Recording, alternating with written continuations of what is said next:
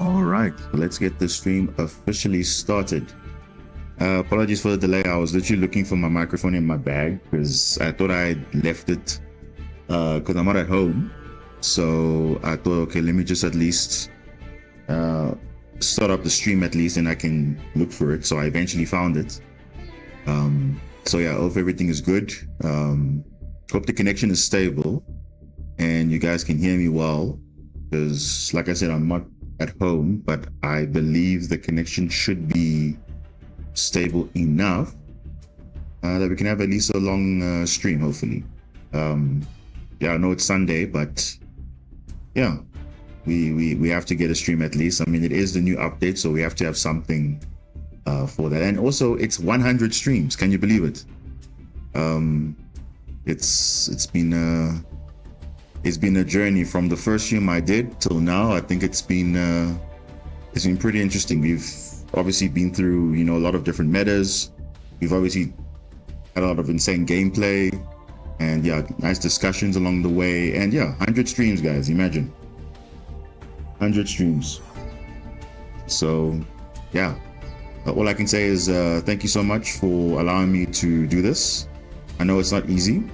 But yeah, you guys choose to support me, and obviously you enjoy the streams and you enjoy the content, so I'll continue to do it, because of course it's the only way that I can at least give back. If I'm not uploading some videos or some shorts, get that in-house perspective. So I think it's really nice to showcase it live. So even with all the pressure and everything, the misplays, the insane combos, all those type of things, and obviously you saw now in the Duel live people doing 5 million combos now, because clearly that's what the meta is right now. But yeah, like I said, lots to discuss about, lots to see, because of course now we're entering the third year of Master Duel, and obviously it did not disappoint. Clearly we've got probably the most insane meta we've had to date. I'm not sure if it's going to be tier 0 specifically, but definitely a certain engine is popping up everywhere. And yeah, it literally can be played in any deck, but obviously when I say any deck, any deck without any restrictions, of course. So that's the thing you have to just be mindful of. If you know that you're gonna have restrictions, and you obviously cannot run it, but if your deck can run it, by all means it can be played. And I'm talking about Fiendsmith, of course, but it's not really full power from what people hope to be full power. But Konami being Konami, of course, they like to hide things and then people get disappointed. So it is what it is, but it's still pretty strong. You can still do quite a bit, even without Fiendsmith basically not full power. I mean, they're only missing like 1 or 2 cards, specifically the main deck monster, I think, which makes the deck a little bit easier or the engine a bit easier to play better in terms of like committing bodies, of course, because now I think from what I've seen and what I've seen on obviously on other channels and stuff, like it seems like it's a lot of commitment just to make the engine fully playable, but you can still run it, you can still do things, and yeah. But yeah, otherwise I hope everyone's doing good. If you guys are probably taking a break, do let me know, because obviously now the question is, where do we go from here in terms of how does the meta impact our deck specifically? And when I say our deck, obviously we're talking about Marincess, of course, because now you'll find since we have a lot of restrictions and all those things, definitely we cannot abuse the new toys, which is ironic, because the best decks for like the past year and a half just basically got full power pretty much. We're talking about Azamina, we're talking about Fiendsmith, we're talking about Snake Eye. Yes, Snake Eye is officially back in the menu. Specifically Snake Eye Fiendsmith, they literally dropped Fire King, like they've literally just dropped it, and now they're running Azamina Fiendsmith. So that's pretty much where we're at this point. And on top of that, obviously Yubel got better, and yes, they did hurt Maxi. I think doesn't really change the game that much. I mean, Maxi's still Maxi. As long as you have the Molchamis around, then I guess it is what it is. But now the question comes now, what do we do with all these engines running around? Because you saw now in the gameplay, like, geez, clearly people now have many things to do now, because, oh, you think I disrupt you? Okay, cool. I still have this play. Oh, I still have that play. Still have that play. So really, I think the question now is, are hand traps even enough? Because clearly you would think, oh, if I have certain hand traps, I'm good. But actually, not really. So that's kind of the scary part in this meta at the moment, because nowadays people will just play through as many disruptions as they can, and sometimes it's not enough anymore. So it is what it is. So in terms of how we're going to play, I mean, obviously the deck's not going to really change that much, but I think we just have to evaluate to see which hand traps are kind of viable and what are the choke points. But yeah, what I have seen in some recent gameplay, of course, from different channels and stuff, that obviously certain hand traps are getting more popular. I think Suzaku did mention it now. Yeah, Duel, definitely one of those cards. It's stronger because obviously now you're stopping, especially if they start with Engraver. Engraver will search Tracked. Tracked is where you draw at that point. Then it stops them from really further adding and doing further things, because now literally the whole main line is just to get to 2 effect monsters and then go from there, and then it goes into your Fiendsmith line, or vice versa. You start your plays to move into the Fiendsmith line, or your Fiendsmith line going into something else. And yeah, now the negates are increasing because now Azamina is also in the mix. So now there's, I think, Ash and Ghost Ogre also becoming popular, specifically Ghost Ogre, because, you know, to stop continuous spells, you know, to stop the deception from adding the Hallowed Azamina to obviously Fusion Summon.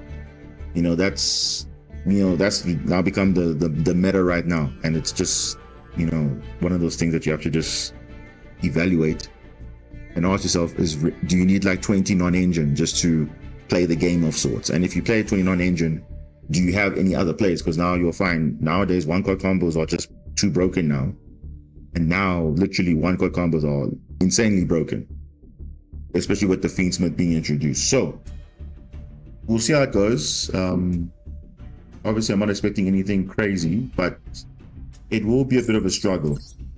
When I mean struggle, I mean obviously, you know, if you're not having enough hand traps to establish their board, because the whole point of hand traps is to stop having their crazy board. But again, everything's becoming too resilient. So it's just whether, if you have certain choke points, if you know what the choke points are, then you're good to go. Other than that, we'll play the best we can, but nonetheless, it's there. So I'm sure you guys have seen the content already. I mean, I'm not gonna go through all of it, but basically, obviously, we got a new structure deck, which is heroes. Not bad, could be better, but hey, I think most of the stuff in there is pretty good to start up. Then you can pretty much play heroes, and especially for festivals and stuff like that. I mean, there's literally a fusion festival and a Legend Anthology festival coming up. I think it's a pretty good place to, you know, play those type of decks. I think this is Legend Anthology is anime decks, so Heroes is one of them, so that's easy. And then the Fusion Synchro Festival, which is coming up 6 days later, that is going to be, I think, promoting quite a few things. So yeah, the branded structure from the returning. Oh yeah, there's also that as well. The new campaign code for new players or returning players. So last year, I think we got Sword Soul, I think, as a structure deck. So that was pretty good. You know, at the time, you know, it's a pretty good deck. So I think branded, even that branded is kind of a relevant deck right now. I think it does really play pretty well into this meta. So I think there's a code that you have to put in. I think, let me just check here. There's a lot of bundles and all that stuff. So I don't know. To see, yeah, I think it's this one. Yeah, this. So there's a campaign code. I mean, there's my code. I mean, I'm not really like worried about this, because I know the last time didn't really, I put it out there. But if you're a new player or a returning player, there is my code. You can share it with someone if you want, or you can even share your own code. All good to go. And that's it. Not gonna lie, I don't like the Legend Anthology, as the ban list tends to be all over the place, making it less fun, even more than the average event. Yeah, they sometimes miss cards, which is strange. So like, there'll always be like 1 or 2 cards that they miss, and then it just becomes a boring event. And then yeah, but the whole point is all these hand traps and all these things are not there, so it's literally just a free range event. So basically, whoever goes first wins the game, pretty much. So that's it. And then obviously we got you know, a 3rd year bundle with, I think, some Sky Striker stuff. I think some of the Theme Chronicle stuff, they made an animation or type of thing. If you like that stuff, okay, cool. But obviously everyone's here for obviously the main stuff. Exodia, Millennium is in there, Fiendsmith, Azamina. Yeah, not bad. So like I said, we're obviously going in the meta, which is quite crazy. So did the deck list change from the last stream? Not really. And just to show you guys, it's literally the same deck. I mean, there's nothing really to change, because to only thing that now, okay, yes, Maxi is officially now at 2. So just remember to disenchant your third maxi if you had it. And then, yeah, that is that. Other than that, there's nothing really much. The deck really didn't change. Obviously, Droll, I've had Droll for so long, and people were telling me why you have Droll in your deck. Well, the thing is, every now and then, Droll just some reason just slows down decks a bit, and also to counter like Full Loss and all those things. So it is definitely relevant. So even if it's a one-off, it's fine. Can be a crossout target, and that's why I've crossed out there. But yeah, and also the anniversary campaign is having those UR prismatic or royal rare pack. So I got a second Blue Eye Spirit Dragon from this thing, and it's basically a sign that whenever the Blue Eye stuff comes in, I definitely have to run it, because I'm literally running royal rare Spirit Dragons which I cannot dismantle. So yeah, it is what it is. So I literally can disenchant these. I can disenchant one and then keep the other two because it's royal rare, so why not? And it's pretty much there. So I pulled a bit from the pack. I had about 10k gems, like I said last stream, and I said, okay, I might as well use it, because again, there's festivals coming up and there's opportunities for gems again, so I'll get those gems naturally. So I did pull. I actually got most of the stuff. I got the Fiendsmith, I got all the stuff. I got even I had the moon a long time ago. I got 2 tracks. I got pretty much all the Fiendsmith stuff. So if I would want to play it, I could, but obviously in our deck specifically, you can't really use it because it does take a lot of space. You basically need one Requiem, you need 1 Sequence, you need 1 Desiree, you need 1 Lacrima. That is 4 slots, which we cannot afford, unfortunately. So, and that's the thing about the Fiendsmith engine, because you would think, like any deck can play it. Yes, any deck can play it if you have the space. So you have to obviously make some sacrifice. That's why you see with Snake Eye, for example, they're cutting most of the cards just to accommodate this, and so on. Or even Azamina. Azamina, I think, let me just check. Azamina, did I pull any Azamina cards? I think I did, but I didn't get all of it. Yeah, I got 3 of the Regina, the level 8. I don't know how good this card is, but I think it is. But I know obviously the Silvera is the negate, and then this one searches the other Sinful Spoils or Azamina cards, and you can do that. So it's actually a pretty very simple combo to get your negate up. So for pretty much any deck that needs an Omni negate, you can run the Azamina package, but note that obviously it's a fusion thing. So if your deck is a bit spiced, so you only need probably just the Resilago and the Silvera. That's only 2 cards you need in the extra deck, really, if you just want to run a small little package, but that's it.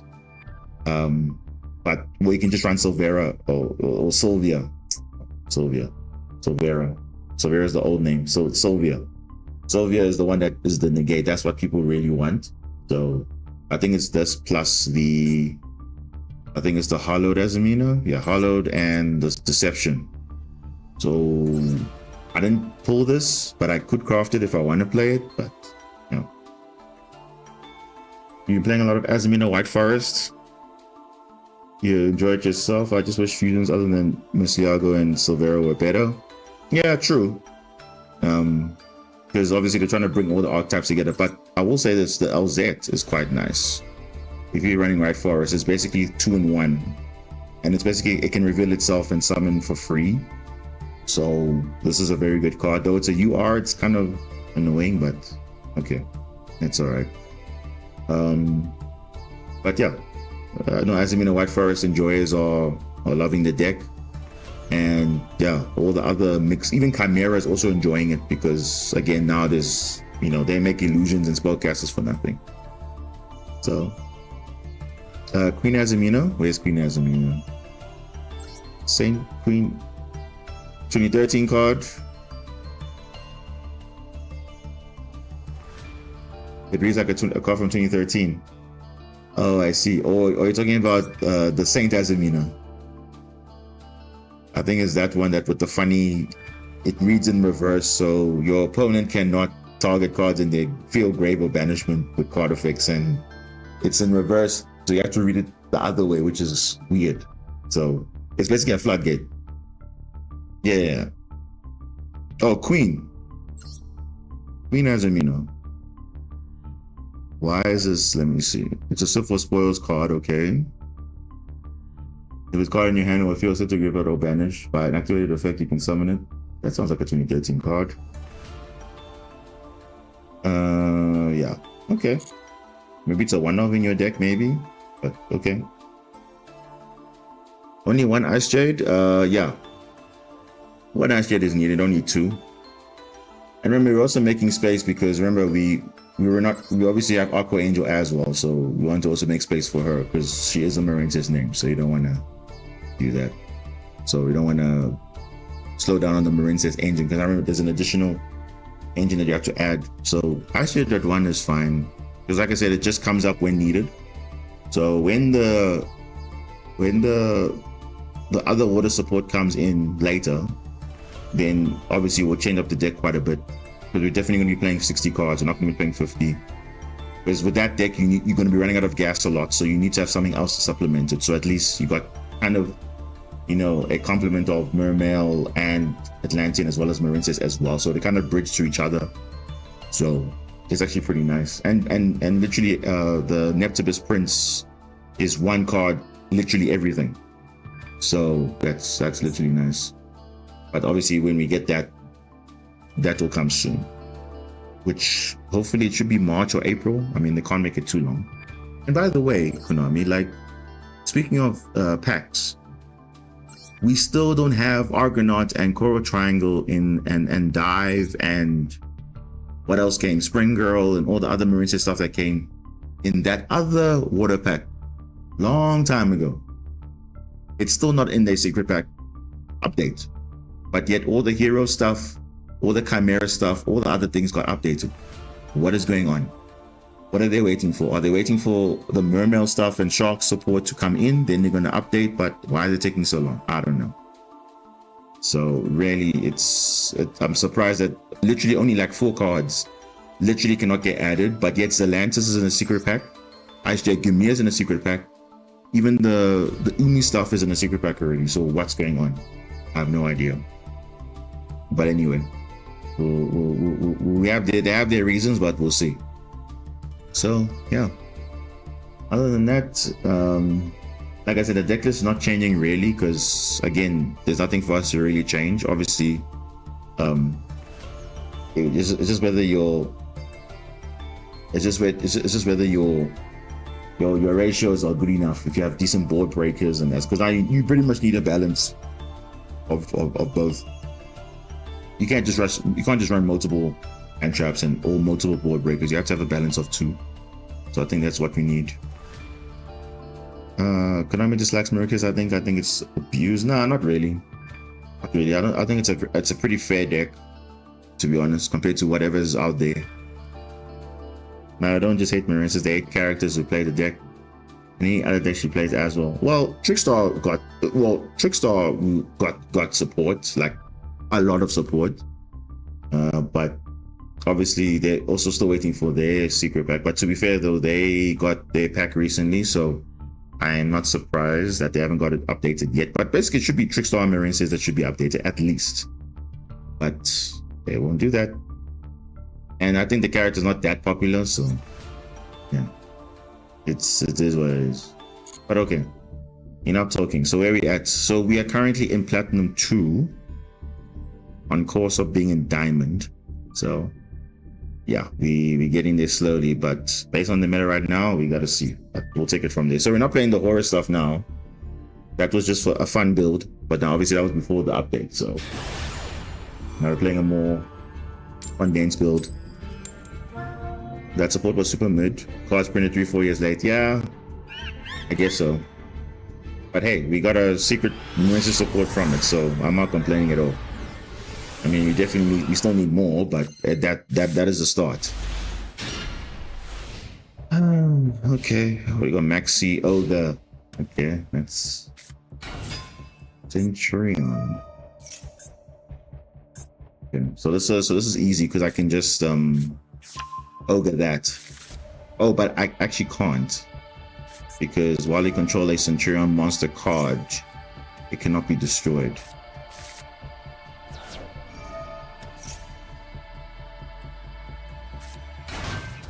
why didn't I? Wait. What is this doing? Should have maxed there, but it's fine. Should I go over here? I think I should.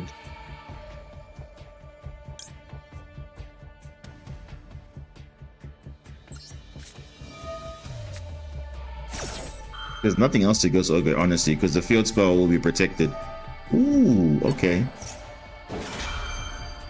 It's actually good for me because now I can max C now.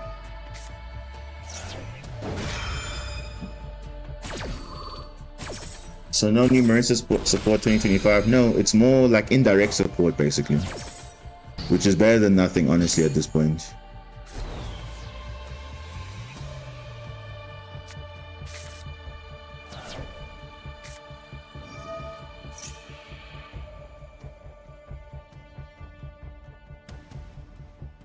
You must just pass.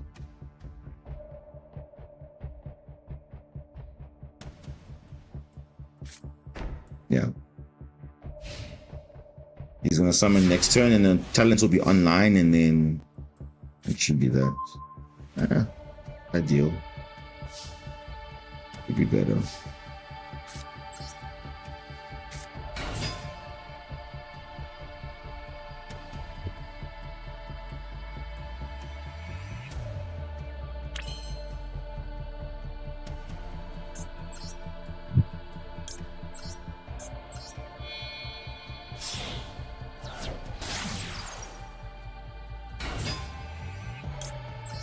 And the thing is, he can't make much as well because he doesn't have a level 12 on the field. Impermanence. Okay, that's a bit annoying.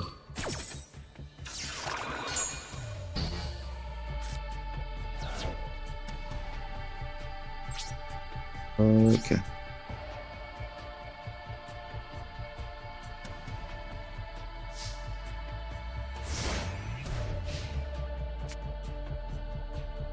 Yeah, he's got no incentive to summon because he's got nothing, so. He thought to summon Blue Slug. The thing is, that's not in my mindset. Whenever I go second, I don't think about going Blue Slug first because yes, Seahorse is in my hand, but I always want to go Sea Angel first to bait out stuff. So that's why I didn't go for that. I normally don't. When I go second, I don't go for Blue Slug immediately.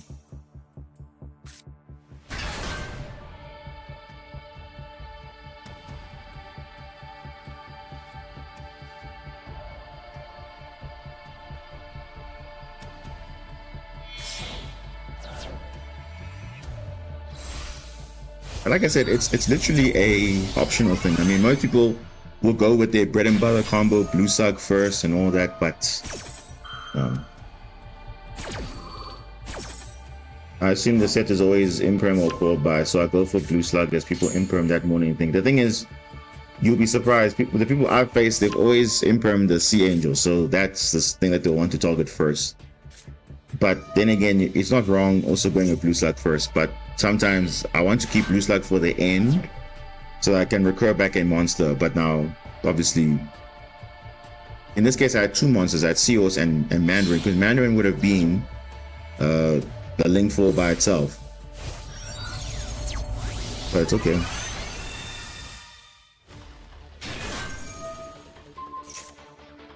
Oh, Cosmic Blazer, of course.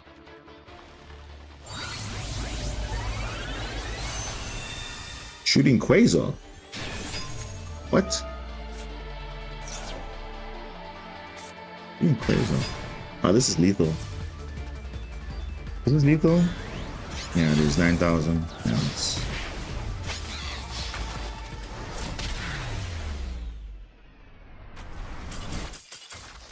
I mean, they literally had a lot to do, so can't do anything about that. Oh, but I see they also did some like small updates. Also, like, there's now a lingering effect tab that you can follow. So during a duel, you can see, okay, if you activate an effect, let's say you're locked into certain things like, okay, we activate dive for the rest of the turn, water monsters, it will show in a separate menu, okay, Marincess dive was activated, so the lingering effect of being locked into water monsters is, you can actually see it. In case you forget, oh wait, this is live or this is a lingering effect, you can see on the side what is active, Max C or a Mochami, Droll. So that's a nice little small update that they did. So like this thing over here is the lingering effect counter, or yeah. Yeah, so you see now in this case I'm going first. So now I know here I can comfortably go blue slug first because this is turn 1.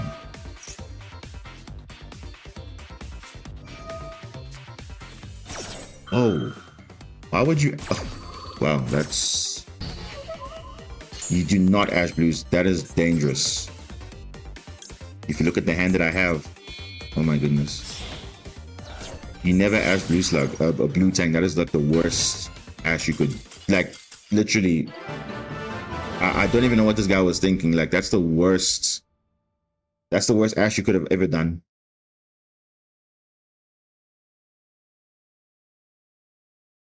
Or maybe he doesn't know Marincess, but even if you don't, I'm not adding anything. I'm just sending a card from deck to game. Not that important. What is the deck? Let's see.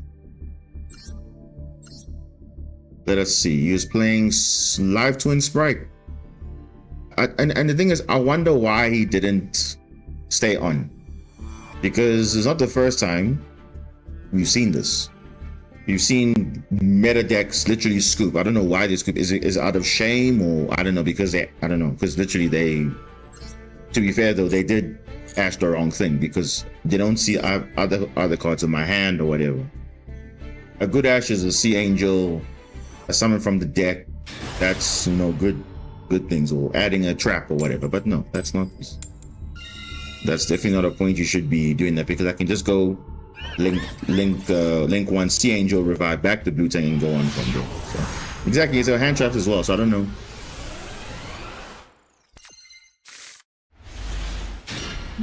Ooh, okay. So this is a very interesting hand. So let's see what happens.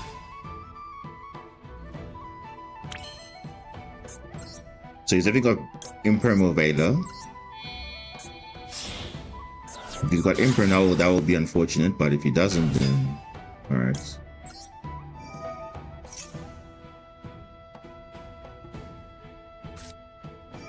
Okay, that impermanent, that's fine.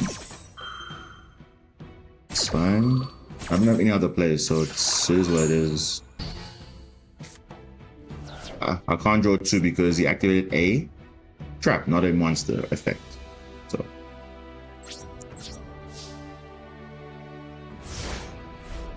I mean, it would have been decent, but of course, if you have hand traps, which is very common, they will have. So let's see.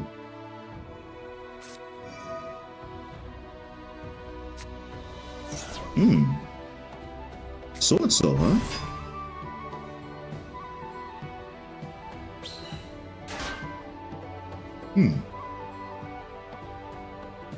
Dominus Impulse, no. Masterduel, no. Not at all. Dominus Purge, Dominus Impulse, not in Masterduel yet. That will definitely be an addition to our deck when they get added. Baron de Fleur. Well, we can.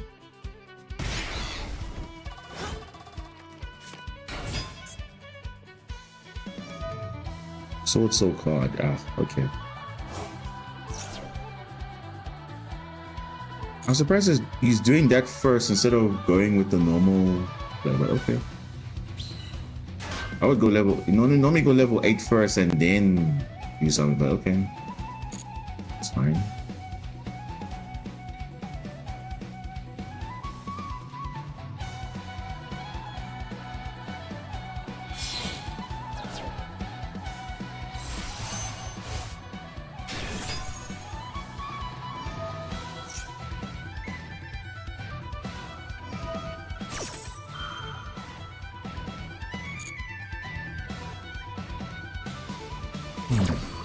Let's see what we can do here. Not much, really. I mean, I can protect yugioh, but that's not going to do much.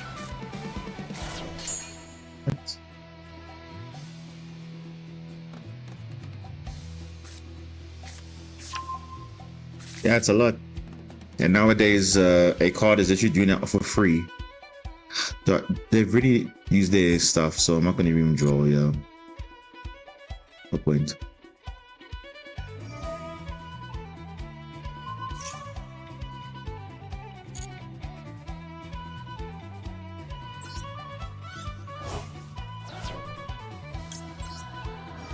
At least I'll not take too much damage from this. Yeah, this is minimal, but still a lot.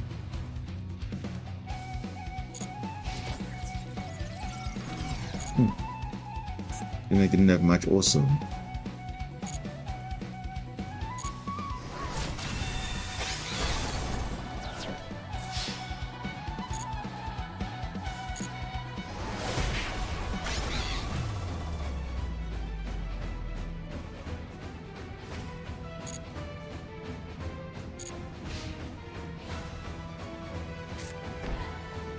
One's blackout,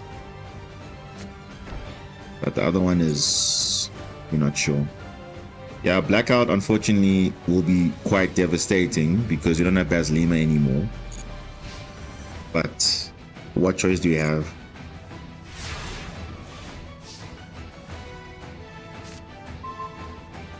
Oh, really? Now when I don't want hand traps, I'm getting them. That is so interesting. I literally can't do anything.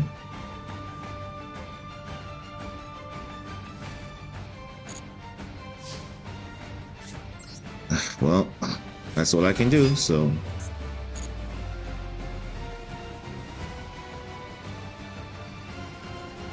Yeah, the game's pretty much over, so I can't really do anything about it.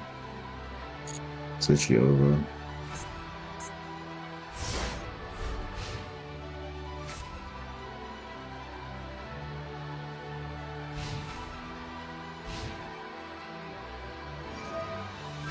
There's one thing about most decks versus us, like other decks have other options to go into other things. Like we literally don't have anything else.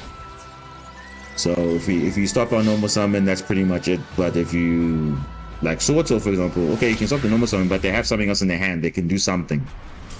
Like Ron Adrian at least can do something if you have Water Monster in your hand. Like same thing with Longyun, you can do something, but other than that, you can't do much. That's the thing. If you kill us, then on the normal summon, and that's pretty much it.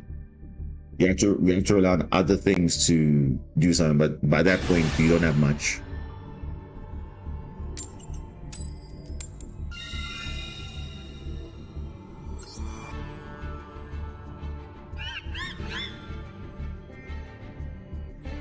I mean, I wouldn't say we are hand trap resilient, but compared to other decks. Oh, bro, really? Come on. I mean, what is this, man? This is more like a going second hand. Like, I don't understand. Like, you guys are seeing this for the second time now. Like, every time I go first, I'm getting like a going second hand, and then I'm going second, I'm getting a going first hand. Doesn't make sense.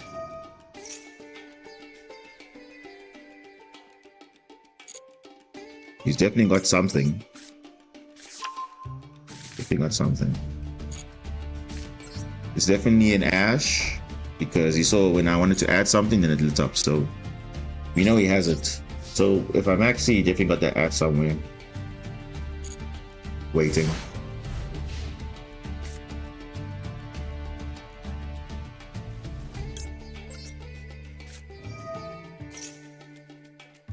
Yeah, see, nothing's lighting up. So you see, it's literally an Ash in his hand. There's nothing else lighting up. So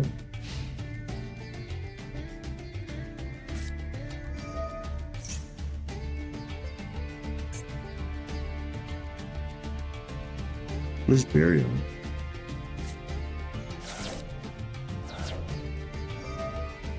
Elements. Okay, we got DD Crow at least, so we can... Oh, what? What is this? Cartesia. Whoa, okay. Alright, what are you playing? Okay, there's a... Ooh, Hallowed Azamina. Ooh, okay. We can definitely get rid of that. That's going to be a problem. They only play one of that. They don't play multiple.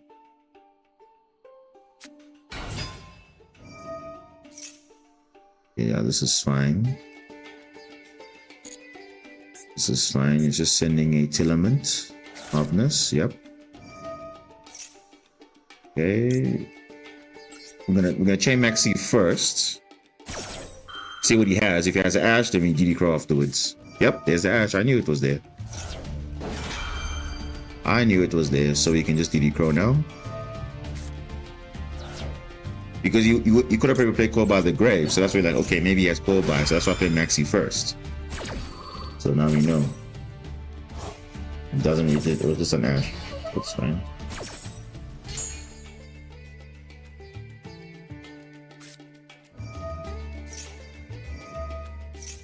He's got Kashtira Birth. Oh, that's annoying. If he mows a Tilament, I'll be very annoyed. You know. Yeah. But he doesn't end here. This guy can still keep playing. He can move on to maybe Fiendsmith line or something like that. We'll see. Huh? Wow. That's the first time I saw a Tilament player surrendering when they have nothing and they didn't mill anything. That's very interesting. They could have made so many things there. Wow. Okay. Let me just check here. Are you playing? You could have made SP Little Knight at least. At least though. At least. Yeah, but he could have made Little Knight, and then obviously for next turn, then obviously then something. But then again, I'll just crash into it. So you're right. Yeah, I guess 2800. But I mean, you could have done something though. Unless his other cards in his hand were not good. And it's ironic because Kashtira Ogre is 2800, but it's like the weakest according to like the archetype. It's the weakest. So good for me because it's a water monster, so I'm happy. I'm not gonna complain. Because you can't really play Tilament Kashtira. That one is not really something you can play. Unless you want to play Rhinoheart, but that's pushing it now. Ah, this is a lot better. Definitely. Whoa, this is a lot better. Now this is a hand. This right here is a hand.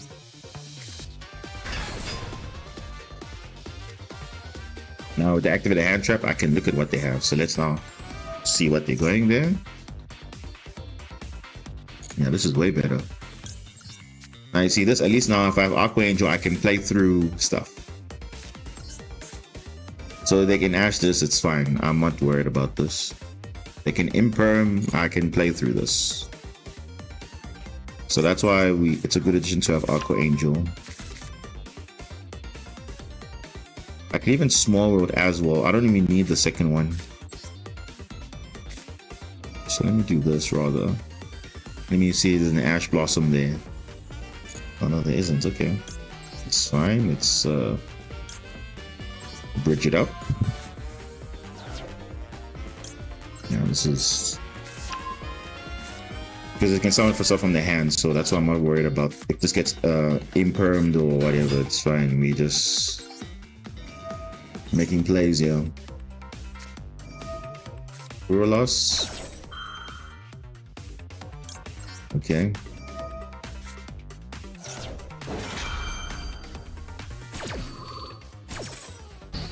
Interesting.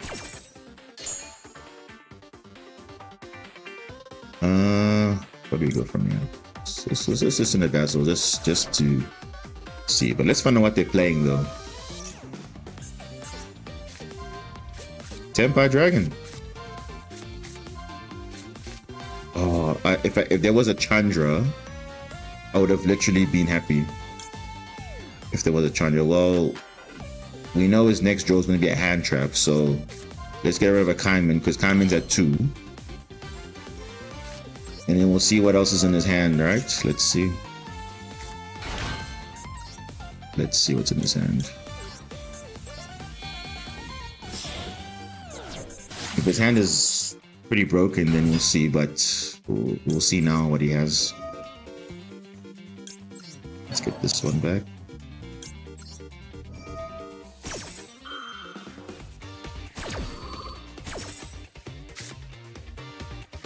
Oh, bro.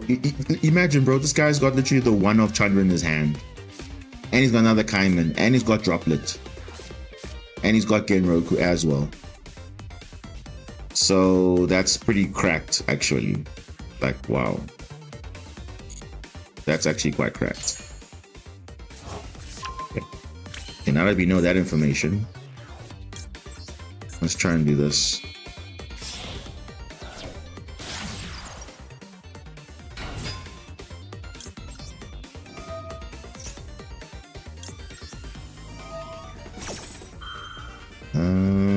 It's literally, yeah, literally a custom hand, bro. Like, wow, perfect for. Oh, see, I'll take the Seahorse. Perfect. I'll take it. I'll take it because I have an idea. I can literally protect myself from the Droplet, but the thing is, yo, this Chandra and this Genroku and Kaiman is just annoying me. Because now you can't play through so much like that. So it's like, okay, it's fine. And we know the next card's gonna be a Veiler, so it's literally just worrying about this hand, which is like still annoying, to be fair.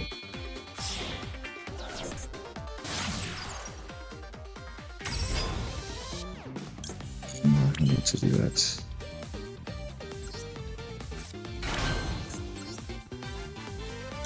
Oh, okay, well, let's hope for the best, because we can literally stop the Kaiman, but that's it. And the fact he's got Chandra in his hand, that is just so stupid. Like, wow. The card's literally at 1, and yet he's got that in his opening hand, going second. It's like the game is saying this guy's destined to win.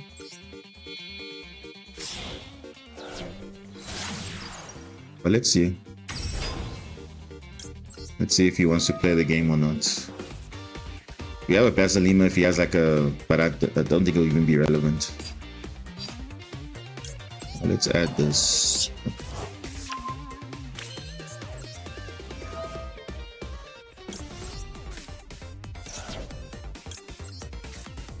Yeah, I'm in a semi-limit, but at least we sniped the other one. But imagine he would have drawn that as his next draw if we didn't see the...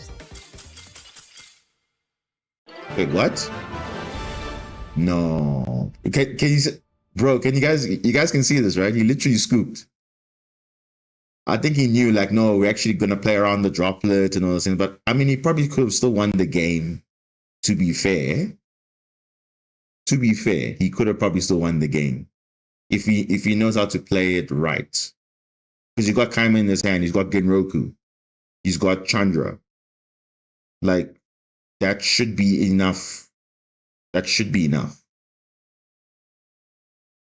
Unless I'm seeing it wrong, but he definitely could have played at least if he knew what he was doing. But I guess he doesn't want to play it out, but okay. Take it.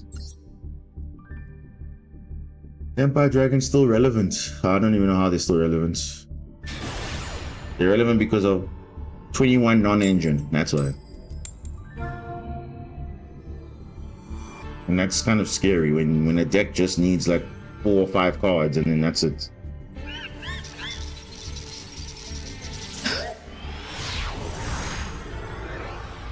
If I was a 10-power player, I would have definitely fought that out.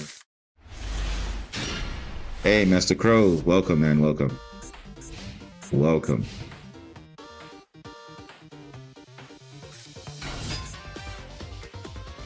Oh, summon from the deck? We were lost. Let's activate. Do you have Ash Blossom though? Yeah, you do. Of course you do. Of course you do.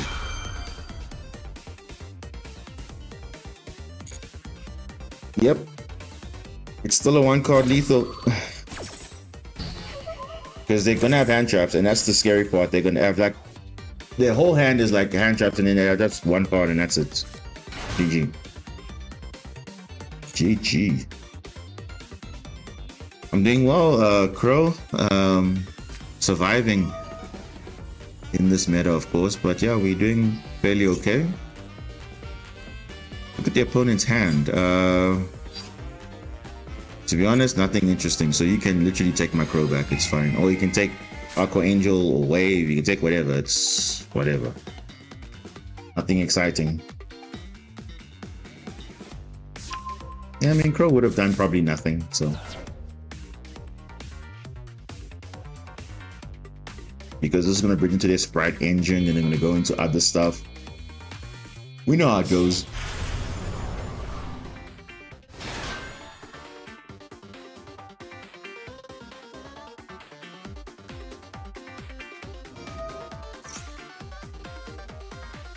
Yeah, Tempai still relevant. Don't know how, but I always say it requires a level of skill to play those type of decks, because it's just, you know, okay, you're going second, right? But you have to really know what you're doing. Like, for example, if I'm going to play going second, I'll probably play a deck like yugioh, for example, because that one also requires a bit of skill. Yes, it's not a popular going second deck, but it is quite broken. The fact that there's literally protection on legs, and no, you just don't care what the board is, you can break it. You literally don't care. You have a monster that can attack literally every monster, piercing damage. You have a monster that can attack 3 times with piercing damage as well, unaffected by monsters. You got targeting protection. You cannot be destroyed for that turn. Literally that type of deck, not everyone can play it, because you have to know exactly what you're doing. Yeah, going second requires skill like Sky Strikers and Tempai, but yeah. Sky Striker, Ancient Gear, those are the type of decks which literally require skill. Like that, I can definitely say that with confidence. Because with Tempai, literally you don't have to think, you just, oh, click, click, click, oh, I do this, oh, activate that, okay. It's like a very standardized thing, but you're relying on hand traps to win. Whereas the other decks don't require, it's just natural engine. Ooh. Evenly match will just get negated, unfortunately. But I do need my things to go through, so I need to just use it now. Oh. If only I had triple tactics talent, I would literally just bake this guy out. So for me, if I had to pick a going second deck, I would literally pick Ancient Gear. Like, that's the deck I would run, because that literally requires a bit of skill to understand what you're doing, because you can literally mess that up. To do, even if you don't even have the protection, you can still play pretty well. And it's not just going first also, or going second. You can also even play well going first also, if you know what you're doing.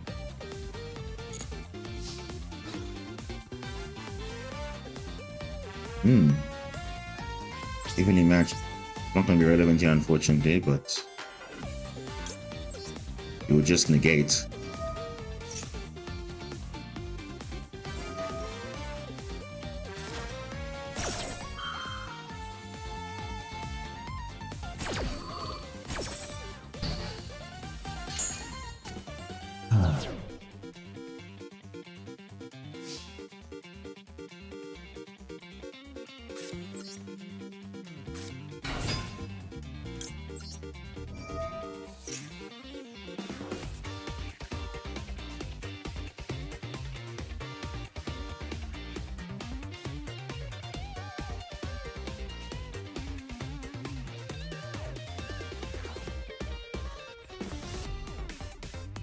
Fusion Focus Lunar Light. I would say it's respectable. I would say it's fairly respectable Lunar Light, because it also has pretty broken fusion monsters. So, and it's quite resilient to an extent. So, yeah. Oh, there's also there's a lot of good going second decks, but Tempire is just different because they just can just deal a lot of damage for no reason without thinking too much. Do I need Basilima? No, it's not really relevant. Do I need Spring in this matchup?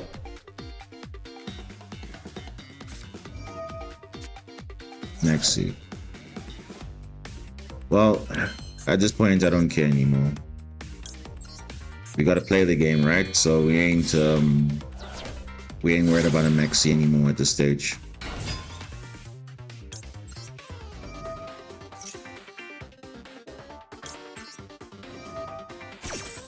Yeah, Kaleido Chick is actually broken. I played it.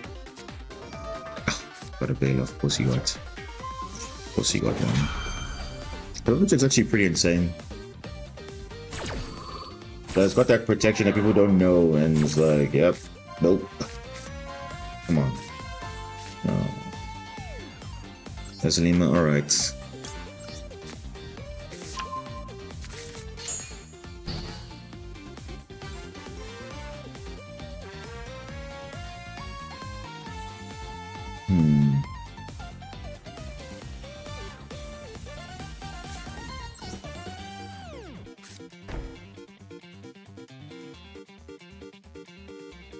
Let me see if they're gonna banish this wave.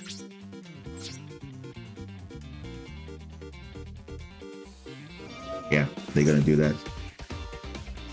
They're gonna take the bait.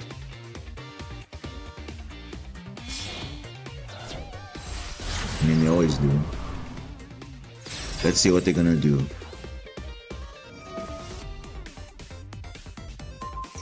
They actually, bro, they actually took the bait. There's no way, bro.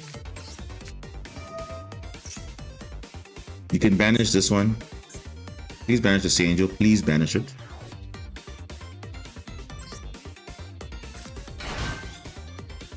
It's fine. Actually, Slingring Maxi. See, if I go an enemy, you'll just banish it. So I'll just, you know what? And he's gonna reborn Masquerena next turn anyway, so let's see what his hand is looking like. This guy cannot read. This guy's not reading, clearly. Unaffected, bro. What are you doing? Literally unaffected. Look at that. Baylor, Sunny Snitch, Permanence, Sprite Jet. Nice to be there, man.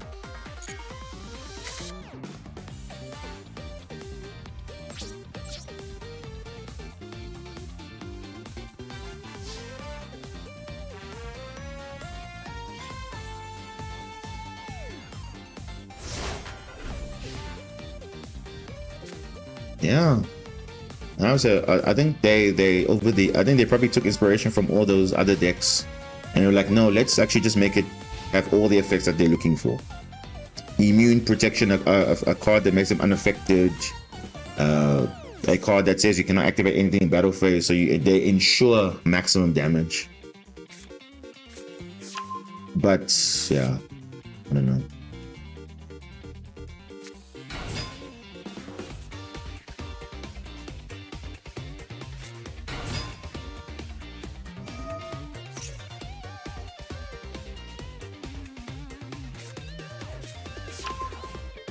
First,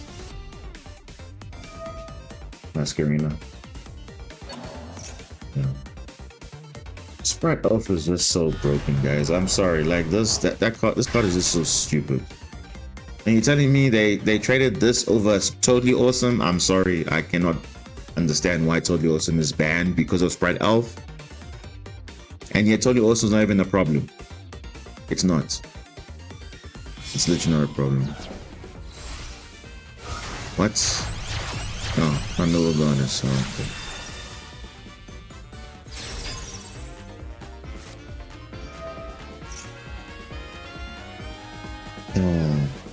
Like I said, it's just such a very balanced card, eh? very balanced card.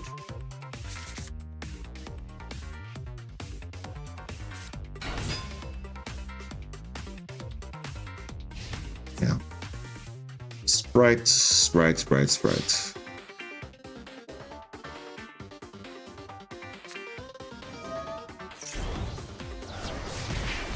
You know what the funny thing is?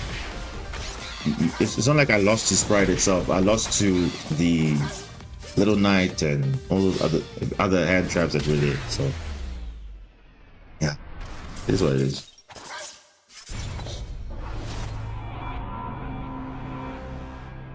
Yep. And you wonder, you would have thought, for example, like Beatrice would have been banned because Fiendsmith was coming, but no, they don't listen. They want to not make the formats the same like OCG and TCG, but the thing is, Beatrice is going to get banned on the next ban list. That is a fact. You are just enabling it because people are just going to be abusing it because Fiendsmith is still around. And I think they're very smart on purpose not to release all of the Fiendsmith card. You just literally one, but it's crazy still. It's still powerful. Oh, Perulia. Okay, and Maxi. This is what you call it. This is what the state of masterduel is right now. It's literally to the point where now, okay, you resolve a Molcharmy and a Maxi at the same time. He's gonna Ash Call by, and I follow up with Maxi.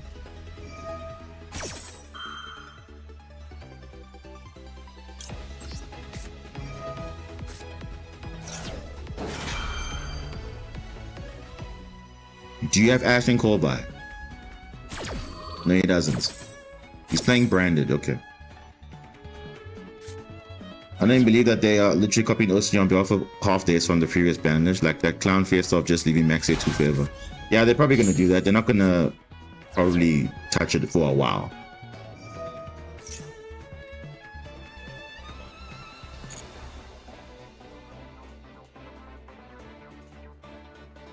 But then again, masterduel basically follows what the OCG does. So if the OCG bans or limits Maxi, they'll do it.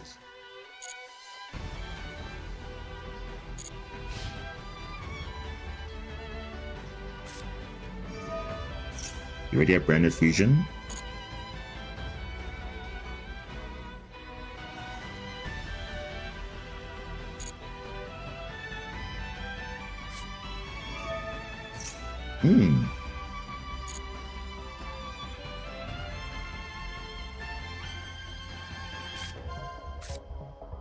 What do you guys think about this Sky Striker field? Do you like it? I think it's pretty nice. I think the mate turned into Kagari, Ray turned into Kagari like during the battle phase, which is interesting, so pretty nice. Triple Tactics Thrust. Is it going to be setting fusion duplication or what?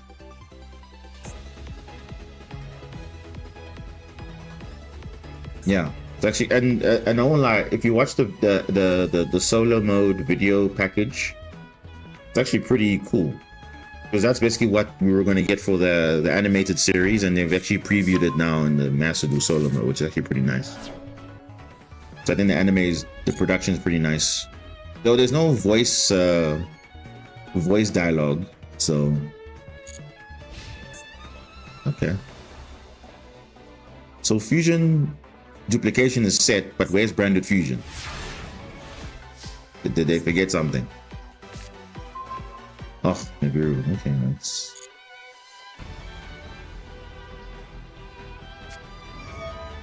Oh, they also have Maxi. To be fair, that is fair. It's only fair, right? It's only fair.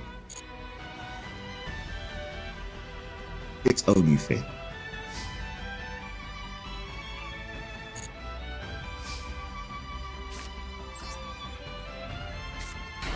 So let's see what we can do.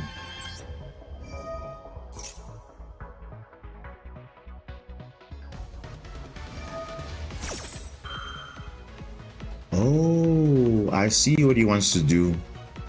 His play is gonna be Granganol is gonna send the Bestial Sarenia. Sarenia is going to send Branded Fusion, and Fusion Duplication is live. You see? That's how I know what this guy's on. I know exactly what he's on.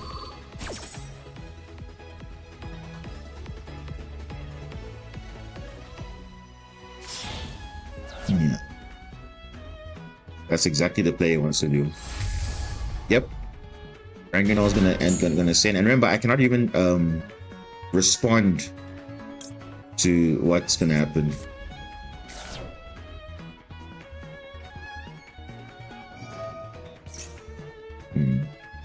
See, I can't respond. To add a monster that mentions one of Albaz. Okay. See what happens.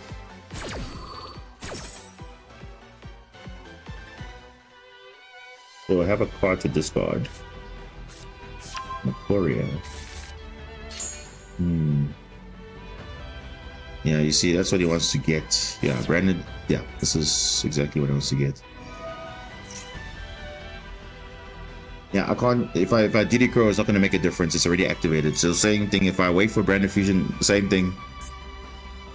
Fusion Duplication is going to already copy the effect already. So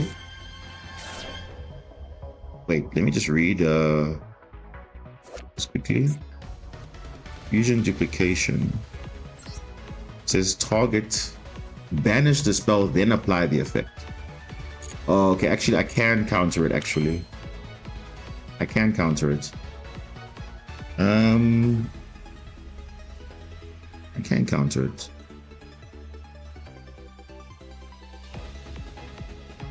I can counter it.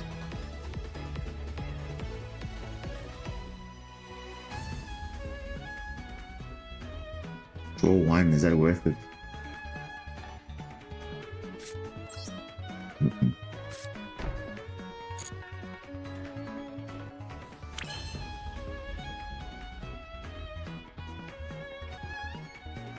Roll one, is it worth it?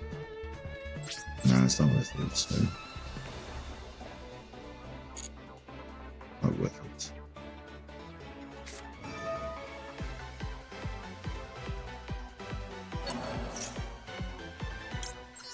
Yeah, because he has to banish and then apply. So if I banish it before, then I believe it will not work, but I don't know. I could be wrong. There we go. We just counted it. Beautiful. Yeah, that's why I had to read, because I would have probably just messed up and then waited too late. So, because it targets, it has to banish first and then you do it. So it's like a bestial. Yeah. Okay. Oh, Cartesia again. Oh. Oh, nice. You see the mate? It now went to Kagari now. Which is pretty cool. Jeez, what? Where did... Oh, wow. So it just flies to the other field and then goes back to normal. That's interesting.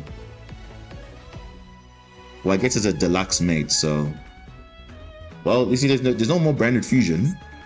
Unless they add the... What's that card? The Springin's kit. Springin's kit will add the Branded back to the hand. That's the only way they can do it. What is Cartesia fusing into? Huh? Dragostapelia. Dragostapelia. Okay.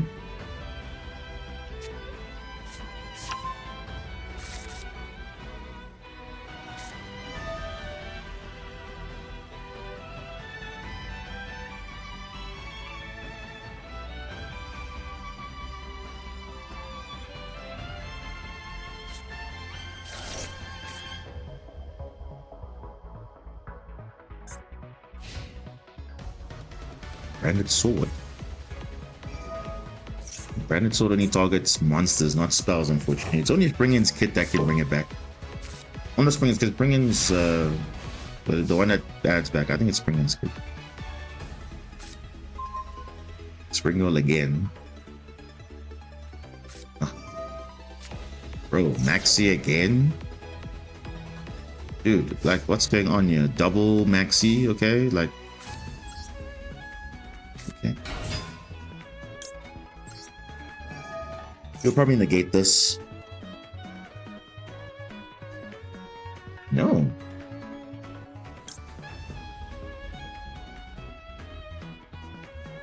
Yeah. Yeah, it's interesting, eh? Well, the nice thing about this, there's no more maxis after this, so it's only 2. So he's done with that. So okay, I'm gonna just set up for next turn because I'm gonna probably crash into this. Because I don't have any other plays. And I don't feel like giving him draws at this point because it will just mean I'm gonna lose next turn. So yeah. Yeah, no, it's fine. Let's see if he can push for lethal. Because I do have Nibiru, but let's see. Can he push 5,500 damage?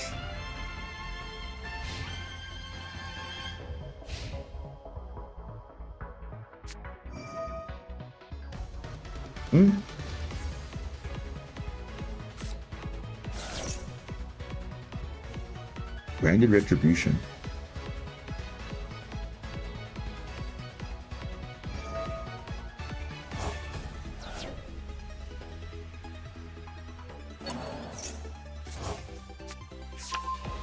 Branded Opening, okay. Oh, he's gonna summon the Quim most likely. Branded Beast. Okay. Okay, that's fine. So I guess you will have some sort of interruption for next turn, but Albaz. Okay.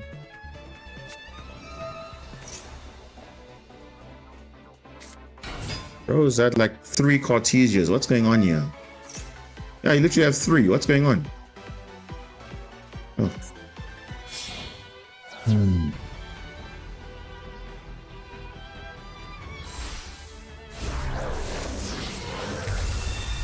Thespian Quiritus.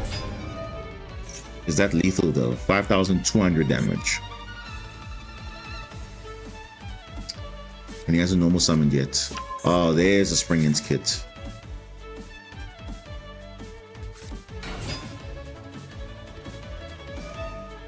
But you shouldn't get greedy though. You should just go for game.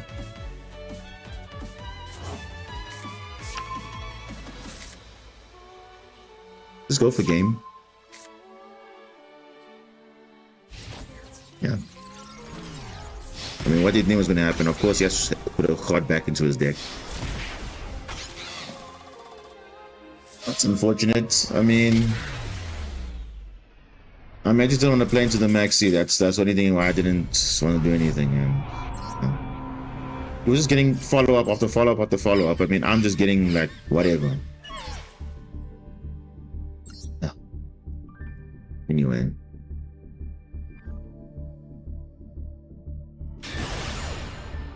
But yeah,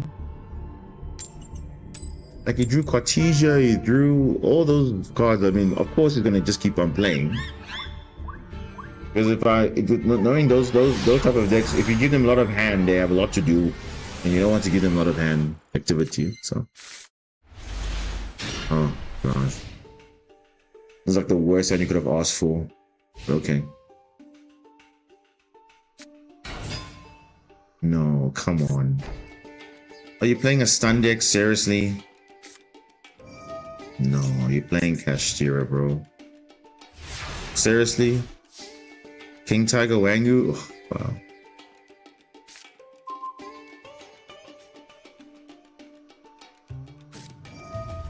So, bro, this guy. Wow.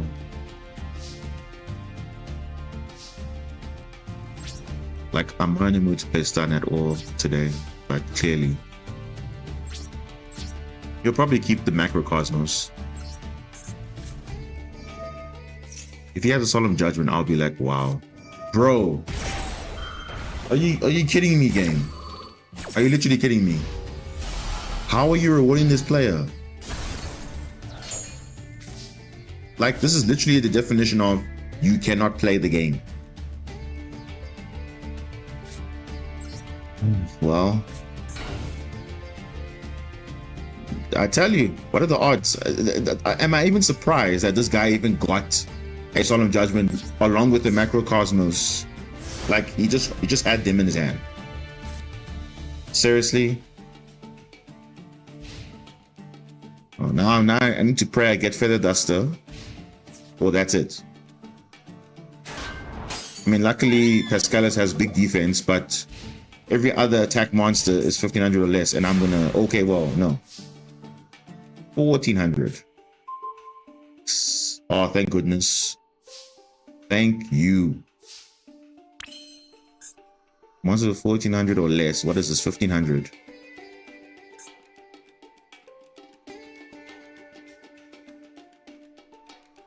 You see, that's the thing. That is a problem, because you see the token is 0 attack. This is fine, but the token is gonna just get destroyed. So I don't want that. And I can't roll, so I need to just get my defense up. I would have used Ron Adrian now, but the token is going to get destroyed. So it's not going to be worth it. Gimia can counter, but the problem is I need another level 3.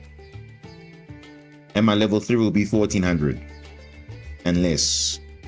So, yeah. Not advisable, unfortunately. Unless... Okay. I have an idea. I have Marincess Wave, right? I'm gonna summon a Link monster next turn. Then I'm obviously gonna chain Impermanence and I'm gonna use Gimia, then it'll be fine. So for now, I won't need anything. No, but COs won't be enough because I need to negate the King Tiger Wangi, because that's the only way I'm gonna win this matchup.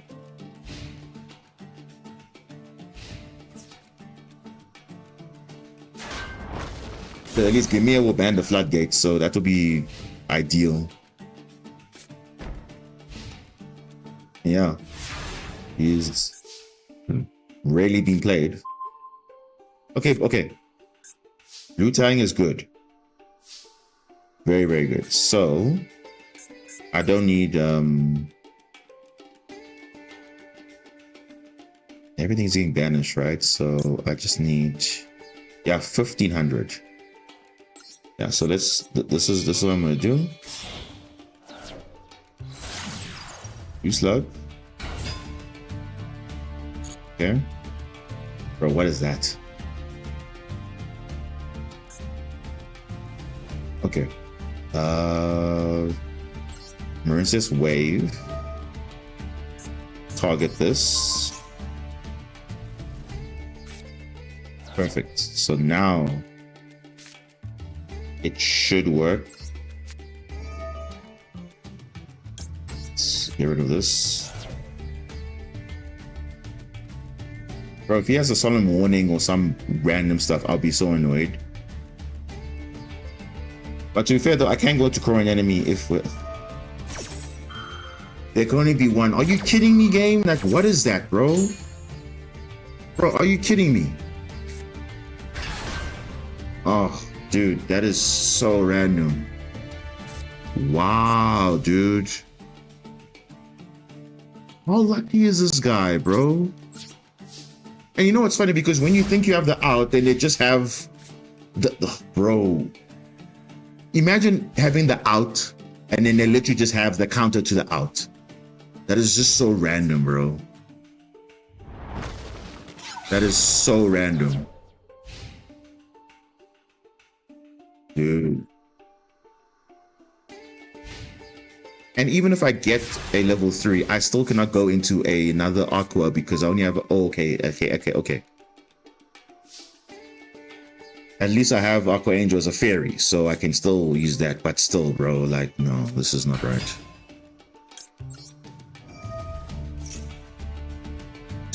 Literally, we've been saying that the whole time. Like, same thing with Fairy Tale Snow. Why is that card even still legal? Just ban the card already.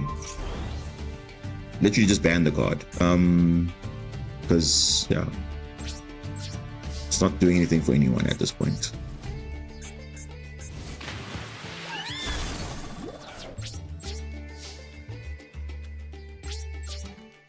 Dude. Literally, he's hard drawing these cards, and that's the scary part. He's literally hard drawing all the exact cards that he needs to stay in this game. And watching it right Yeki or something like that.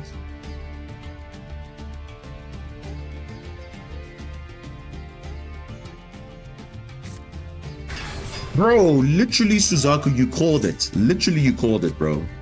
Literally, you called it. Now, look, Unicorn's up now. Jeez, bro. Like, what is this game? And now he's just gonna ban my extra deck one by one. Oh, dude. Like, whatever, bro. Like, you're just so lucky.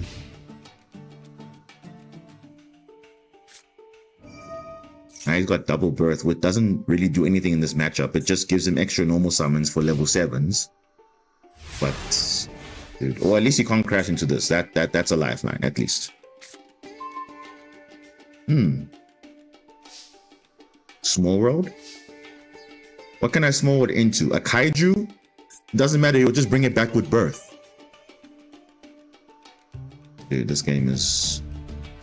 everything that could have gone wrong just went wrong.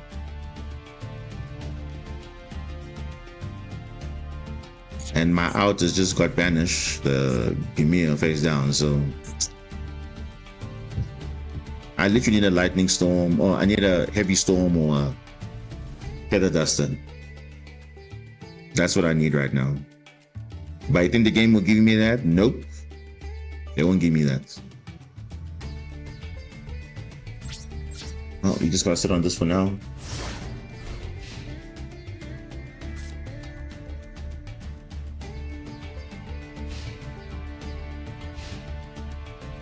You know, it's kind of pathetic where the game is going. Yeah, this is literally the set of the game. Like, people are just getting rewarded.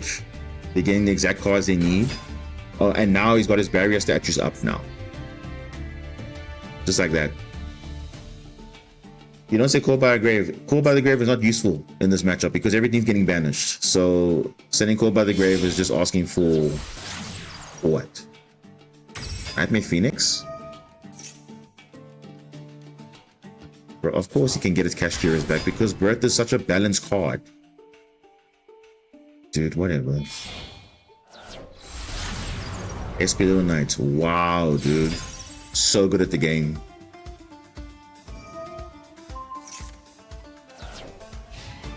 This guy is just...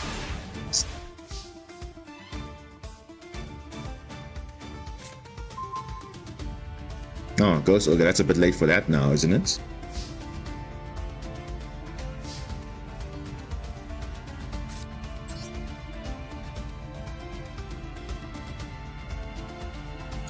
I don't even know what I'm even gonna add because it's not gonna. What can I add that can actually change this game? Nothing. I mean, I can give him a kaiju, but that's not gonna save me at all. Like literally, the only thing that can really save me is Kashira Ogre.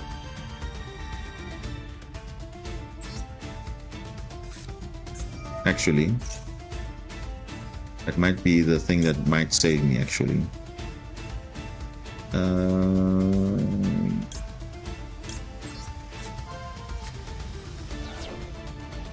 Yeah, I think that might be the lifeline. This might be the only way I can play the game is with the Kashira Ogre.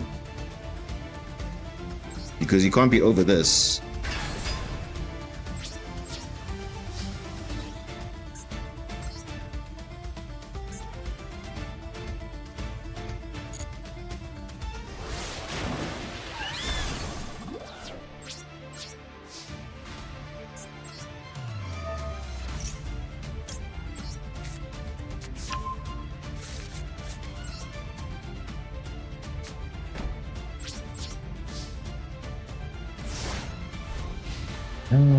Yeah, no, at least this is literally the only play I can make. If this dies, then that's pretty much it. But fortunately for me, his back row is full, so if this is a continuous spell, then yeah, he's kind of not doing anything. Another unicorn? He's got 2 unicorns now. You can reborn the other one.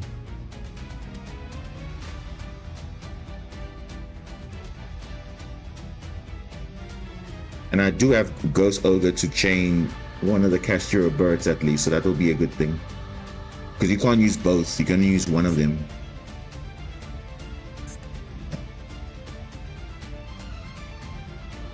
True that. He's almost dead from Solemn, but this is literally like the only lifeline I can play. After this, I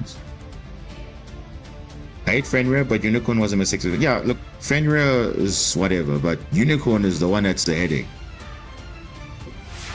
That's the one that really keeps people awake at night. Like, yeah. Scaleless.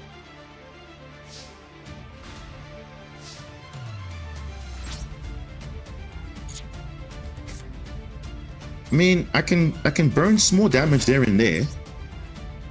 I can do that. So let me just push for that.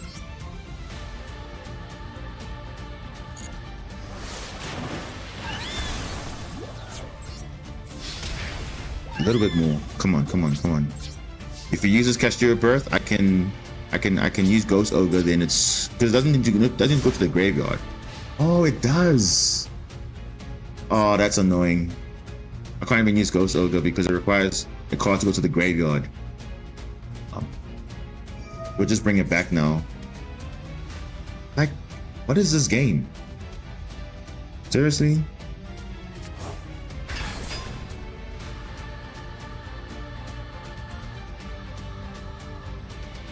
I need another monster, that's what I need.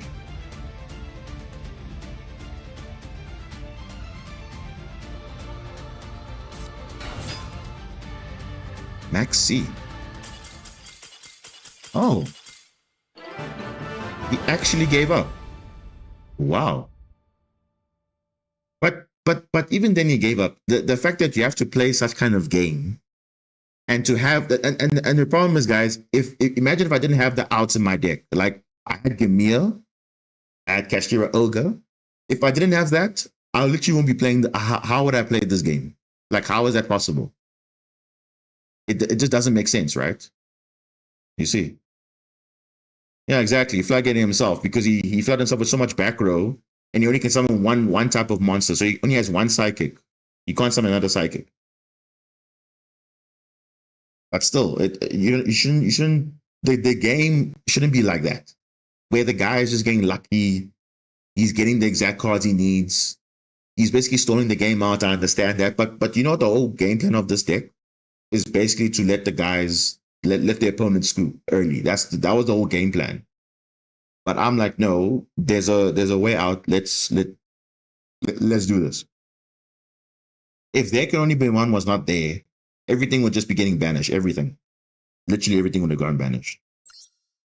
But it's such an annoying game to play because it's like they're there to waste your time, but I mean, bro, what kind of 15 turns? Look at that. Look at this. Defissure, Macrocosmos, Clockwork Knight, all these barrier statues. Like, yeah, that's literally the game plan. The game plan was for him to make me concede, but no. This was way too much. Like, nah.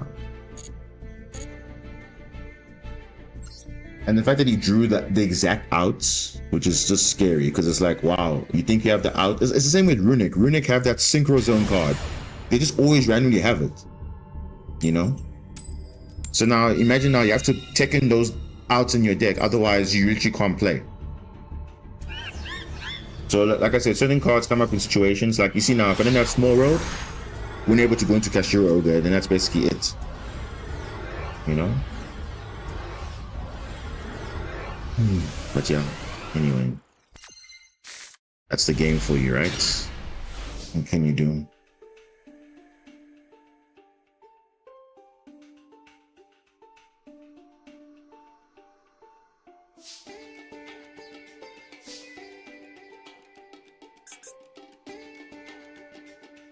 yeah, that's basically it.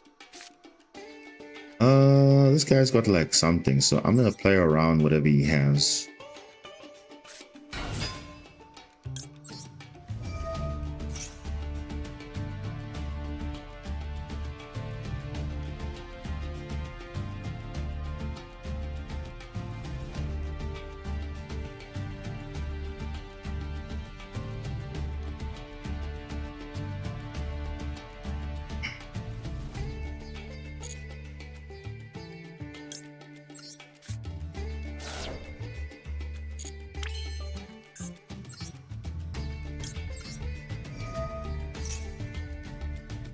Yeah.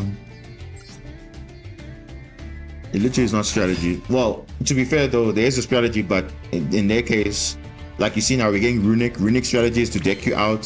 Stun strategy is to make your opponent quit. Like, and in other people's cases, their strategy is to overwhelm your opponent with so many negates turn one. And then other strategies is turn two, just don't care what the board is, I kill you anyway. Because I win.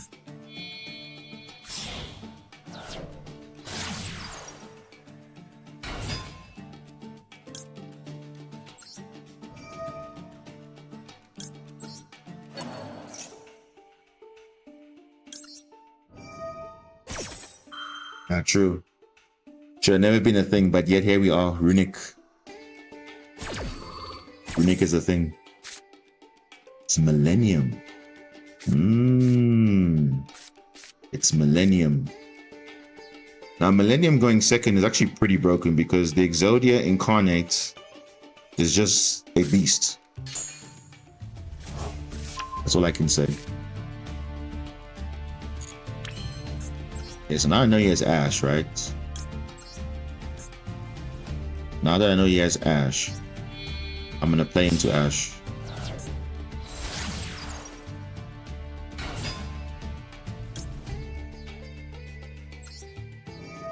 I'm literally gonna play into Ash.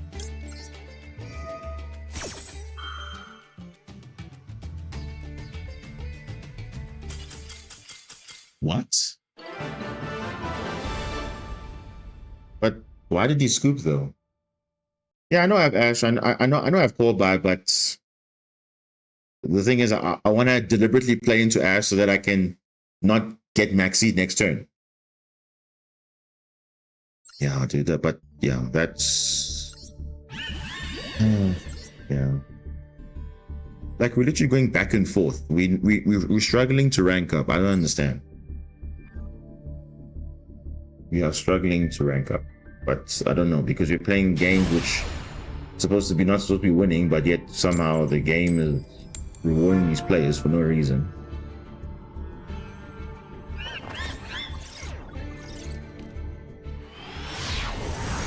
Yeah, this is like it's very tough. Modern Yu-Gi-Oh is very interesting. Okay, this is actually decent. This is not bad for going second. What do you think that they're playing though? Snake Eye.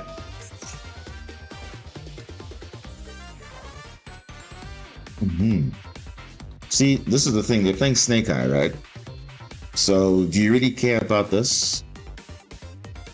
Because they can probably still make plays if I negate this popular though. And if they probably have a Diabalsa in their hand, they will still set the original Sinful. They'll still make the plays. You see? So can you see what the problem is with this game? Because now, you see, I have only one interactive hand trap now. And you're supposed to have more, but you don't, it's not enough.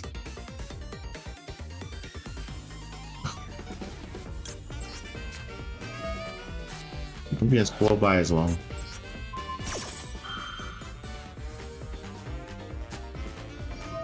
Cross out, yeah. Now Snake Eye is hard to hand trap because correctly so, there's so many one-card combos. And now there's cross out as well. So literally everything is just, there's too much for the deck to handle. Just look at the end board that's gonna happen.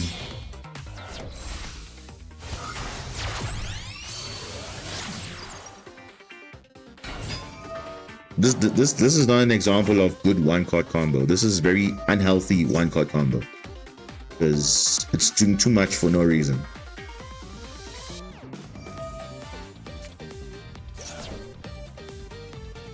And it's only because of lack of restrictions. That's why this one card combo is very toxic, because it's leading to infinite things. Because you stop this one, oh no, it's fine, I have something else. Oh, you stop this one, oh no, I have something else. Oh no, I have something else. I can keep going. You're not supposed to keep going. It's supposed to slow you down. That's basically the problem with these type of decks that are resilient to hand traps. And that's why Tempai is like that, because they don't need 20 cards to start the game. They just need a few cards. Now, to be fair, they're not really a combo deck, but they have everything set up to be like the OTK king, and they are.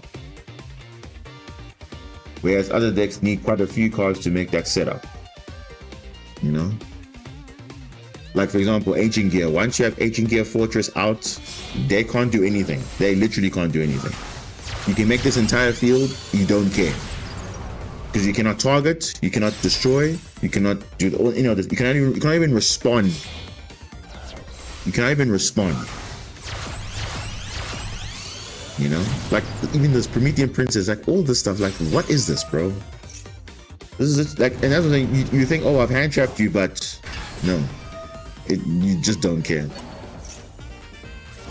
If Snake Eyes was fire locked, at least they have no IP, SP. But the thing is, remember, then they wouldn't sell the deck like they're selling it now. No one would really care about Snake Eyes. They really wouldn't care. What? What is this end board? Marincess Wave. And you probably got Max C, right?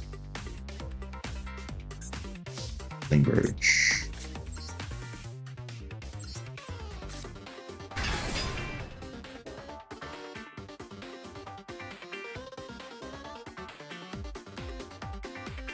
You can't activate. If you activate Promethean, you cannot summon Masquerena.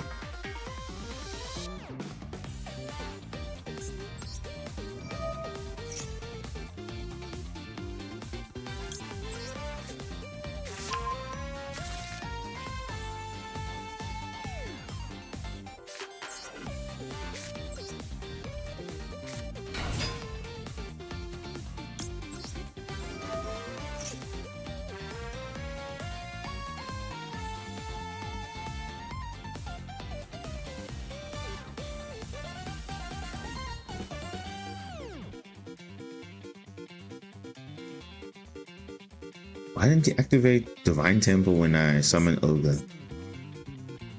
I don't know, but okay. See both of them. Oh, let me place this. Sprinkle must be in the hand. You see, they're conflicted. They don't know what to do.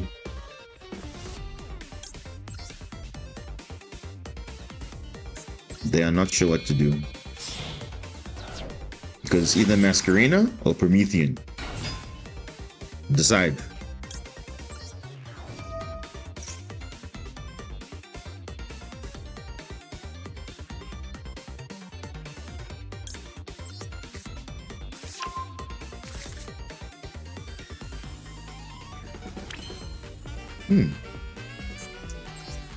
Okay,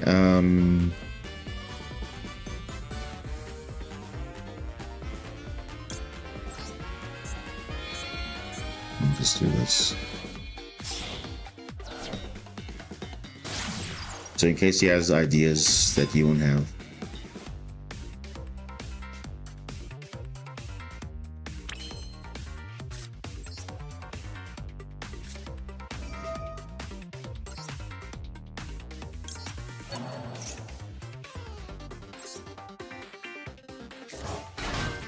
Yeah, I'm not summoning in any of these zones yet because that's where he's going to trigger the Sunlight Wolf to add a fire. We don't want that.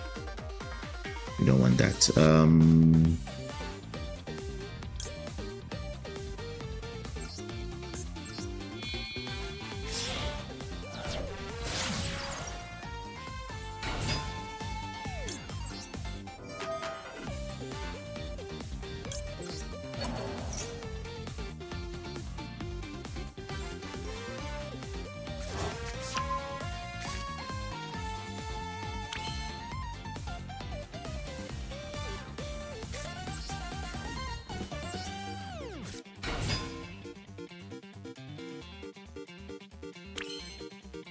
Too many bodies now. He has to decide what he wants to do.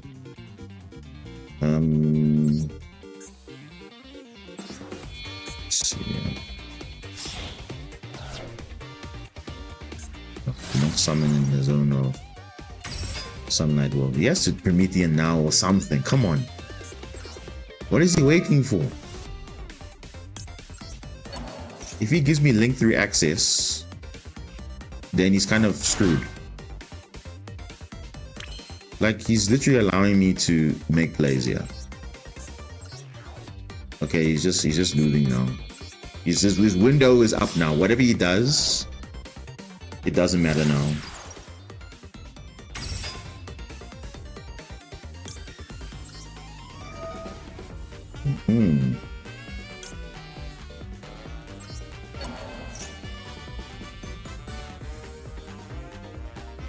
Okay.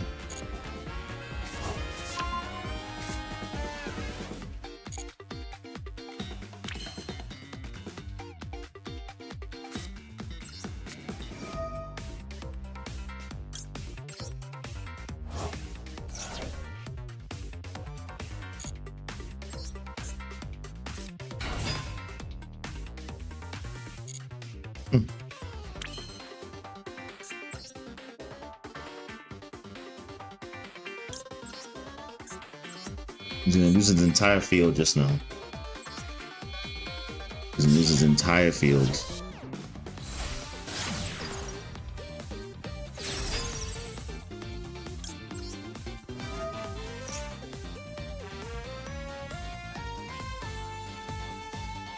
What is he waiting for?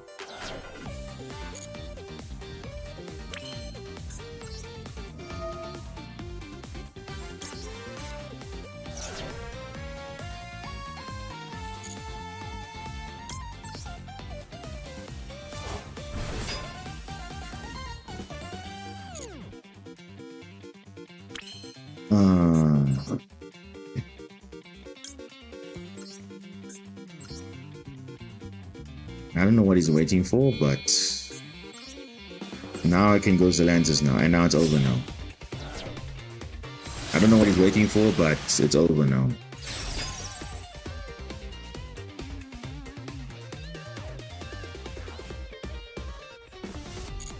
Huh?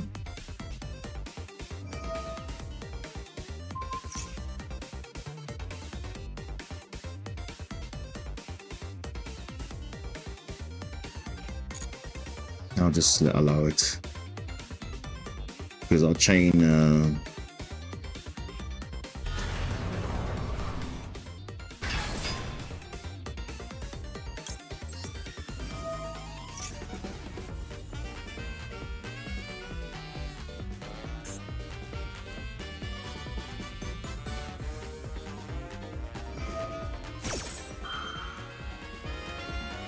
the thing is, I don't want to activate Wave now because I don't want to give Masquerina a window to do something. Add Flamebird. What? Maxi, Nibiru. What? Tracked. Oh. Okay, we don't want Nibiru. Get rid of that. Okay, now. That's why you always wait.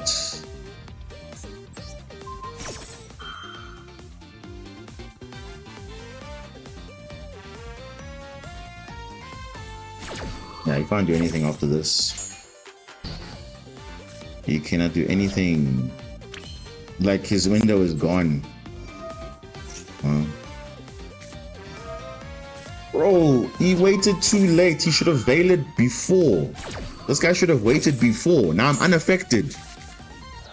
This guy was sitting with the Veiler. You should have, the moment I activated Wave, you should have chained Veiler.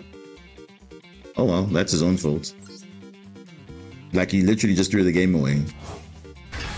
It's all about timing, bro. That's literally all about, it's all literally just timing. If you don't time your negates properly, then you just lose the game. Now look, you just threw away a nice negate there. And he was sitting on Veiler the whole time? Like, what's going on, game? This Flame Bird is dead. Not doing anything. What is this? Oh, bro, 7.9. Yeah, I think he had Vela, but he never used it properly. Like, I don't know what he was waiting on, because you know, the Field Spell and Promethean, they conflict. The Masquerino also conflicts. So he can't use all of them at the same time. Exactly. So the problem with having so many options, but you don't know what you're doing? That's exactly what happened there. You had too many options, and obviously you have to time it properly, because you know one's gonna lock you out of others, so you have to use your negates properly, and in this case he didn't use it properly.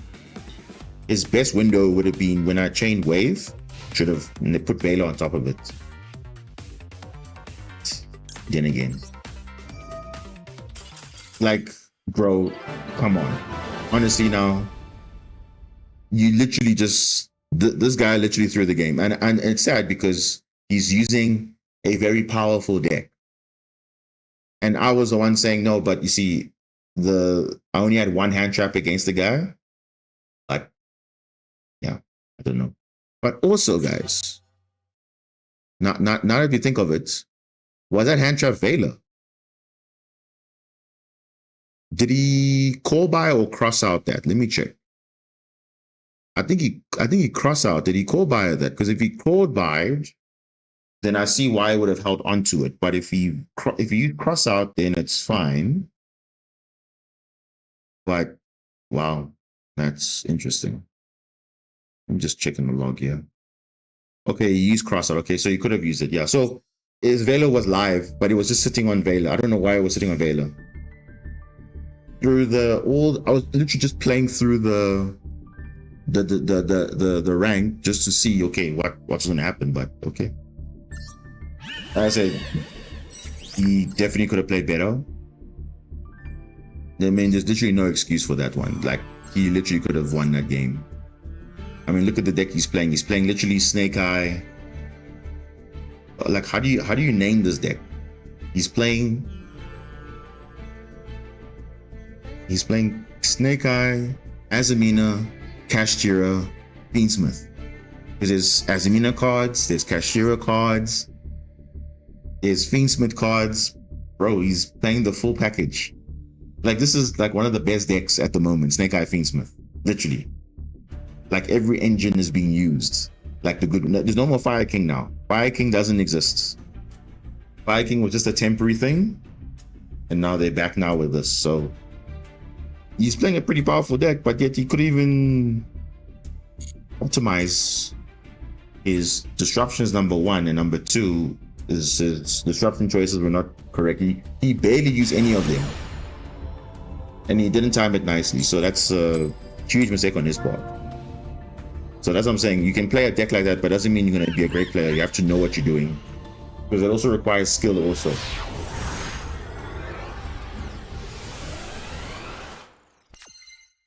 Yeah, let's see. This is a rank up game.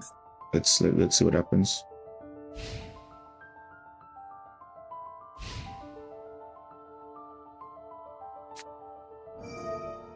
Ooh, Millennium.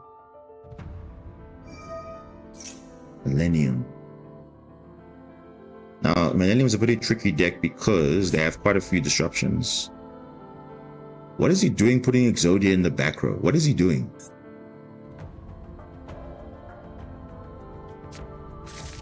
Say what? Millennium Ankh, okay, that's fine. Single Max C, that's he's gonna expect to summon from wherever, so. And I won't lie, Millennium is a pretty simple deck to learn. It's not like a difficult deck, but it does have a lot of URs though, I will say that. So that's the thing with new players, obviously. Yes, it's an easy deck to learn, but it does require a lot of UR. Same thing with, you know, Azamina and all these things, it requires a lot. So. Ooh, Marincess dive.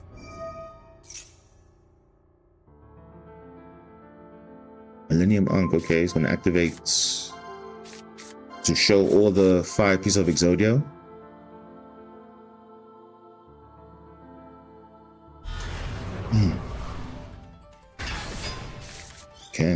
Ooh, Marincess wave, okay.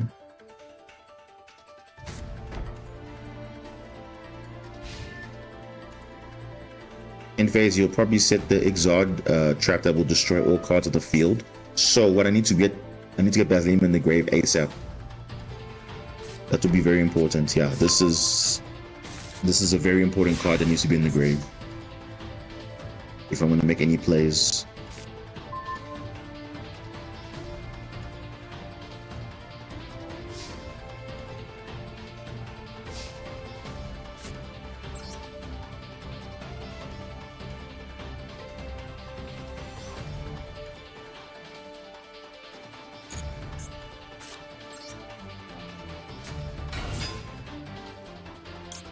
That's Imprint, I'll be annoying though.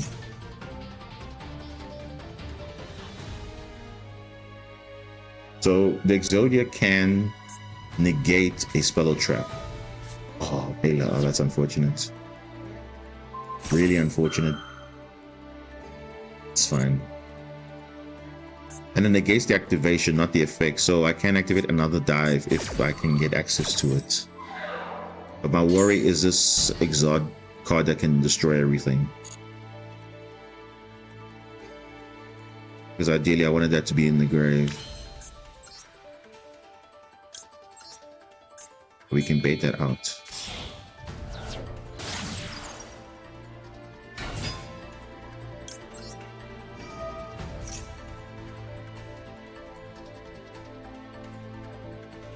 I mean, we can still play. Yeah.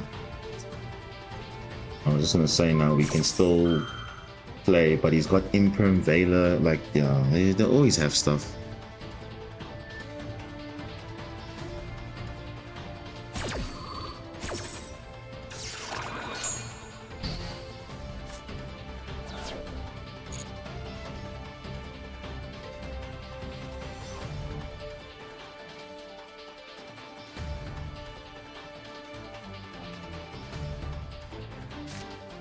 And there's no other way to get this in the grave though.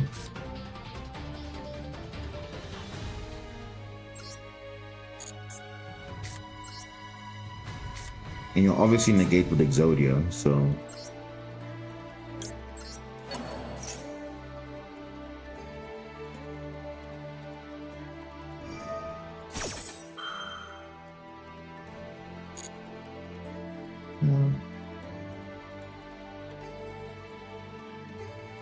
yeah, he's probably gonna kill me next turn also, which is scary. Because when he battles, he gains life points equal to its the what is it? What did he gain? Yeah, you gain attack equal to your own life points. So if he has 8,000, you'll gain 8,000. But he loses 1,000 every standby phase, but it's still a lot. So, and he doesn't have a monster on the field, so it could be lethal easily.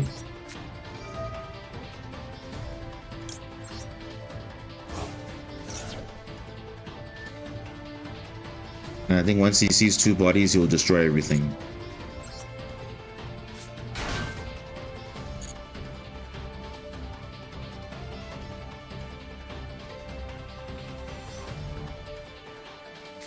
Yeah.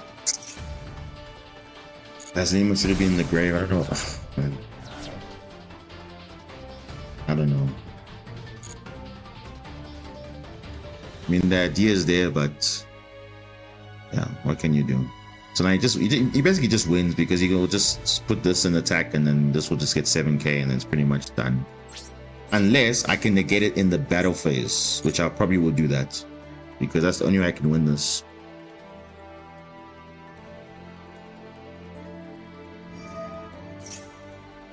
Ooh, but then he can also make himself ineffective, which becomes a problem. And you can put the 5 piece of Exodia in the spell and trap zone, he gains attack, but obviously that's now a continuous effect, not its monster effect, so not ideal. The Exod again. Why? Why the Exod? Okay, no, it's fine. Let's see what happens.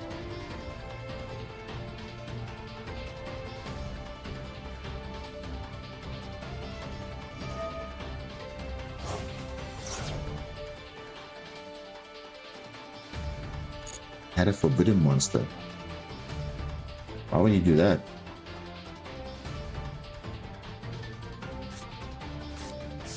The right leg of Exodia.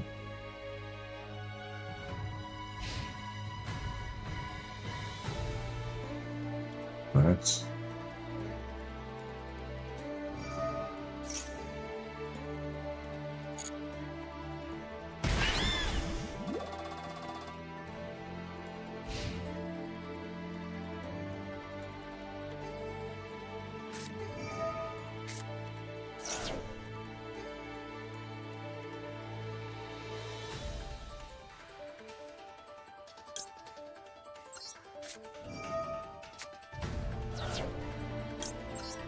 And this card will be a problem later on, so I don't want this to be a problem later. It has this weird effect if you summon a level 8 or higher monster or with 3000 attack, you just send it. You just send it. You don't even target, you just send it. Don't want that.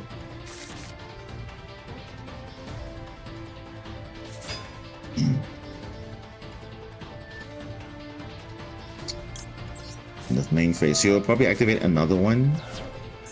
Unless he plays, yeah, he probably plays another one.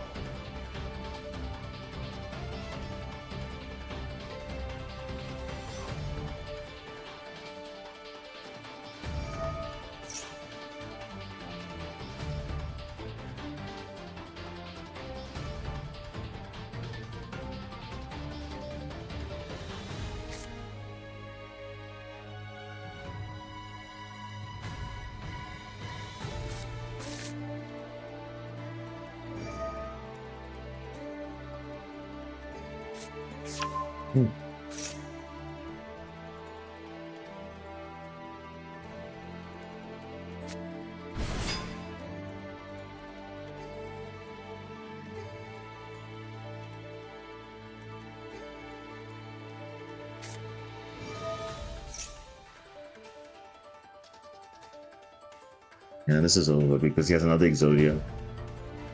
But he had the other one, but yeah, he already has it, so.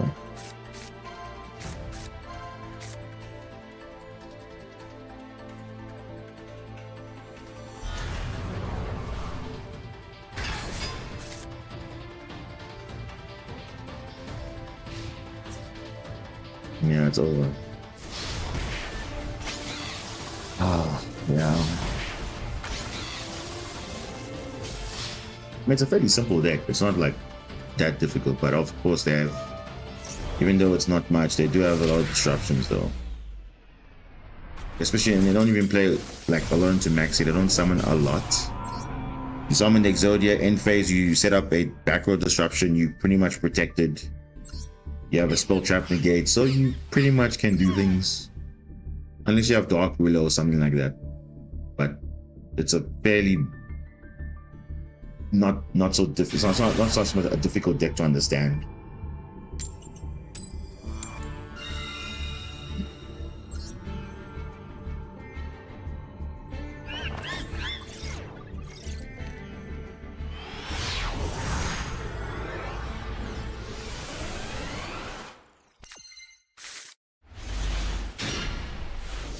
Okay, this is a lot better. Definitely a lot better. So at least I have cross out now.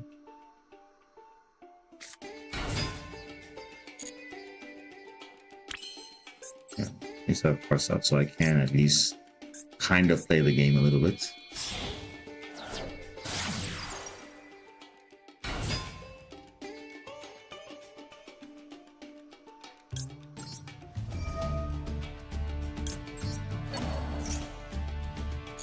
I mean, no one's playing Gamma nowadays, so I can. Normally, I'll keep it in the deck. I'll keep it in the grave, but no one's really doing that.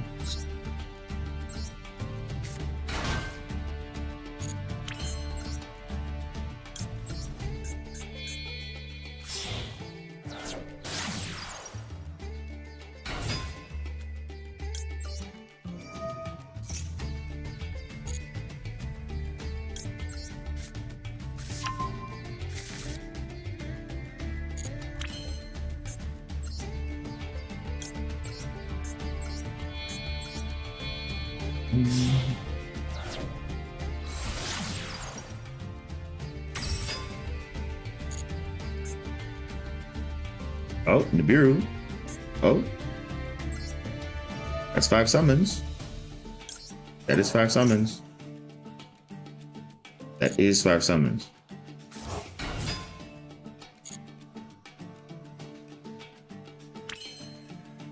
Or are they waiting? Let me wait for the end phase, but I am prepared, so I do have a cross out, so I'm not too worried about that.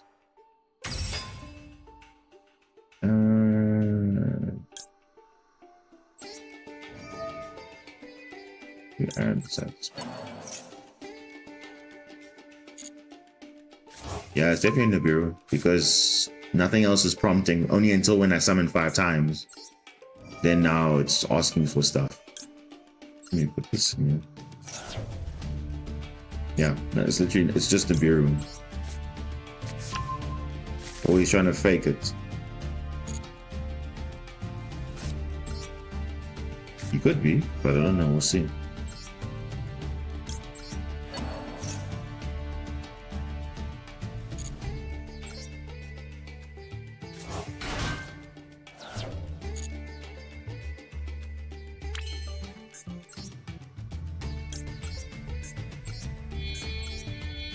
Summons? That's a lot.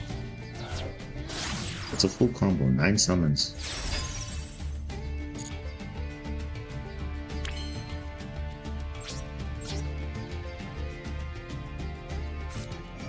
Yeah. So now you see what the problem with this now is. I know he has it. So now the next turn it's gonna be like, okay, I know you have a Nibiru, so yeah.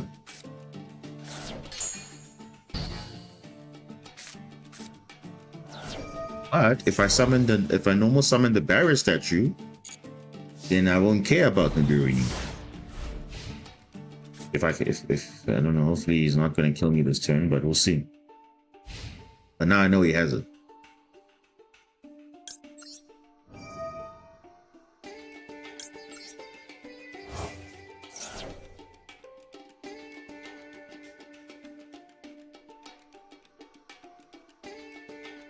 Did you draw an ash or a droplet? What did you draw?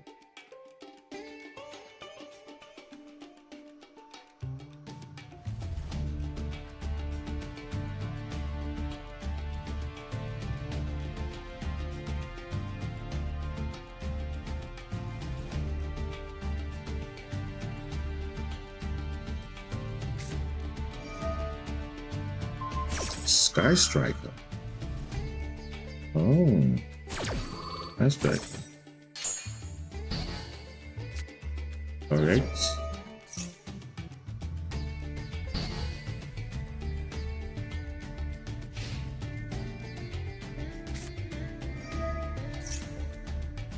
Here.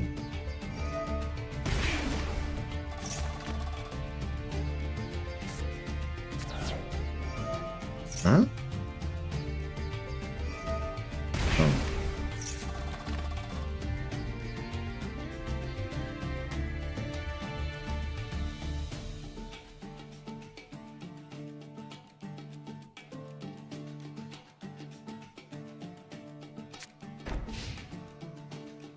Wait, what? That's it?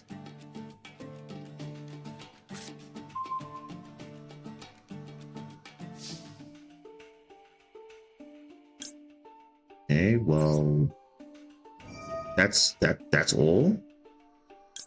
Huh?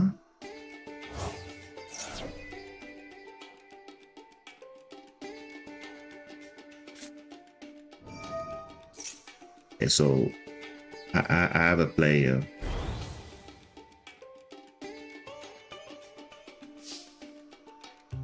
First of all, we need to destroy this.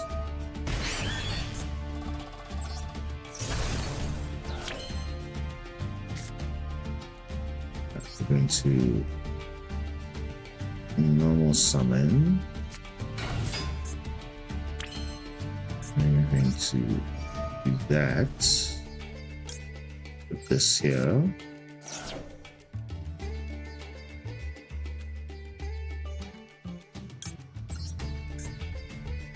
This should be lethal.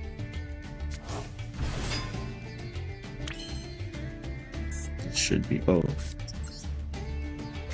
Let me clear this back row.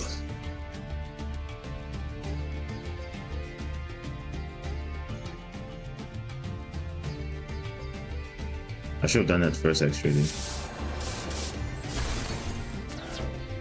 Wait, what? Target a face mouse on the field. It's unaffected by card effects. Okay, what's damage? 6.2. Let's just go for maximum.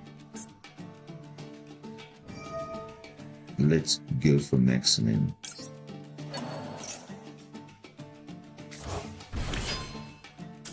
I mean, what? I don't even know what that duel was, but okay. I ain't complaining, guys. I ain't complaining.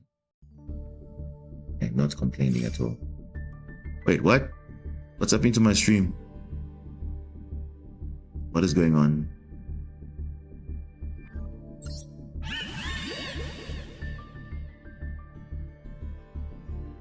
Are we still good, guys? Is the stream still good? Or not?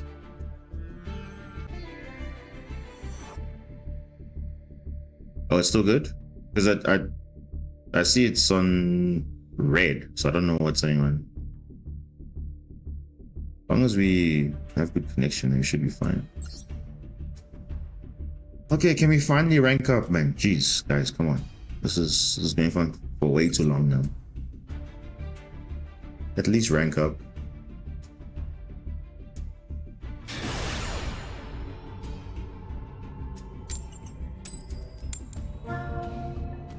Okay, going second again.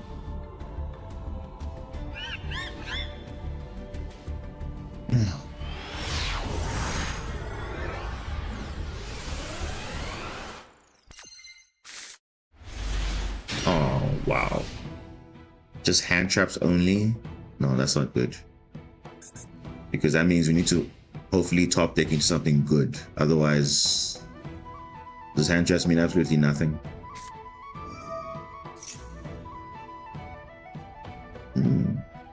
Adventurer.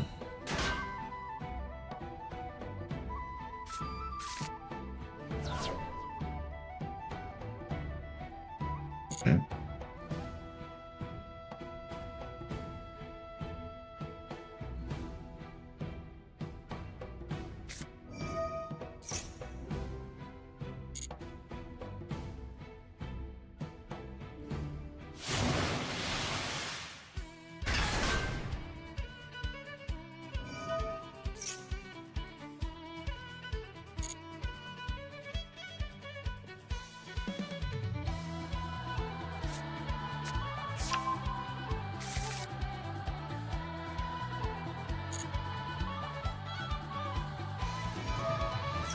He's gonna add the Griffin now.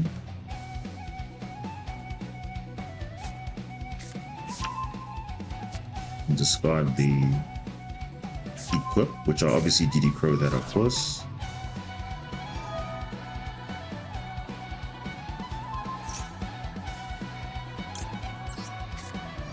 There's no spinning back of any cards whatsoever.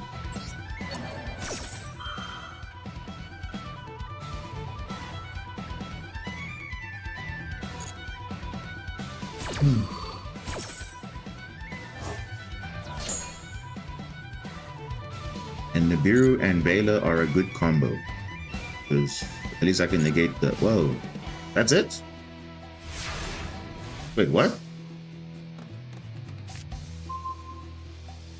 Oh, dude, are you. Bro, what is this?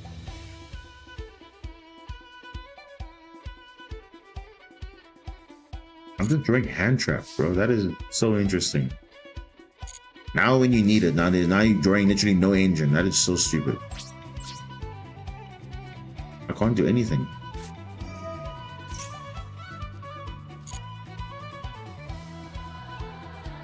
Yeah, that's right, John. Yeah, winning hand.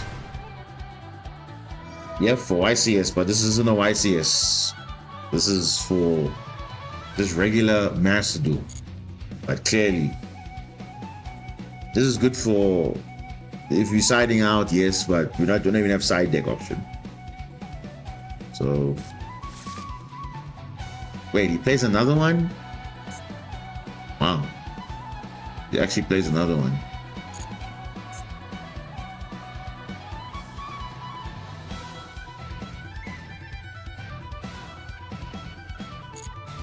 I can't do anything. Because I didn't get not a single card to play with. Except for hand traps, which I don't. Oh, bro.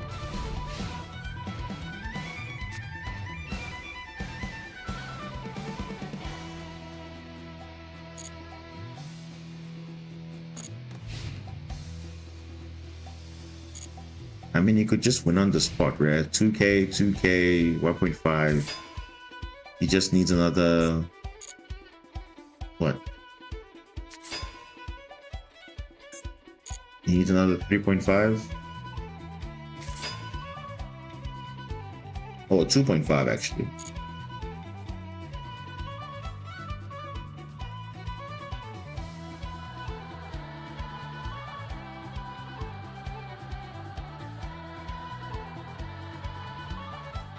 Like, why is it taking so long just to rank up, bro? I can't even understand this. End of main phase. He's got nothing else. So like they're giving me a lifeline basically, but if I don't draw anything else, then I lose again because of literally opening nothing. Because hand traps with no combo is nothing. But as John Smith says, it's good for YCS, but we ain't playing a YCS here.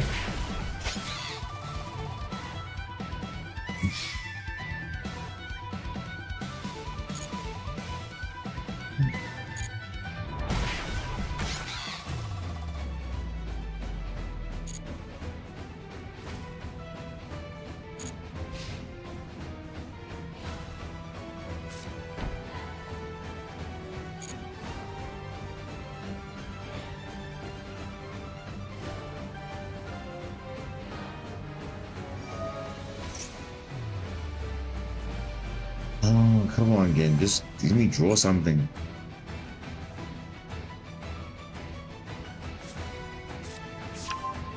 For a change.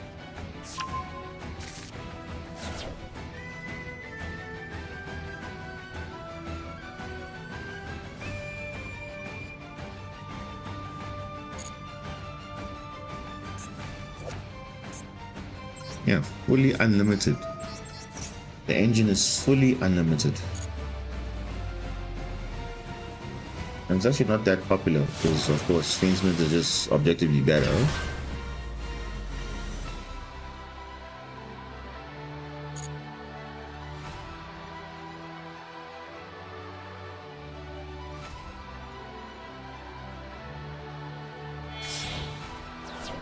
Huh?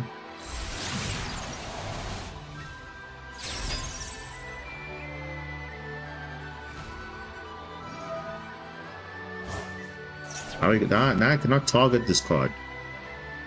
And there's something Omni Negate. Oh, that is just so stupid. Wow, bro. Wow. You will just summon a free Omni Negate.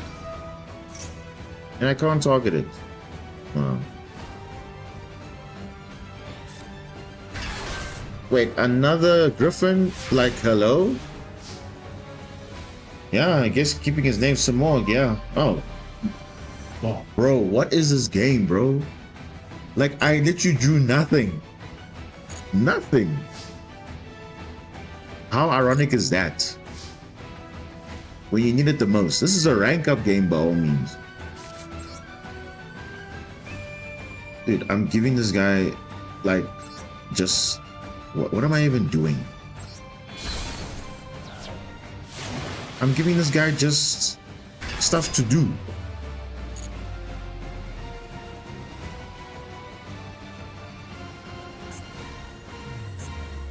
Dude, whatever, bro. Like, this is so messed up. I can't even do anything.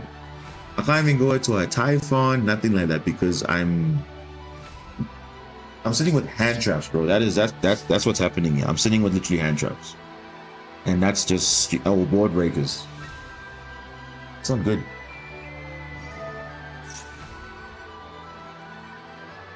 And that's why I don't play too many hand traps or board breakers, because this is exactly what happens.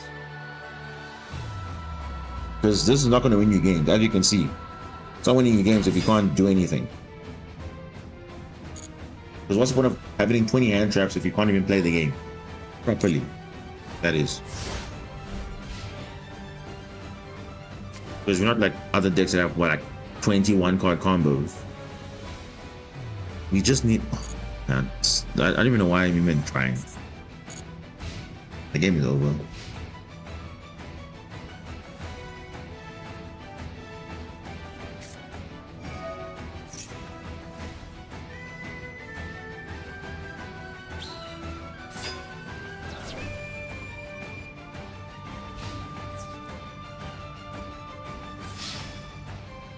How are we struggling to rank up, bro? I don't understand. This is like the second rank up game now. We've lost to just random stuff. I don't understand. This one I just lost because I did not open no engine at all. I just drew hand traps, board breakers. And they were also doing nothing as well. What a time to be alive. And that's not how that's not how a simulator is supposed to be. That you cannot have that kind of RNG like that. As I said, I think the simulator is messed up because you don't get the cards you need.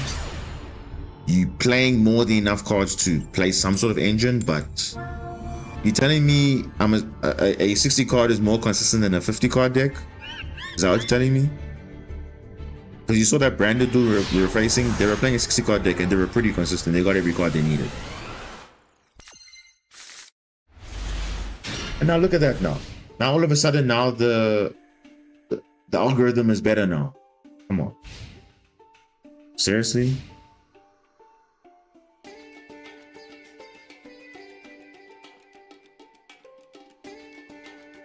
Doesn't even make sense.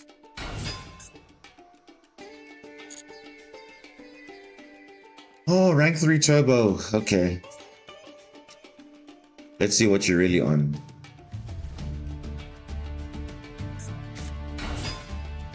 Oh, you already got the tech combo already. Oh, okay. So what is your play? You're playing a 40 card deck? Yeah.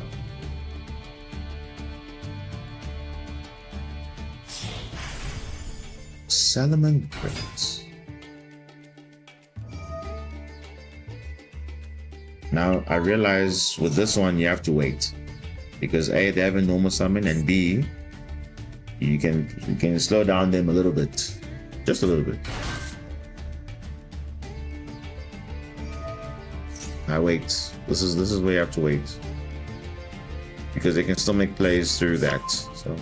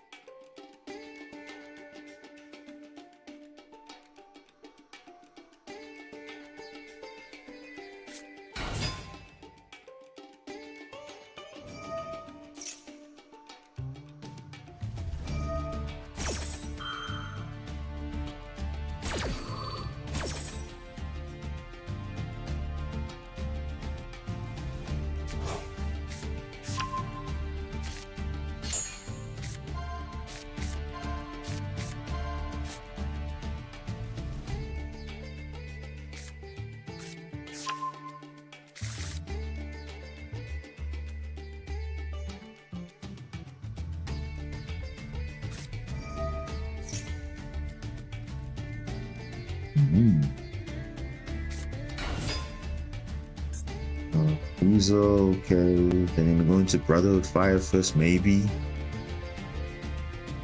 Then we'll get Code of Soul. Yep.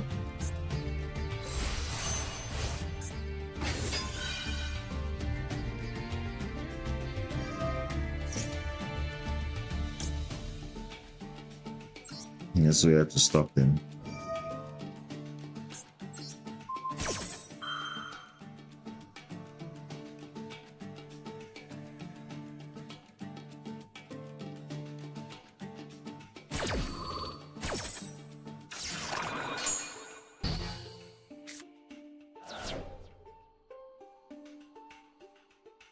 I mean, they can still make Promethean, Reborn, make the Raging Phoenix again, add the Roar. They still have plays. So it's either you imperm here or you give them very good follow-up later.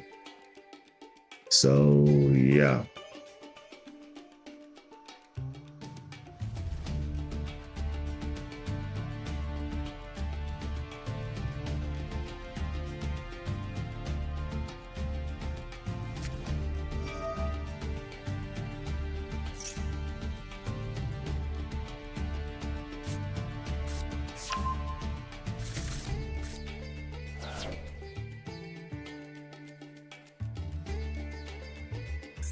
Salamangreat Gazelle was limited for so long because it was too broken.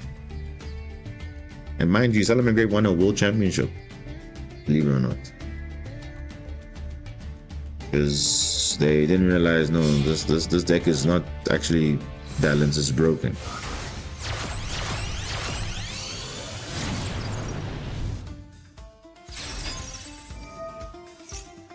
Especially with stuff like this happening. Because if we had, imagine if we had something like that, that would be like infinitely better. And you can send a card even, so you don't have to even depend on like searching it. You just can send whatever you want. Like I can literally send. Sorry, if we had a card like Gazelle, wow, I think our players would be much better. Definitely.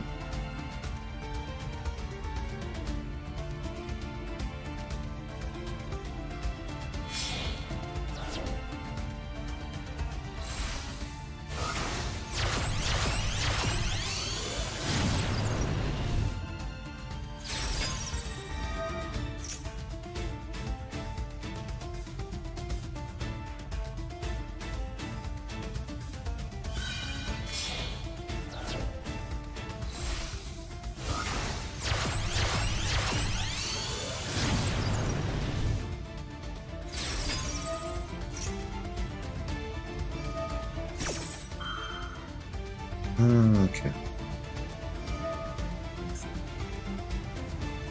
You're gonna summon like Promethean with other things, so I think the best players should definitely Butang, Sen, Basilima, because they're probably gonna destroy twice. And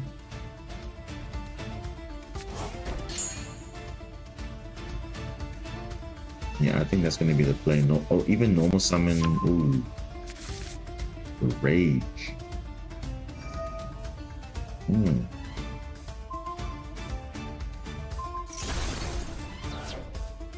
Like, bro, Promethean Princess is just so stupid, bro. Like, what kind of a card is that, bro? That is so stupid. Just a free link 3, and the Weasel just synergizes so nicely with the card. Like, it's not supposed to do that, but it does.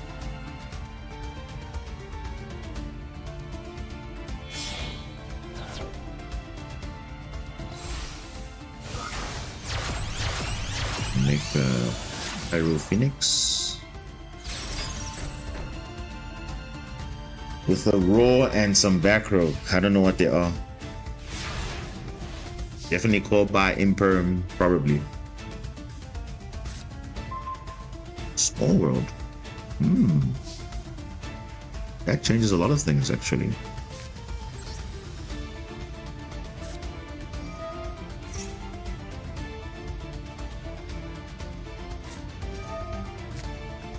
They always have Ash. They always do.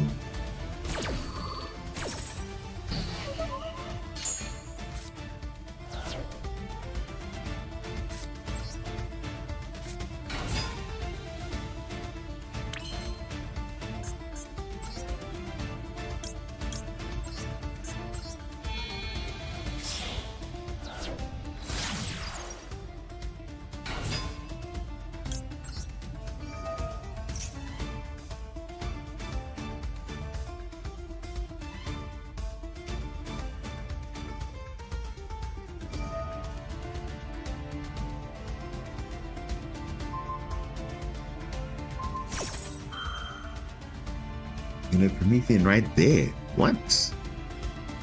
Okay.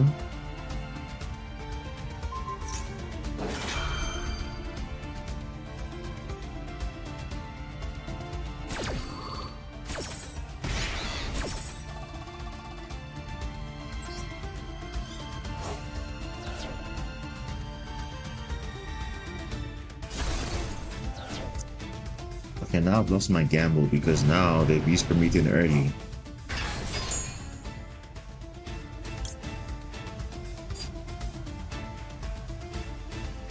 What does this do?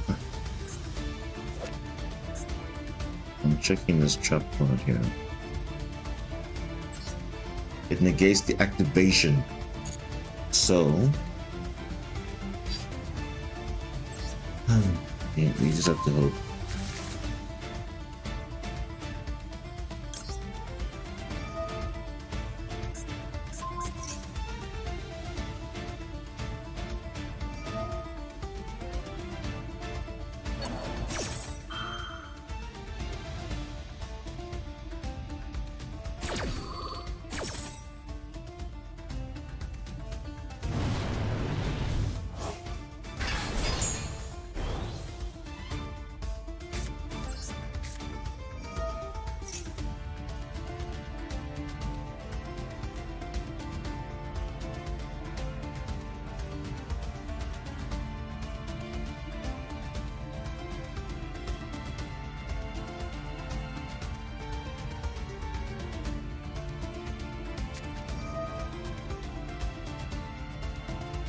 Bro, whatever.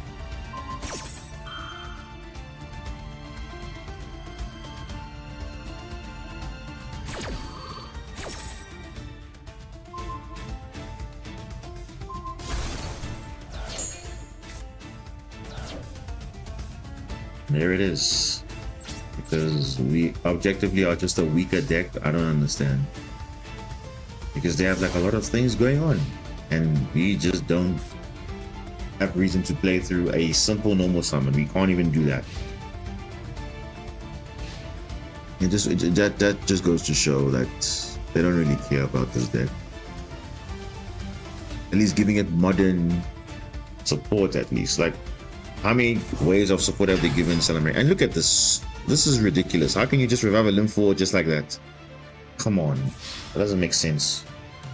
I'm busy manually have to climb my way up, but you literally can just summon the Link 4 for free. No cost, nothing. It's crazy, man. It's bad. Really bad. Hey, what? Oh, he's just trolling now. Because they're giving like so many waves of support for this deck, and of course they've just been getting better support, but for us, just waiting, hopefully... whenever. We're going backwards.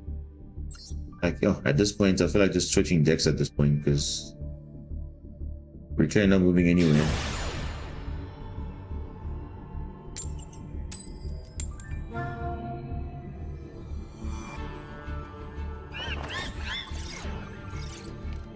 Really, yeah. I wouldn't call it support. Like, it was actually just like, oh, by the way, it's indirect support, but it's not like direct support fixing the deck's issues.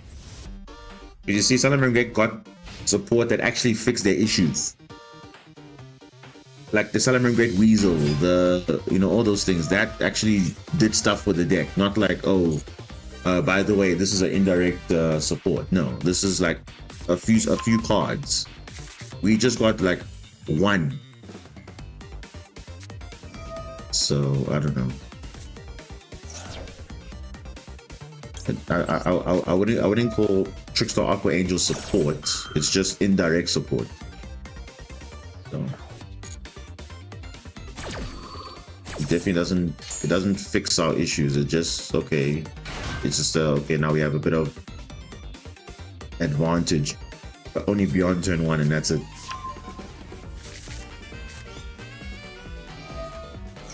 Maxi carry, yeah. I mean, what choice do you have, right?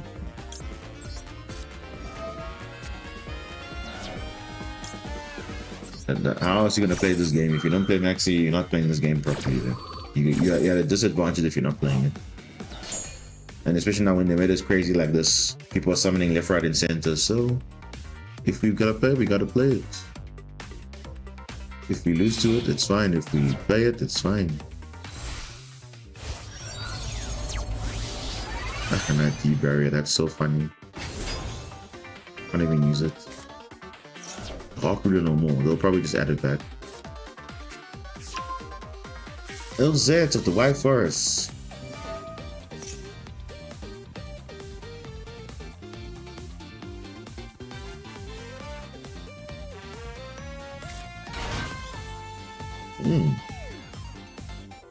Okay. And we're not getting exactly what we need, but we're getting somewhere. And we'll probably just add back the Dark Ruler or to be used for next turn, definitely. But we do have D-barrier, so it should slow them down a little bit. But I'm sure not by much. Yep, Duel will add back some spell or trap. Okay, that's more like it. Simple spoils card. Oh, are they gonna go the Sylvia? Because they're playing as Amina stuff, probably. The Deception is a simple spoils card, so they can do that. But what is that? What? What is that? Simple Spells of Slumber. Target a special moment in the field. Change it to face down defense. Okay. Well, that won't be a problem because... Wait, earlier? Bit too late for that. You ain't something from the hand.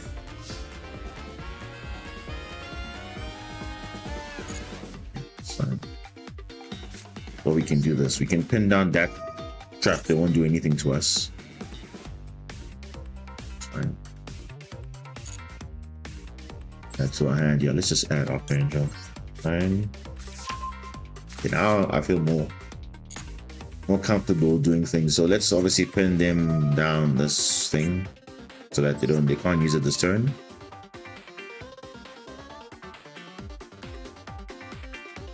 Okay.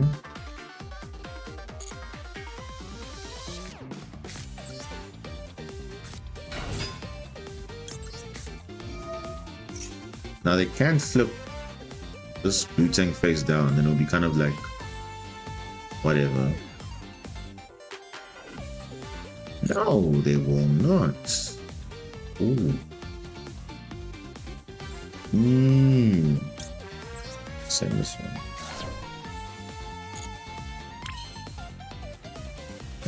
Okay, let me get this.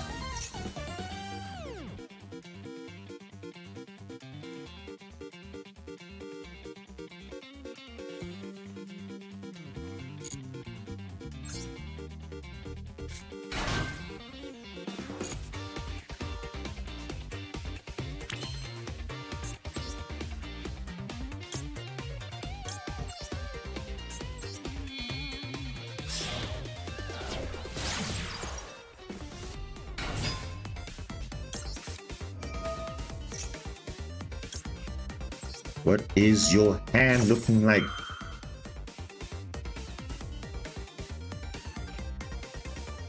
Interesting. Let's see. Reveal. Lucia, Sylvie, and Centurion Trudea. That's White Forest. Potentially Azamina Centurion. Okay. Gotcha.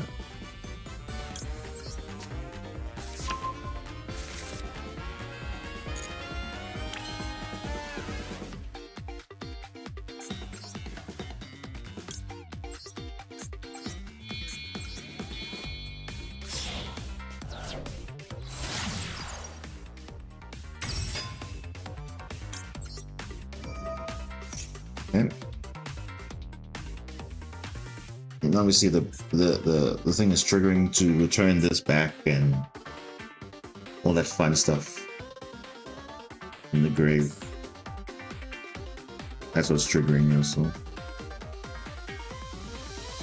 But why isn't this activating though? This thing could summon a Synchro Tuna and flip everything face down. Because this card is just broken. Summon a level 7 or lower Synchro Tuna from extra deck, graveyard, or banishment. Just for free. Oh. It's insane.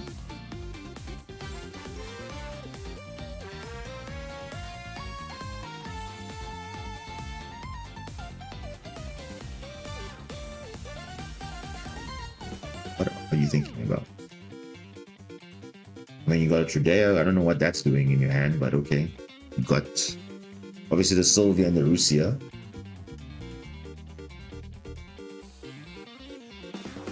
Valkyrie can only use next turn. But if we use Wave before that, then it will not work. So.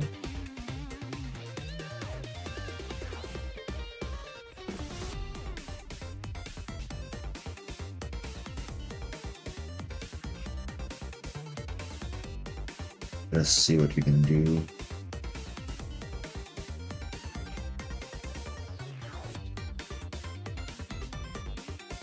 Like the opponent is really stalling it. What is going on?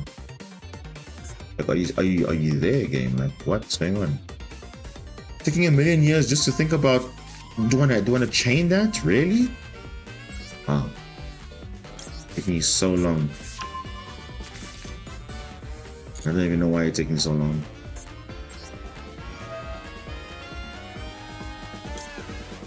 I will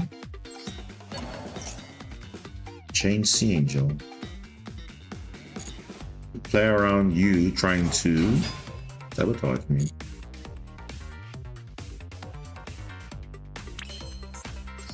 Like, I don't know what the play is here, but let's see.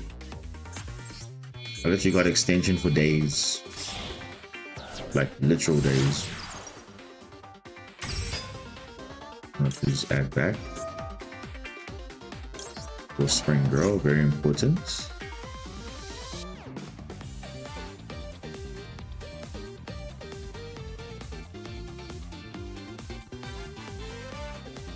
And now I got Marincess Wave, so now you want to try and do something, you cannot do it anymore. So, yeah.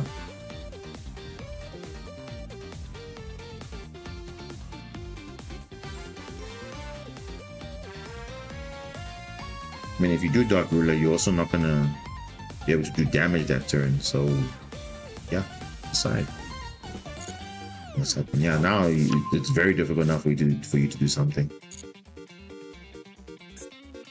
You can go like this. You can put bezels in the grave. It's always nice. There's no ass. I'm not worried about that. Have that there. And we still have Dive as well. We still have like a lot of plays.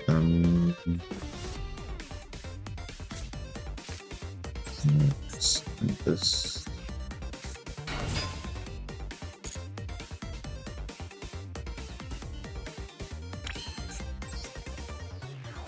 Go into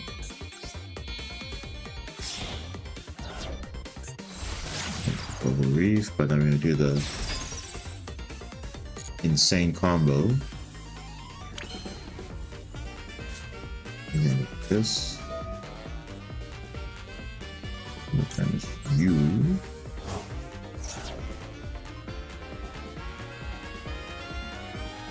And you have deep area next turn. Like they basically can't do now they want to do something.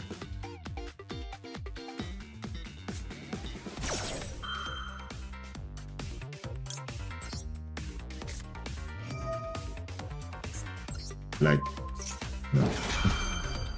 Just no. You wanna... Do we control a what now?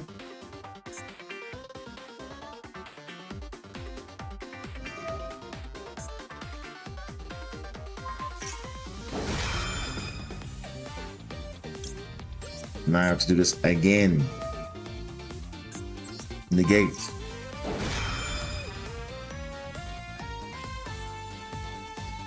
And this one, it will just do nothing.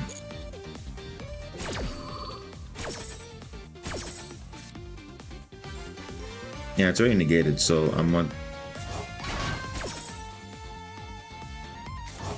Okay.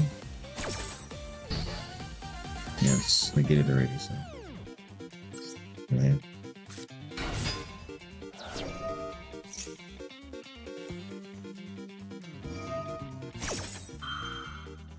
Add this card to your hand. Okay, that's fine. You'll probably use Dark Ruler, but then I just have Deep Barrier, then you literally can't do anything. So yeah, so it's pretty much a checkmate. Even with the Dark Ruler that you have.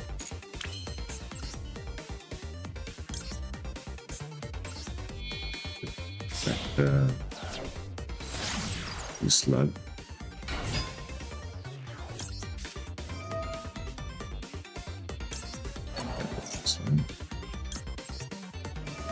So you can preserve and combo for next turn.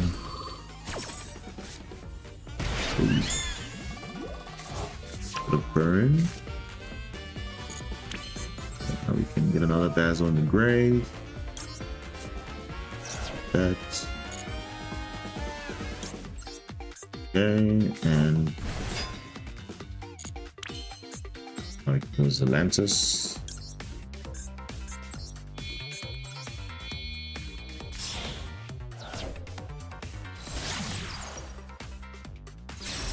Wait, what? Oh, I just. Oh, I shouldn't have done that. I summoned a second Bubble Reef. I should have just summoned the Atlantis straight away. My bad. That was a misclick by my end, but it's fine. You can overlay it alone, so no stress. No stress. Almost messed up that one. Almost.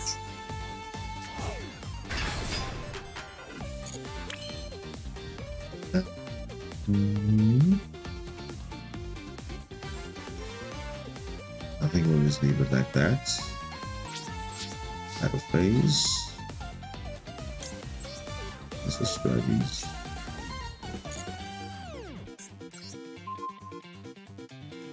Okay, and even banished, even better. Let's just get some damage in.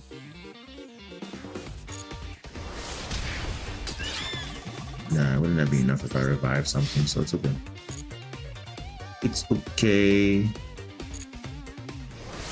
It's good enough.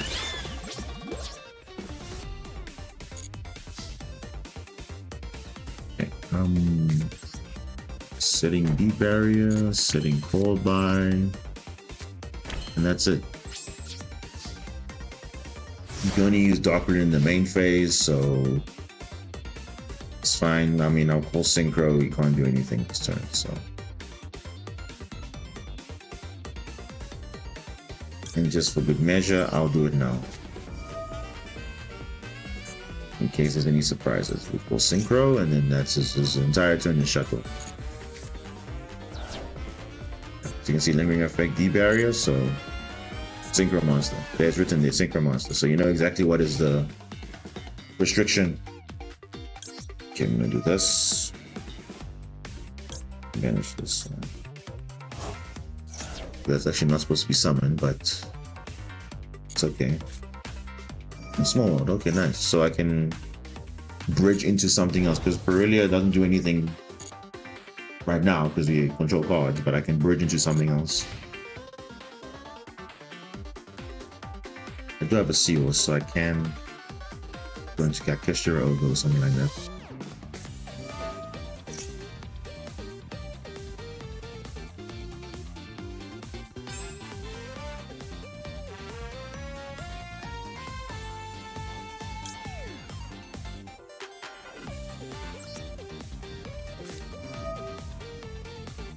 Let me just go by this. You sometimes feel like there's nothing to do in your life, like you just get bored. Not really. There's always something to do. I mean, if I'm playing Master Duel, I'm either working. If I'm not working, I'm either on apps like, you know, YouTube or whatever. So there's always something to do. Unless I'm like really tired and I don't have any energy, then yeah, maybe, but not really, because time to, yeah. Okay. Anyway.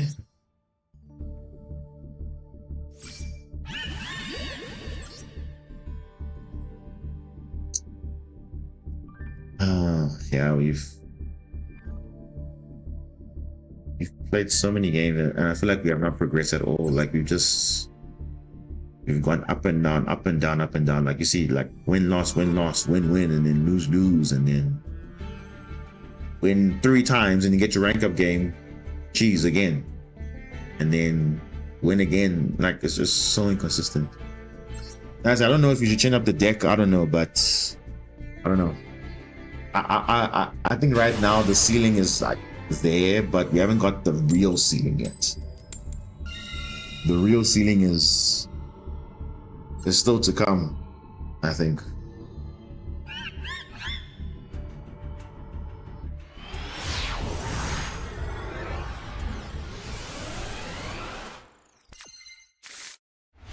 Oh my gosh, no man. You see, what is this hand, bro? Like this is a going second hand. This is not a going for.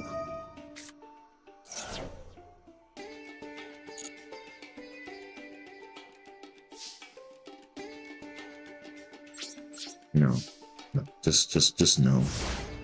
This is a going second hand, not a going first hand.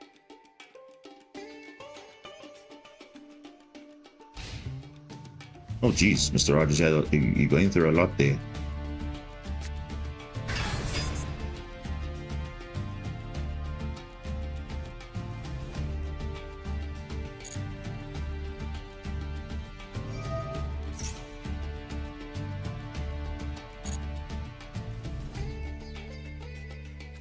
Munching on medical soda?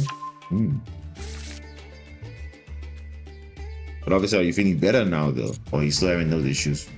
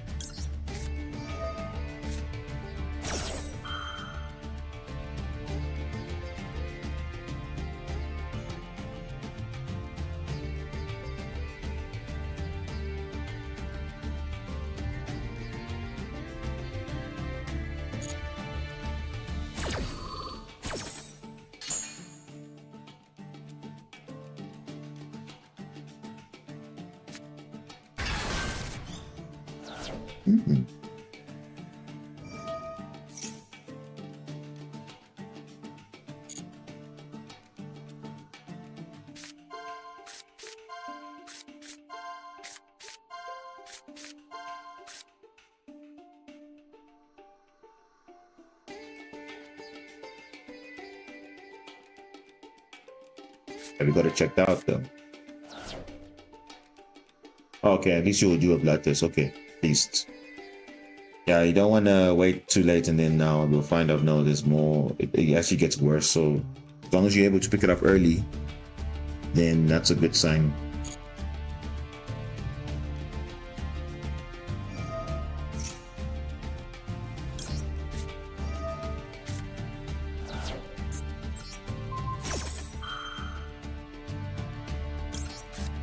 Just Perudia there as well.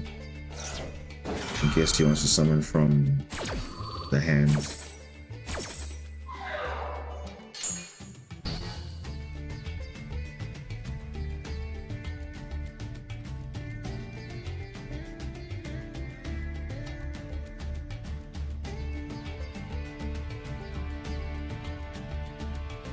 It's literally going second. I'm going first. Oh, so magical.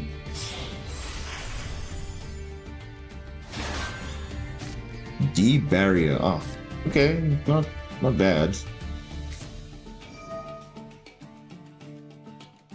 Triple tactics. Look at the hand. Oh, okay, that's interesting. D barrier. Shuffle it back. A bit too late for that now.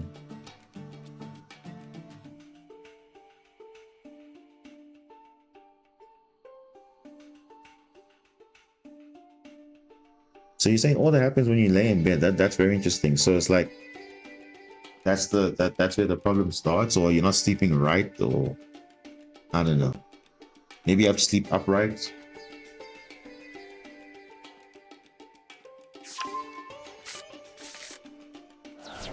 Barrier statue, you're shuffling that back, really? I guess that was a threat, seems like, okay.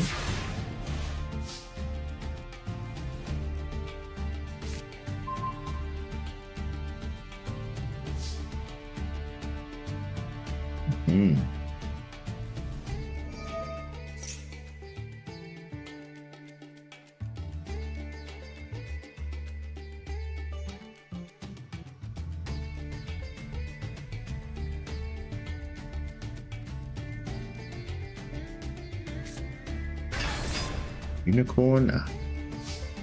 It's fine, I can deal with the unicorn. As long as it's not a Fenrir, I'm fine.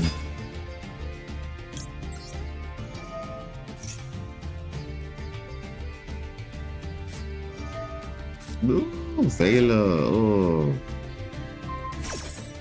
That is bad.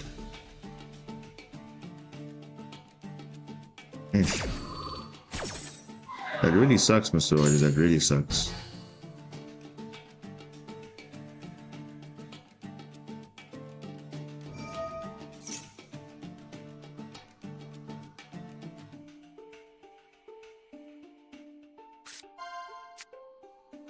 Yeah, what the?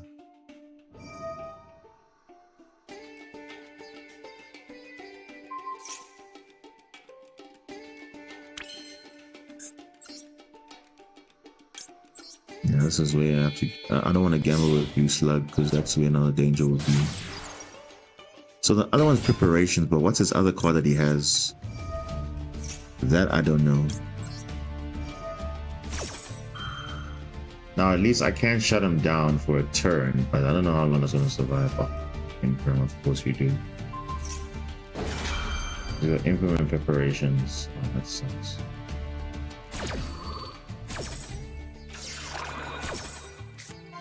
Oh, yes, perfect. Yes, Aqua Angel.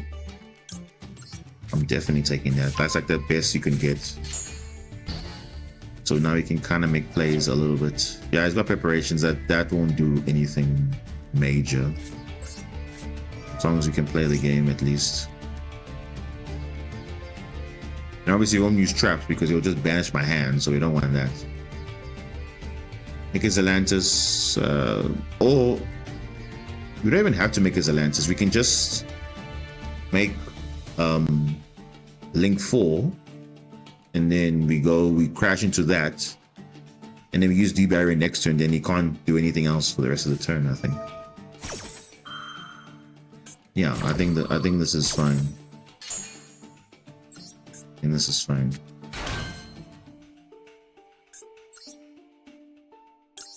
We should be okay, I think.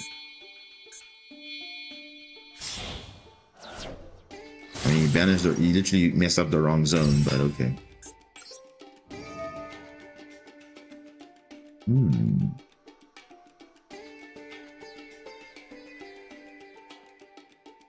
Actually, I don't even have enough to make a Link 3, actually.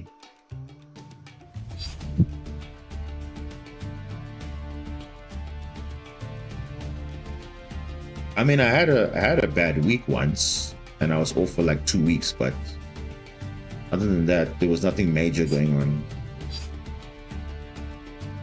Which was quite fortunate, actually. Because sometimes if you don't see it in time, then it's like too late. You can't do anything.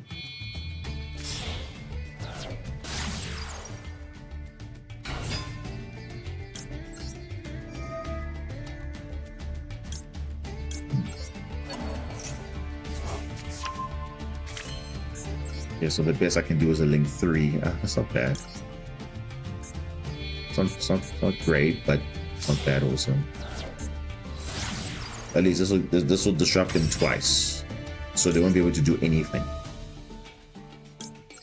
I mean, the worst I can do is just banish my hand. That's literally it. So to play around that, I will discard one of the blue tanks. And then literally on the next turn, I will play the... Okay, so I'll kill the deep barrier for the Shangri Era, then I'll just kill the unicorn. And then that should be it. Other than that, they won't have any other plays. They shouldn't have. If they do, I'll be very shocked.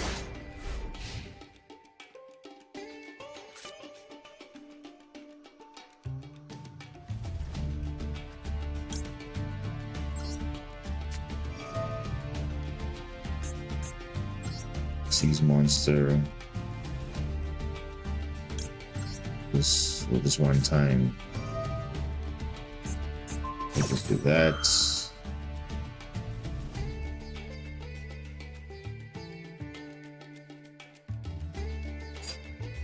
And then since you're gonna also banish my hand, sorry, you're gonna... Yeah, I'll just do this also. I have the 2 waves in my grave. You can banish one of my monsters, is fine. Because you can look at my hand after this. So.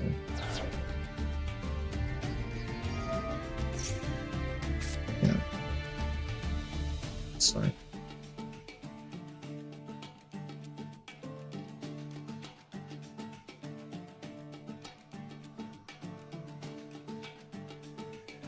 And then yeah, literally have a choice, either Blue Tang or Archangel, but either way it's still bad for you. Because I don't think you have much. It's fine. Actually, you know what I should have done? No, actually no, this is right. Yeah. As you can see, clearly, that was the right play actually. That was the right play. Because now you can't do anything.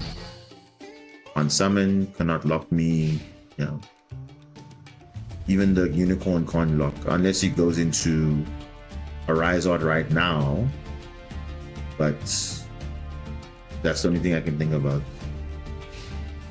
Battle phase. Yeah, and you can't Arise Out this turn. What am I saying? He can't Arise Out because I locked him out of Xyz. So in phase. Yeah, he's literally nothing. No other players. And the next monster he summons will be not a Fanny Rare, it's gonna be something else. Good for me. Can summon Scareclaw, Cash. Fine.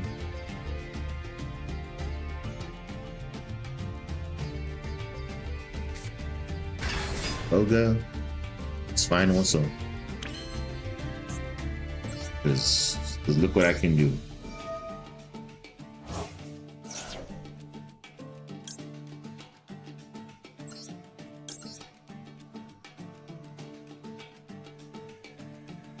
Ooh.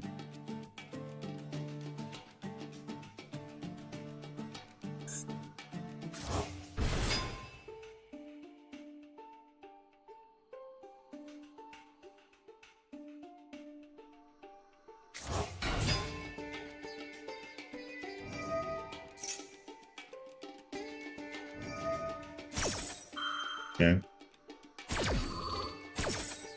Fine.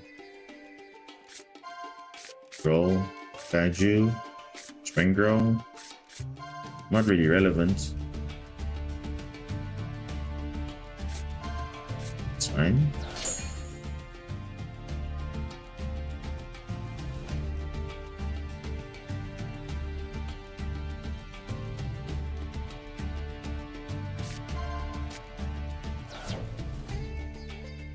He's smart. This guy is very smart. He killed the one link that I needed. It's fine. Oh, he thinks he's safe. Oh no, he's not. I still got plays, my guy. He should have. He should have.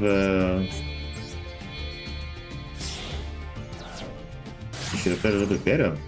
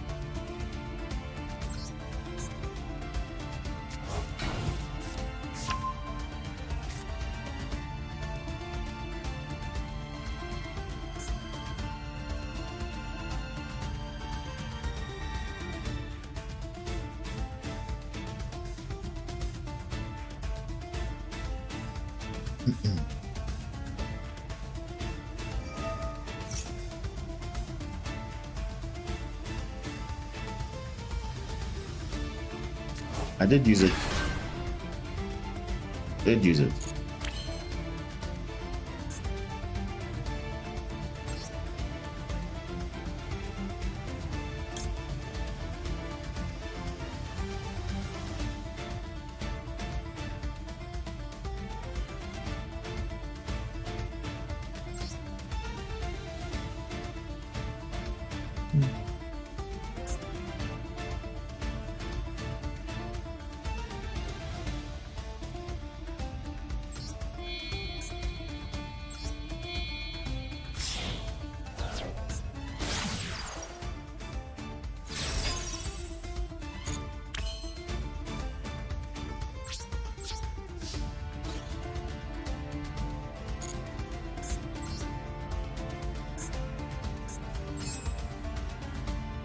We're talking about Bubble Reef or Marble Rock, because Marble Rock I didn't use.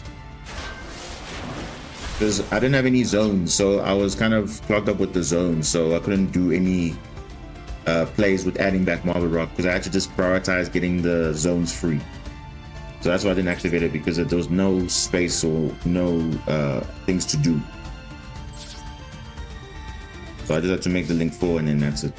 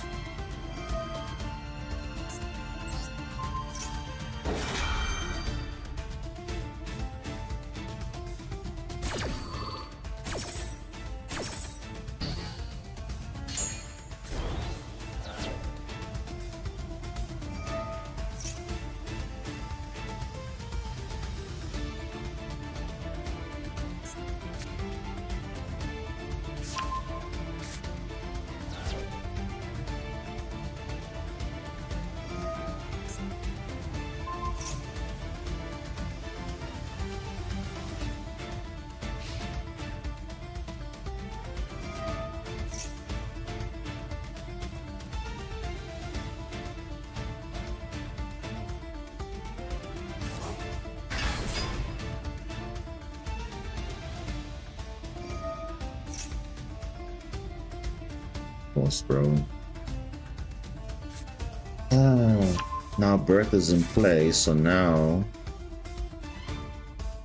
you have to be smart, because now they can just recover from the grave now as well. I'll tell you, I love Cashier, right? Everything just fits perfect with him. Now they're making a rise out now. Oh, there we go. The full setup is here, and even Scarecrow Cash, even better.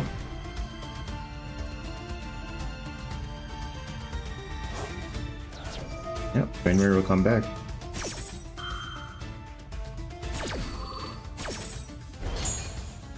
Yeah, it's gonna be a bit difficult now because now they got their full setup, and They'll slowly but surely steal my cards away.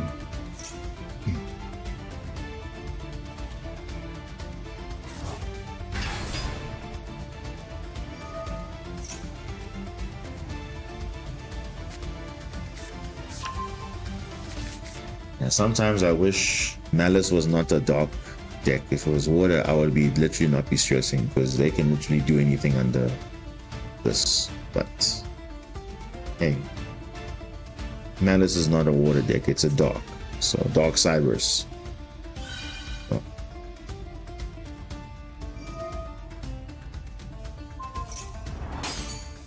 What? Is this guy good? Can you not read? What's going on? I mean, he's just getting materials for his Rise Art, so not even surprised. Nope.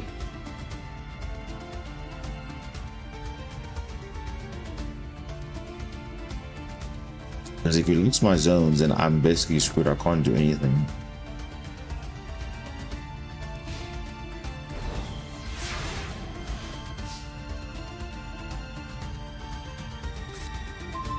Ooh, Gamma Seal. That's what I'm talking about.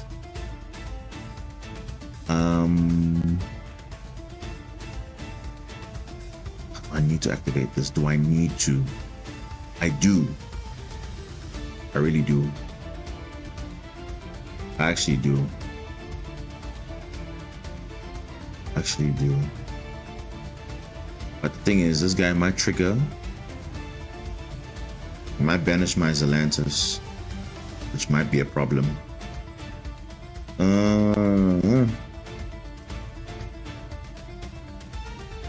The thing is, if this guy banishes Zelantis, then that player is pretty much dead. So I cannot afford. I can definitely Kaiju, but the Kaiju needs to be effective if I have if I have Zelantis. If I don't, it's gonna be a difficult setup. Yeah, I think I just have to do it. I don't have a choice. I have to do it.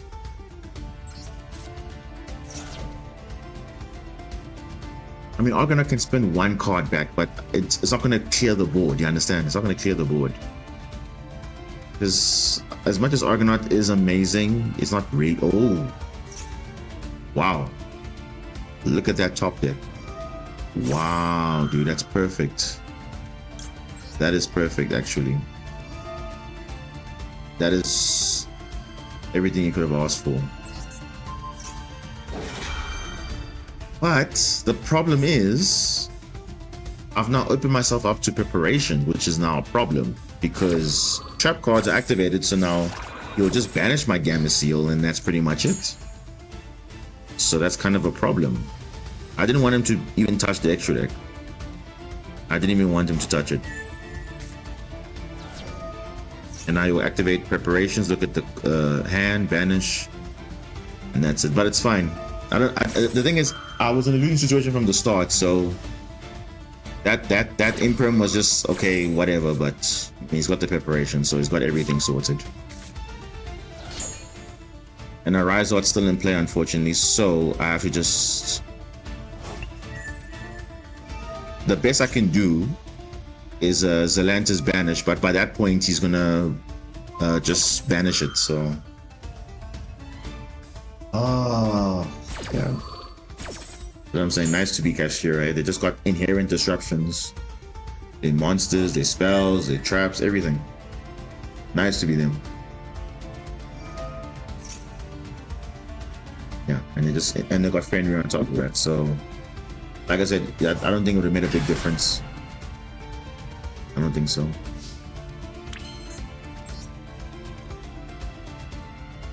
Yeah. Because Fenrir would just banish. So it won't make a difference. And Arise Art is also ready to banish. So really, there's no real winner here.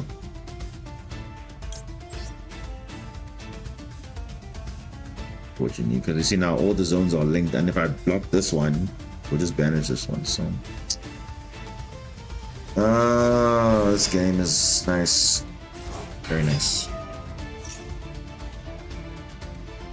Very nice.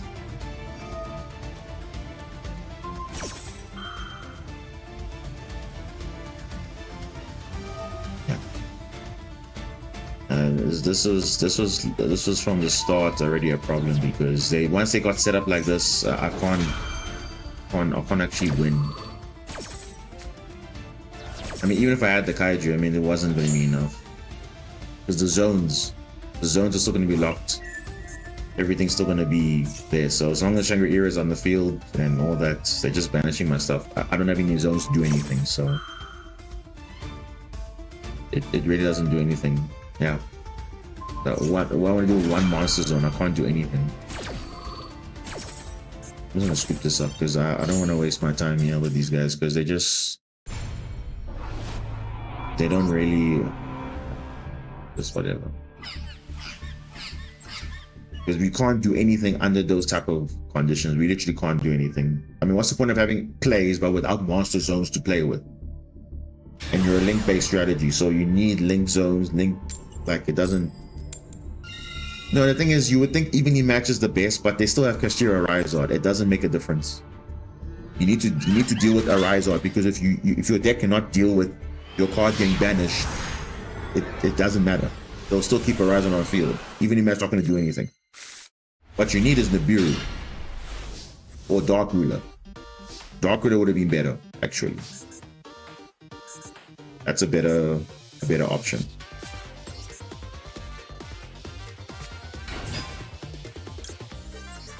Because you've seen it so many times. Evenly match doesn't do anything. It just means, okay, then I have one card in the field, which is just a Rhizard left. So honestly, it doesn't change the game. It's only Nibiru that changes the game, and Dark Ruler maybe. Because Nibiru at least will clear the field. Evenly does not clear everything. Only clears one card. Or but one, rather.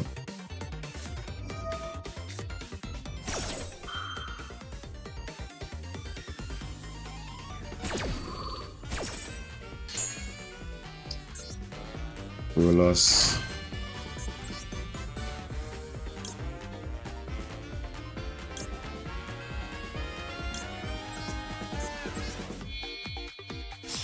Let me see what your hand is. That you worried about full loss so much. Let's see what it is. Because you would think evenly match is the best card against Cash. It's not. It's either Cash or Book of what is it? Book of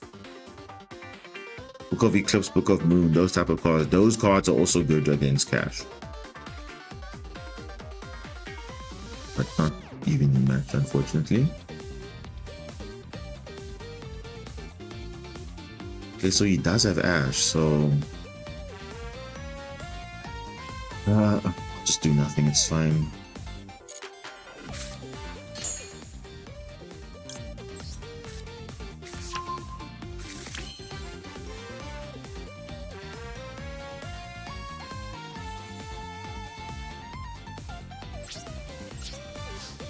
Yeah, I don't want to give this guy too many draws. It's a Labyrinth player. Any control deck is dependent on cards drawn. So if you give them a lot of cards, it's not going to be good for you in the end. So don't even try and give them anything. Yeah, at least we have Feather Duster, we have stuff, but no, they only have Big Welcome.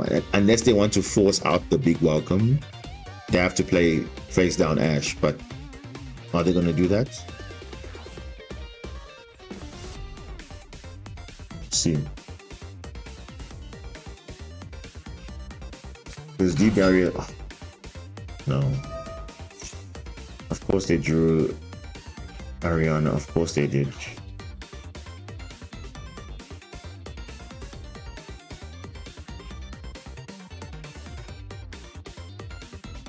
Because Deep Barrier does nothing against us because we are link based. But the Big Welcome might be a problem. Unless you go into Lady, set another trap from the deck, do all that stuff. And with them, once their engine goes, it's difficult to stop them to an extent, but we do have at least Feather Duster, but I don't think it's going to matter actually. To be honest, it's not gonna really matter. I mean, you would think it would, but it actually doesn't. Yeah.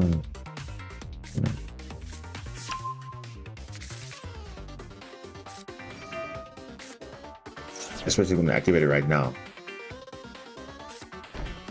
Yeah. We're gonna use it right now to basically destroy 2 cards on the field. 2 cards. If they destroy the Feather Duster, then you know this game is rigged. Clearly.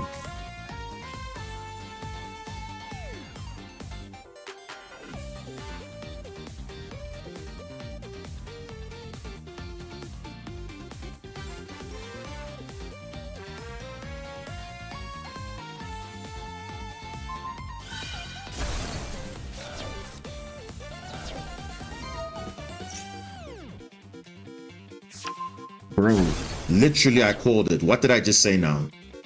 What did I just say? If they call the Feather Duster, the game is literally rigged. How is that possible? I have 4 cards in my hand. That's a 1 in 4 chance. That's a 1 in 4 chance. And they happen to snap the correct one. That is just insane. Like, wow. Absolutely insane. Are you surprised? No, you're not, because this is the game for you, right? So, wow, dude.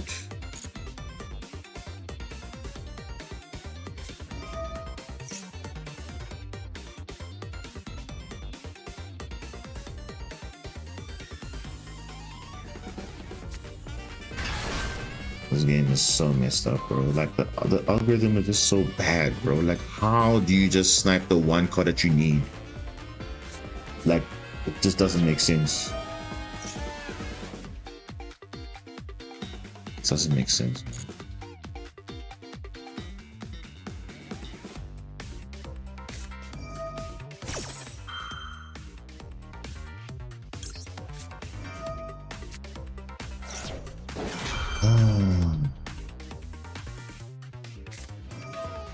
That's fine. I don't care about Ash at this point because clearly the game is saying no. Screw you.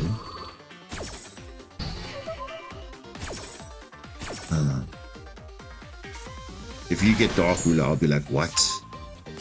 Bro, how do you just snap my main monster, bro? That is so annoying. Come on, game. Seriously? Seriously, though. Like, wow.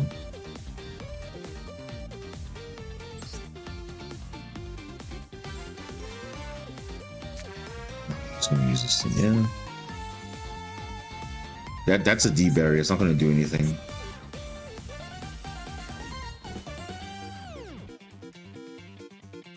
Unless you activate. Oh, okay.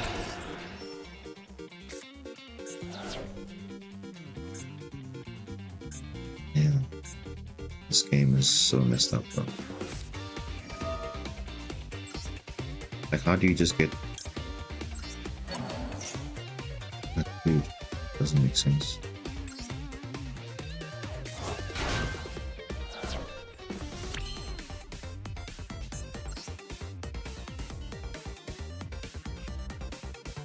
I mean, yeah, but that doesn't solve anything. Yes, let's just get it.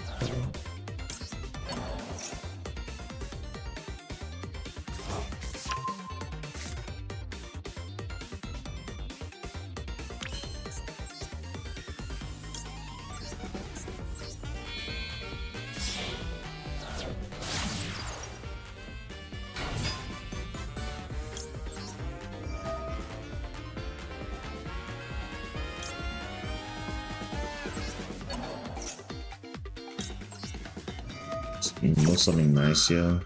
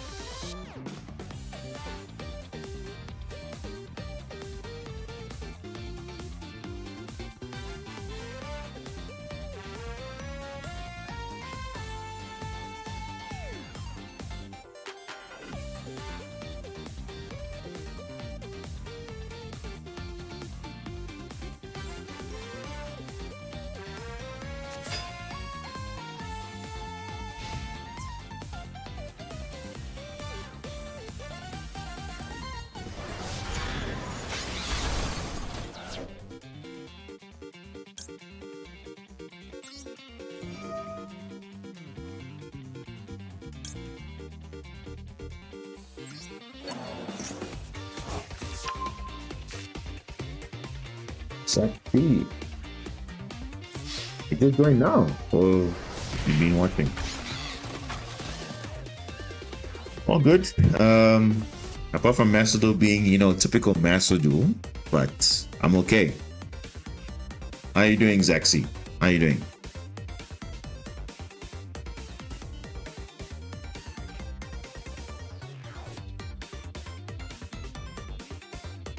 Surprisingly, this stream no Fiendsmith, ironically.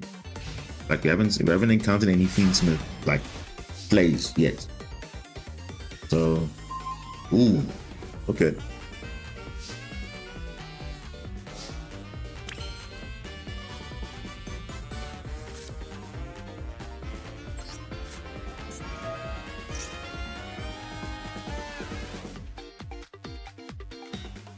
As a Mina, not so much. Fiendsmith I have not encountered yet, so I wouldn't know. I've been facing the usual standard Kashtira, you know, the classic. The usual stuff that people don't want to deal with, that's always been there. It seems like the meta hasn't really changed. It's just the playstyle has changed, and the turns are longer than usual because of the Fiendsmith lines. And people are more resilient to stuff. So that's why. I think that's why people are kind of just fed up at this point. But yeah. Need to put that over there.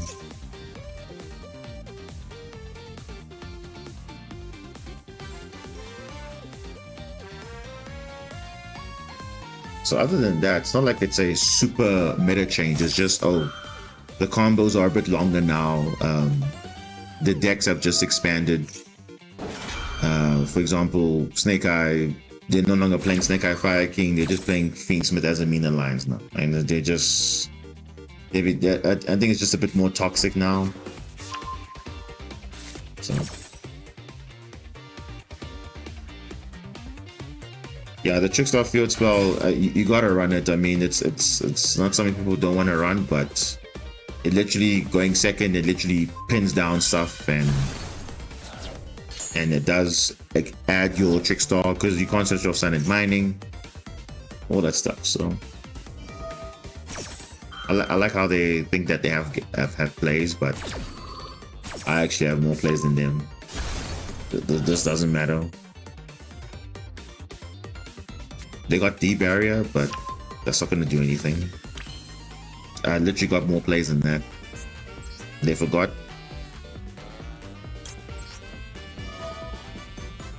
Hopefully I can close out this game, because it has been a bit annoying.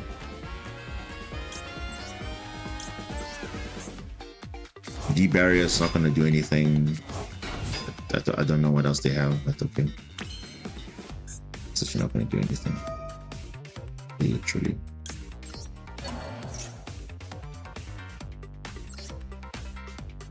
And they forgot. Oh, so you see the power of the Trickstar Light Stage, the field spell.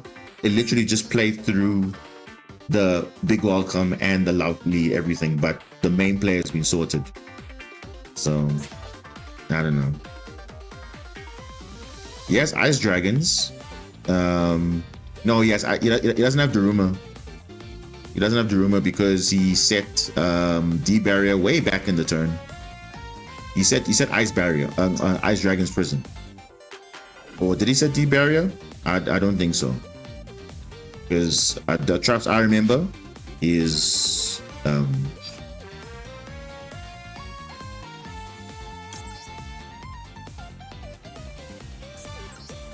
traps I remember was what was it? It was D barrier, it was Ice Dragon's Prison, and that's it.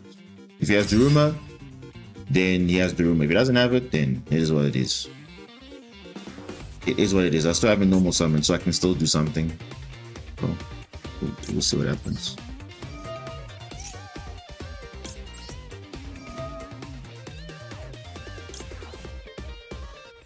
And obviously Daruma doesn't really, like, it does do a lot for our deck, but we'll see. Oh, okay. That definitely makes things a bit easier. Let me get my field spell here. Like I said, if he does have the rumor, it's fine. If he doesn't, okay, whatever. We don't even know. I'm not gonna stress about that. But I don't think he has the rumor. From looking at the log, I don't think he has it. I don't think he has it. And I won't be surprised if he did. To be honest, I won't be surprised if he did, because nothing is lighting up at all. So if the rumor was there, it would have been lighting up every single time. So that's they wouldn't hide it, because that thing would have been public knowledge if they had searched it through the lady or whatever. But no, because you can see literally nothing's lighting up. So there's no other forms of interruption that I know of, because again, D barrier does nothing against us. It literally does nothing. So as you can see, like, have I activated wave before? No, I haven't. I haven't activated wave.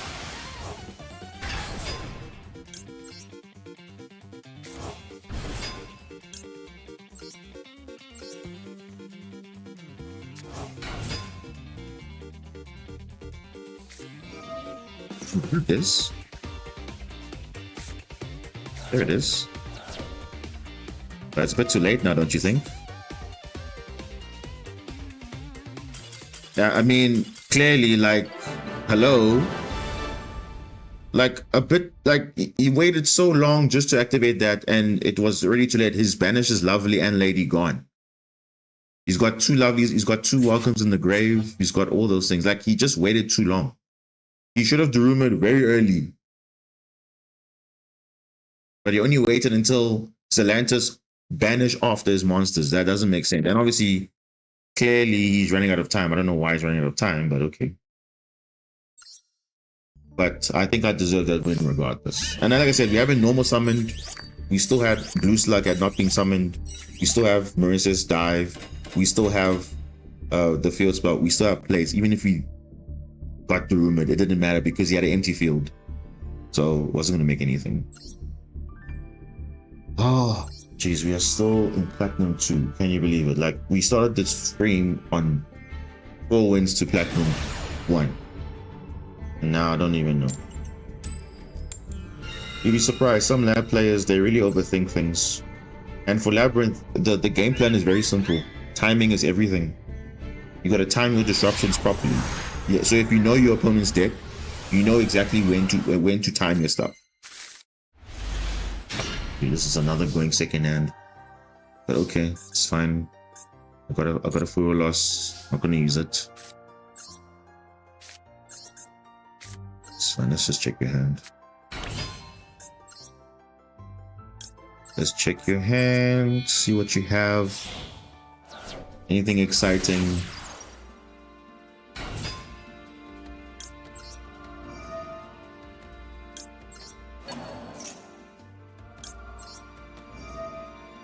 I mean, up in the water field, so we don't know. We gotta see. Oh, are we surprised here?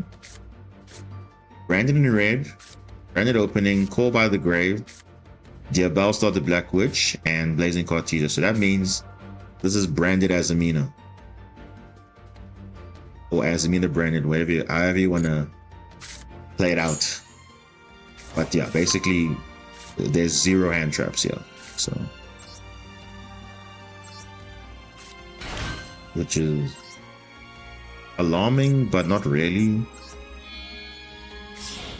because I think we should be able to solo this if based on what they have in their hand. Can I go for?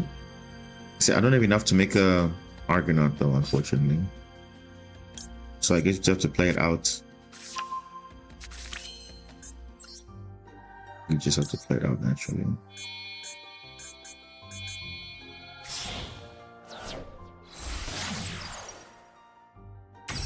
Yeah, the Bell Star is there to definitely be used as a way to get the negate online. In other words, the Azamina package, because I mean, obviously, Branded does lock you out of fusions. Some of their cards, most of them, well, specifically Branded Fusion, but yeah, Azamina is basically a fusion deck, so they don't care about that. They really don't.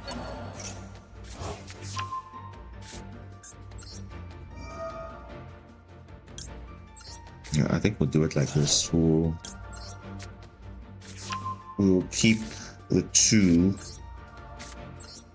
Yeah, I think we'll do this. We'll summon the Link 4+, protecting it from being destroyed by battle. Then they'll realize very quickly, oh wait, I should have actually killed the small one. Just to trick them.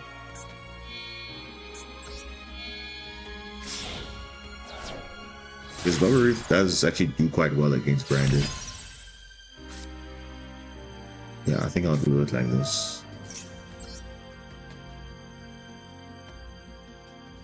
This defense. If it was against like those decks that do piercing damage, then you don't do that because that's dangerous. Putting it in defense like that.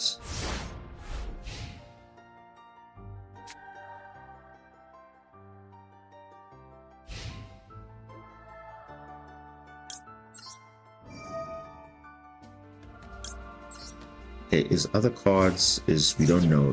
We know he has Brandon in red. He has Brandon Opening, which is activatable. He has Call By, which is activatable. He has obviously Diabell Star, which is always activatable, and then Cartesia, of course.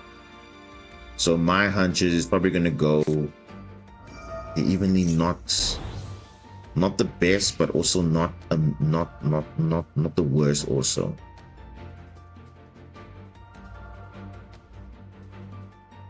I mean, it's good for going second, but not for going first. And he starts with Diabell Star. Okay, this is interesting. Okay, so he's definitely gonna be starting the. Yeah, no, it's fine. You can do all of this. I don't care about Branded. I just worry about the negate here, the Azamina lines. As long as we can stop that, fine. What did he discard? He discarded the Albaz. But why didn't he start with Albaz? Oh, because he has Cartesia. Okay, makes sense. Okay.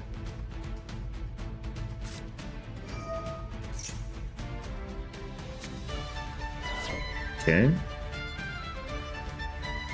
Yeah, he was gonna get realistic with that. With that play of that Diabell Star. So you'll reborn Albaz with Quem, and then Quem will try and fuse, but it's not going to work. You'll be like, oh, okay, what's going on? No, fine.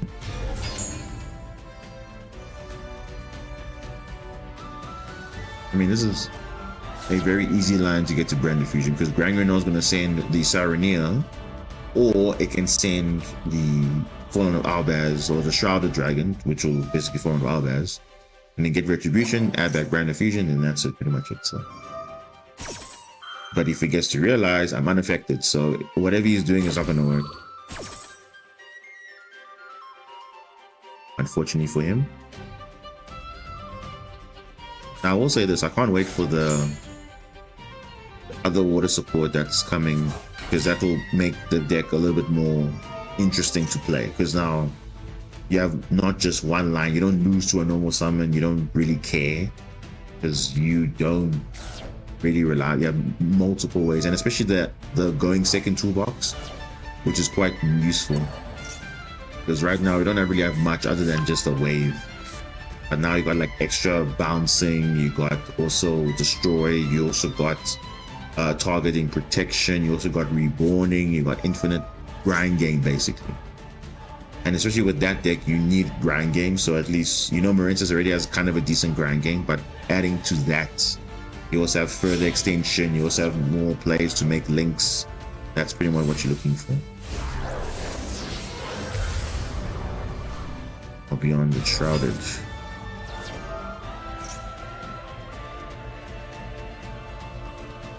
So try and make Mirror Jade, or we're like, oh, let's try and kill this, and then that's it. 2 dragon monsters. Rebellion with the starting what? Oh.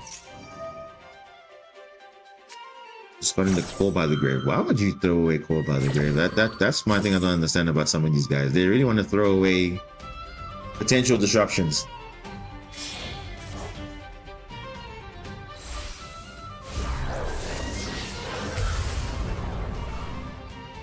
Mirror Jade.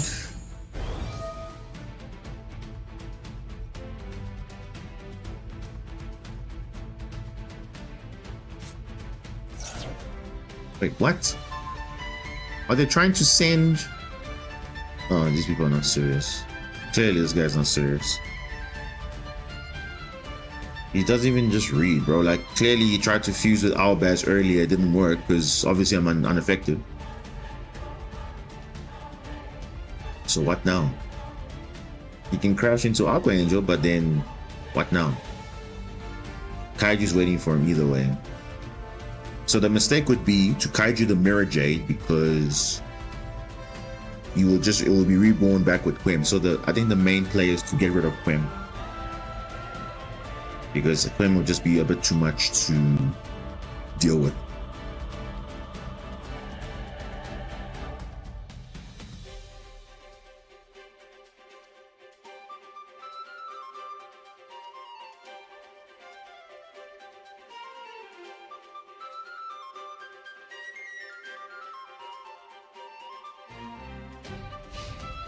Little phase. Okay.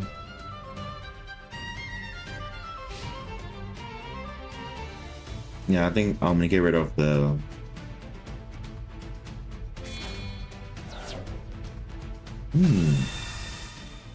the Quinn or the Dragon Lord. I think he's gonna go for the Dragon Lord play.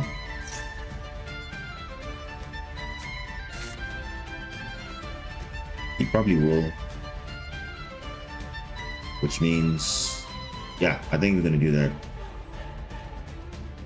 We're gonna Kaiju the Dragon Lord.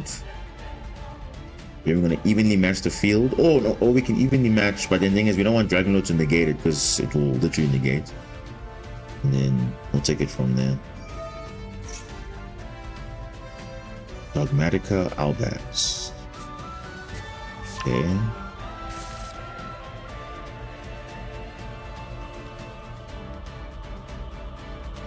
Main phase 3, the end phase. Do like a billion things. Yeah, so I'll be on to add or to set the banishment, which will go into Dragon Lord. I mean, you see, granted, I've got some stuff to do. But yeah. Small world. Okay.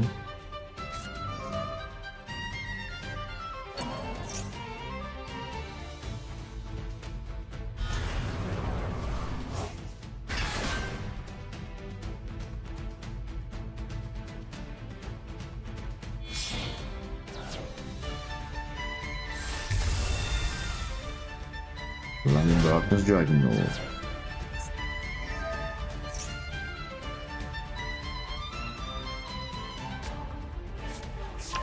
Golden Sword Soul.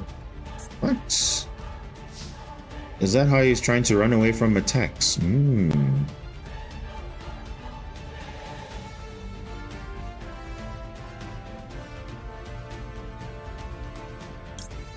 Okay, yeah, I need to open up the field. You'll obviously negate with Dragon Lord, that's fine. I don't worried about the draw. I don't think he's gonna summon again from the extra deck this turn, I think, so it's fine. That's totally fine.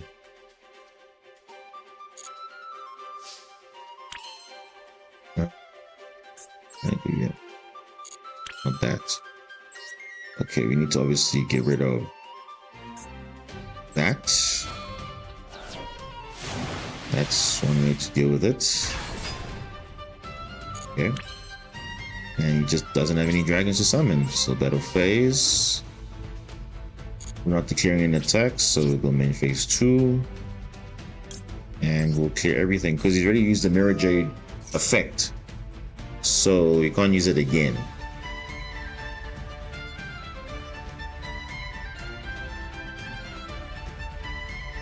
Unless he finds a way to reborn it.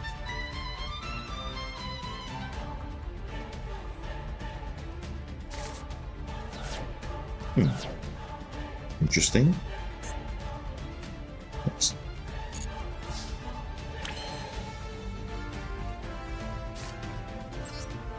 Let me just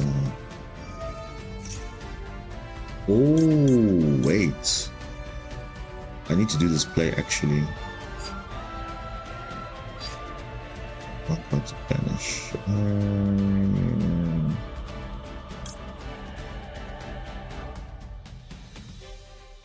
Wait, this is not a level 4. Oh.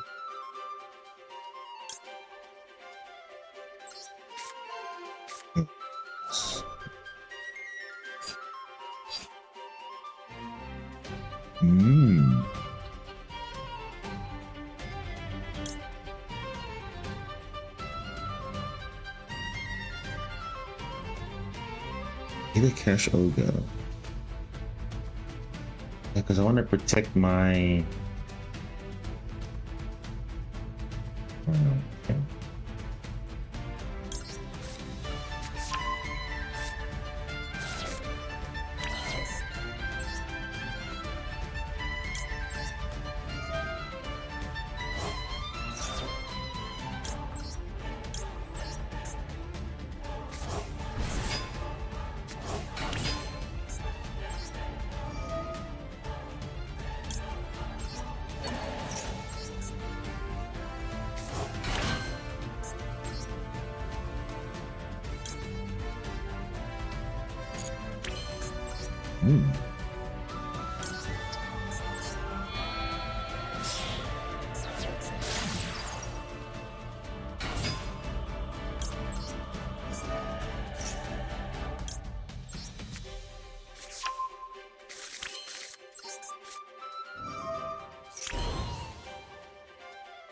An affected route.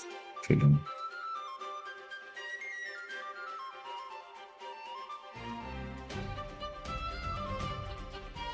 This Argonaut is very good against Brandon. Like super good. Let me see.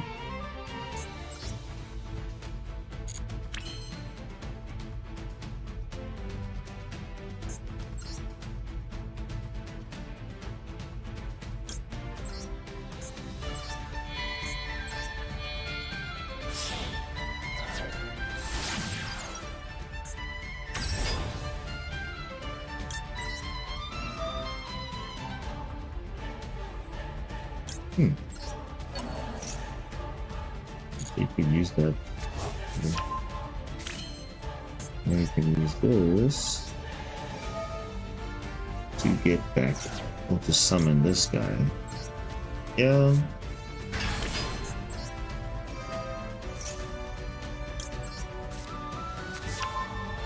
I think it will come up, so it's fine. You can just materials. Now we are unaffected now.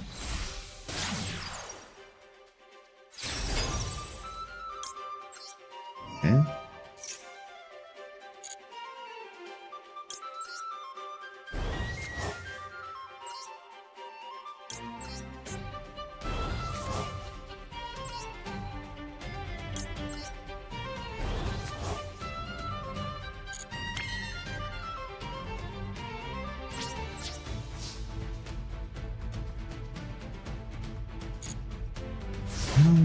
Yeah, these games are really taking long, eh? I don't know why they're taking long.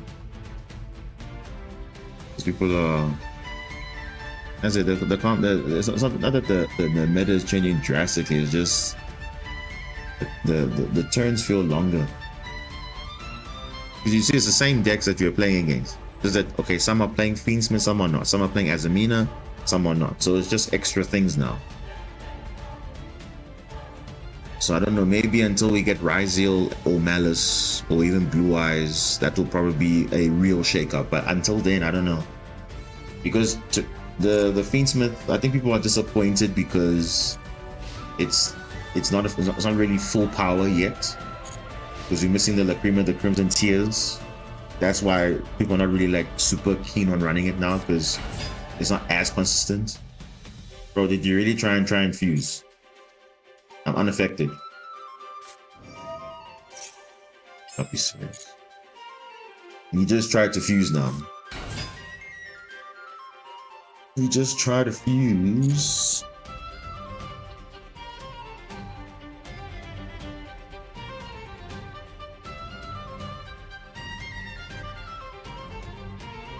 Random fusions in the grave. Really? Really? What is the opponent doing?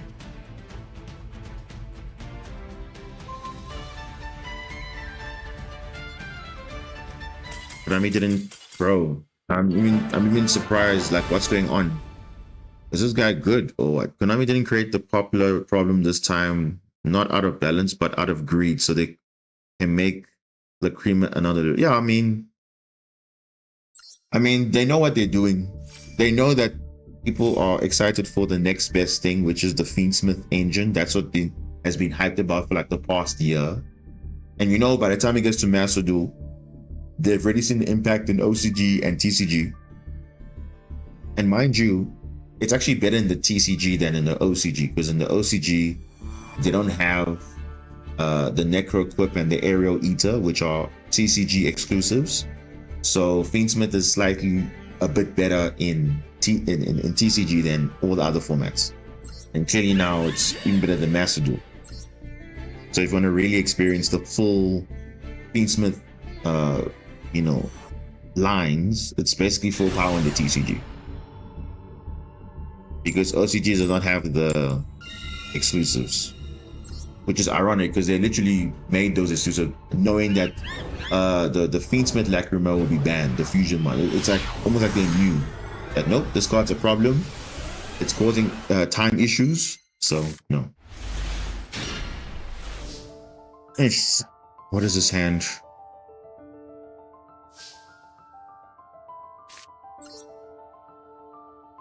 That's basically it.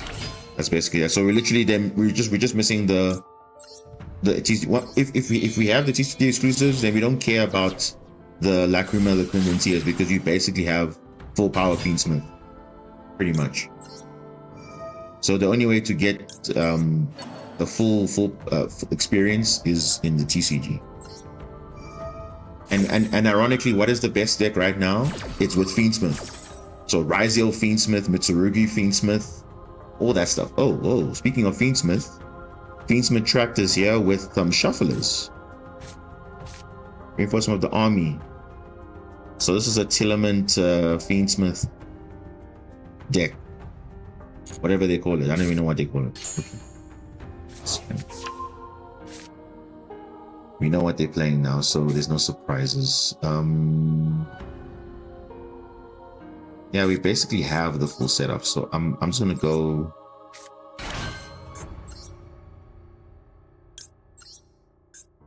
Yeah, actually,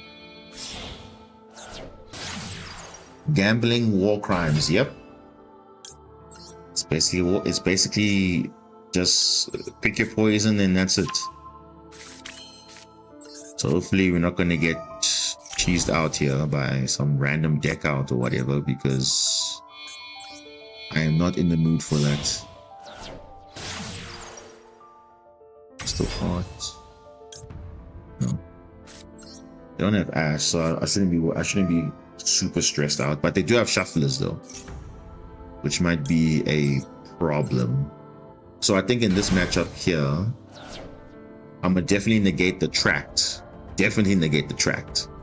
Because that's just gonna be headache for me. So, and in worst case, we have Nibiru, so we should be fine. What do I send? I can send. I can send this one. Yeah, why not? Why not? Let us send that because the shufflers are in the hand, which is good for us because they can do that weird combo where you can like chain link one and then you can chain link two shuffle at the same time, which is ridiculous. Draw will be quite nice. Because literally draw will shut down this entire deck because they're either going to use reinforcement with the army or they're going to use track first, and then once you use draw, then that's it. They cannot do anything. But this is fine as well. This is also good. Or should I play around Super Poly? Because nowadays these guys are running Super Poly, so I feel like I have to be really careful when it comes to, you know, what these guys could come up with. Because obviously shufflers or whatever, but let me just spin that one. I'm gonna keep Trickstar in my hand. Okay, so do we go for? Oh no, I think we're definitely gonna go for Argonaut because we need to negate that Queensmith tract.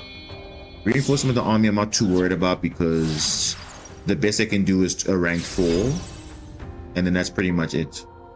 So yeah, we're not super worried about that. Though the next draw could decide what's gonna happen. So honestly, at this point, we shall see. Let me put a triangle here because I know they have shufflers.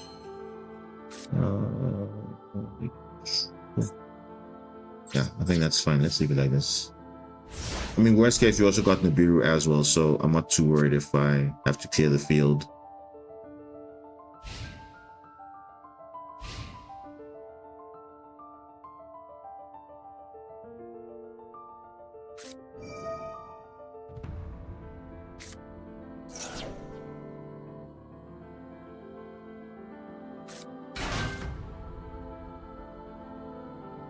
Yeah, that's fine.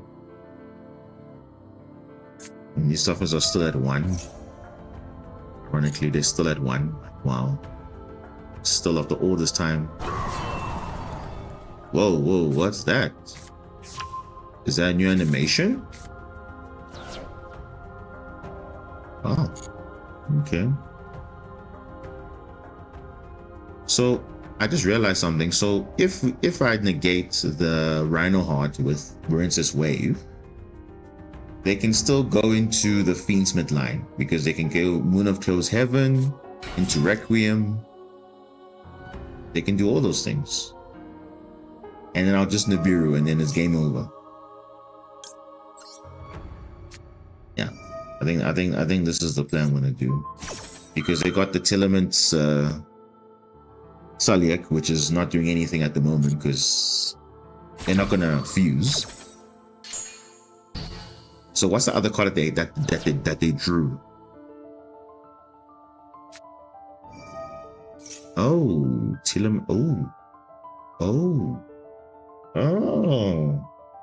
Tilemon's Grief. No, it's fine. You can fuse. Oh, that's so unfortunate. They drew the card that I didn't want them to draw. Okay, they can still make plays, it's fine, whatever. It's fine, let them. You notice how they're keeping the Fiendsmith tracked? Just in case, if there's further disruption, we can still make plays. So, under 4 summons, if you see Nibiru is live, but I don't know. And they'll probably make plays still through Nibiru as well, which is kind of a problem. So they drew kind of a lucky card, I guess. Oh no, Snow, don't tell me. Why did you have to mill Fairy Tale Snow? Oh, wow. They can definitely play through, yeah, They can definitely play through this now.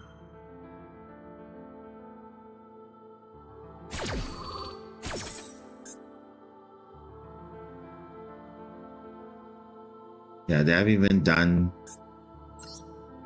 the Fiend. They haven't even done the Tillerman line yet. They're still worrying about the Fiendsmith line still. Okay, that's shut down.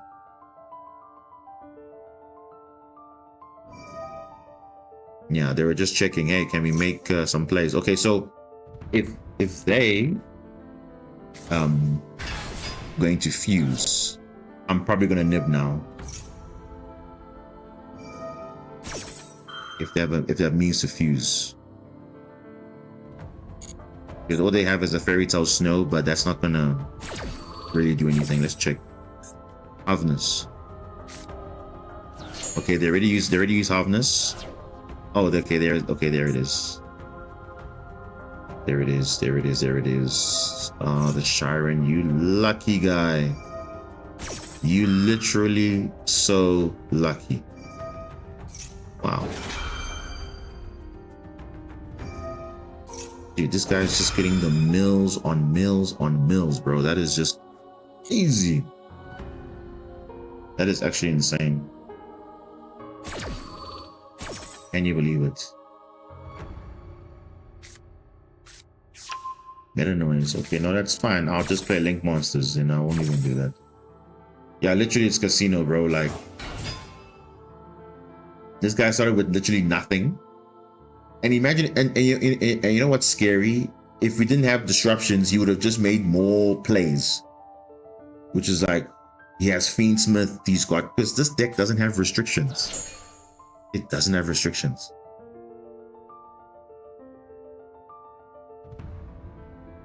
So stupid, bro. I wish it just banned Kid Kalos, but here's the thing. Kid Kalos was never the problem. It was really not the problem, because it's really not the problem. The problem is the design of the deck. Because let's be honest, guys, if Tillermans can only fusion summon, like Kashtira can only more or less XC summon, who would care about this? No one would care. Nobody would care at all. And why did they go to Kaleido Heart instead of Rukalos? What's going on here?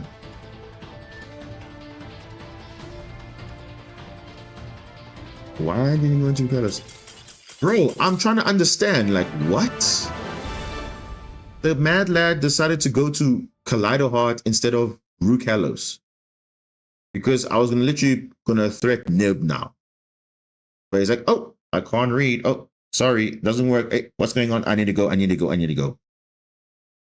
He literally, I tell you, that's like the worst thing he could have done.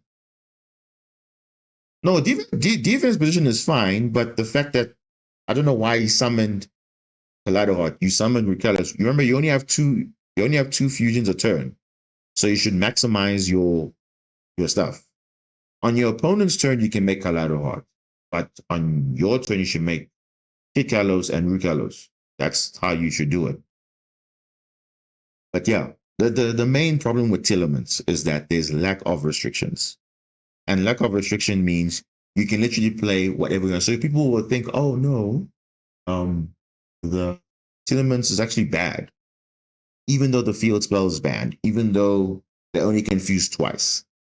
It doesn't matter. Okay? It doesn't. The fact that there's still decks out there, like there's still cards they can play. It's just like they can play whatever they want because there's literally zero restrictions. So, okay, cool. You stop me from fusing, I'm gonna go into link plays. Oh, you stop my link plays, I can go into Xyz plays. Oh, I'm done with Xyz plays, I can go into synchro plays as well. So that's the problem with Tillermans, and that's why they were tier 0 for a reason, because I can only imagine what the OCG and the TCG went through, because damn, it was really, really strong. Yeah, Merely being unbanned will just be a problem. So long as Sprite Elf exists, Merely had to get banned, because that was giving a totally different line to Tillermans. And especially now with Fiendsmith, it would just be even more scary because that would just be no. And obviously they're very smart with their bans. They know, okay, no, we don't want to ban Kid Kalos again because Merly will still be accessing a line which is non-existent. Because you notice Pride Elf is still legal in Master Duel only. It's banned everywhere else. So they're like, no, let's do a better trade-off. Get Merly out, but then still keep Elf. But yet, why are you making a ban list around that?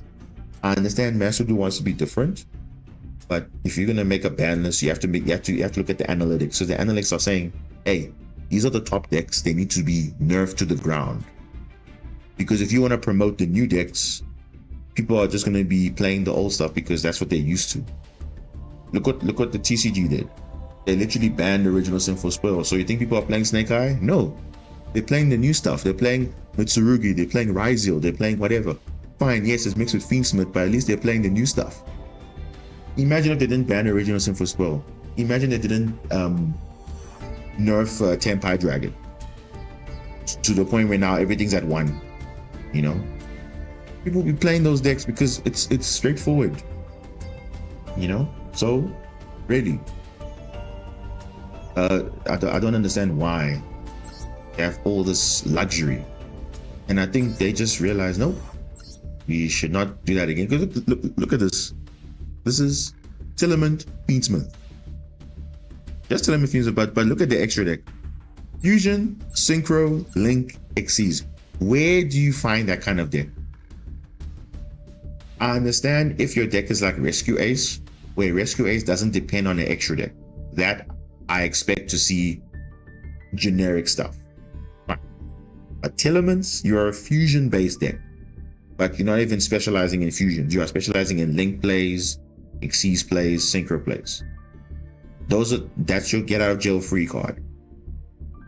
And speaking of that, why is this card still legal? Because Beatrice is a problem, especially when Fiendsmith came out. It was a problem. It was even a problem when Drytron was running rampant in the beginning of Master Duel. Because what would happen? Beatrice would be sending Ava to the grave to field the negates for Herald of Ultimateness. At that point, it was already toxic already. Okay, cool. Drytron got nerfed. Fine, whatever. No one cares about it anymore. But now with Fiendsmith coming about, not even just Fiendsmith, most decks are abusing this because why? What is Beatrice used for?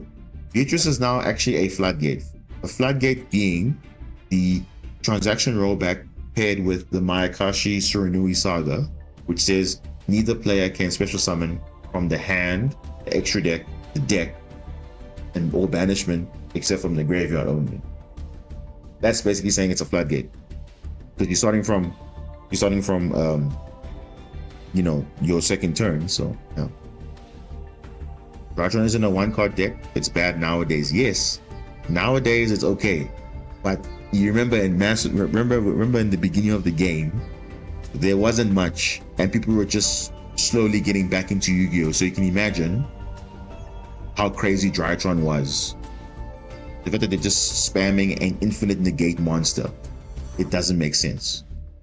You know, Drytron isn't bad on its own merits. It's bad because trust me. People will say, "Oh, a deck is bad because Bestials are bad." Look at a typical example. Look at Mathmech, for example.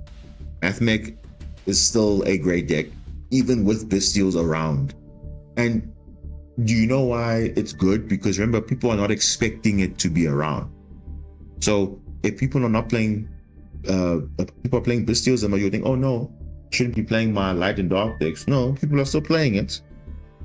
They're still playing it, but if you only worry about how often Bestials come up, then you're not properly optimizing your deck.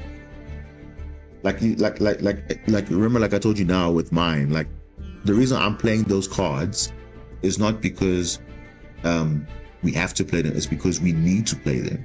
Because in order to compete with this meta, you cannot just say, okay, I normal summon and I expect my plays to go through.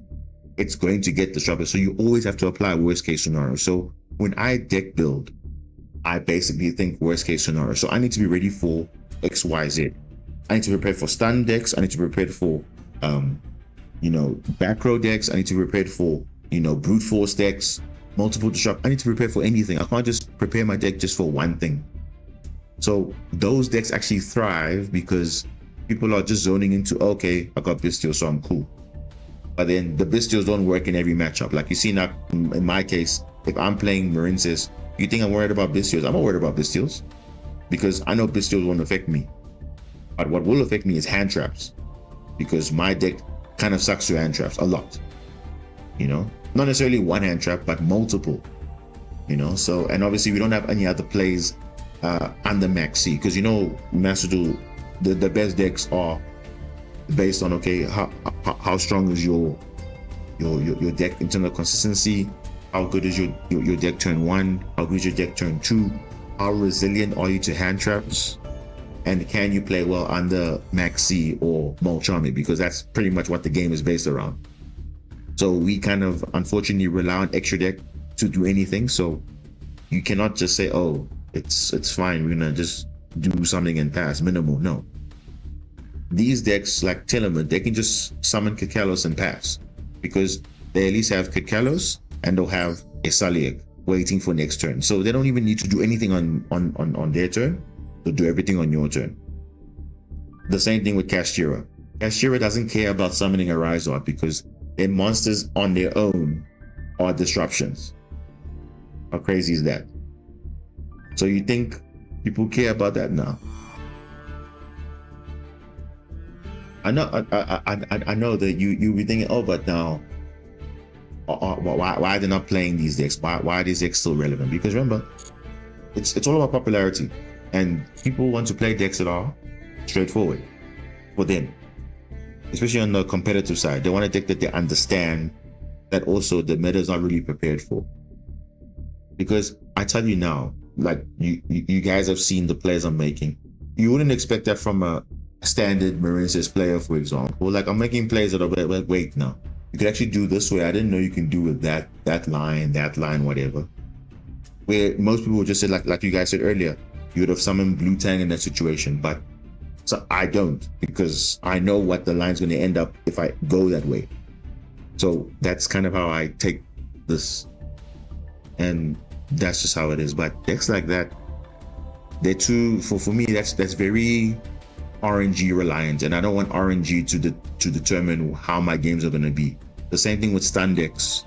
Stun decks are heavily reliant on RNG, because if they don't draw the specific cards to prevent the player from playing the game, then that's a problem for them. So it's heavily reliant on RNG. Most decks should not depend on RNG, but unfortunately there are decks that do. And it also comes down to how well you build your deck.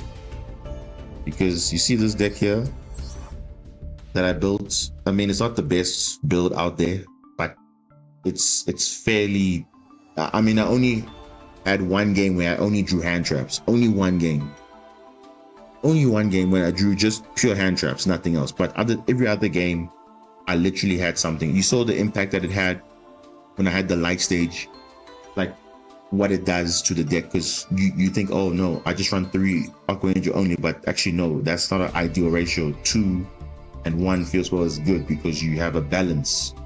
Because it's all about balance. That when I look at the deck, I think about, okay, there's a balance. It's not too aggressive. It's also not too defensive as well. It's perfect for when you need it. So if you need counterplay, you got something. If you need to go brute force OTK, you can do that. If you want to go control, like with Argonaut or whatever, you can do it. But there's always a standard play that you have to achieve.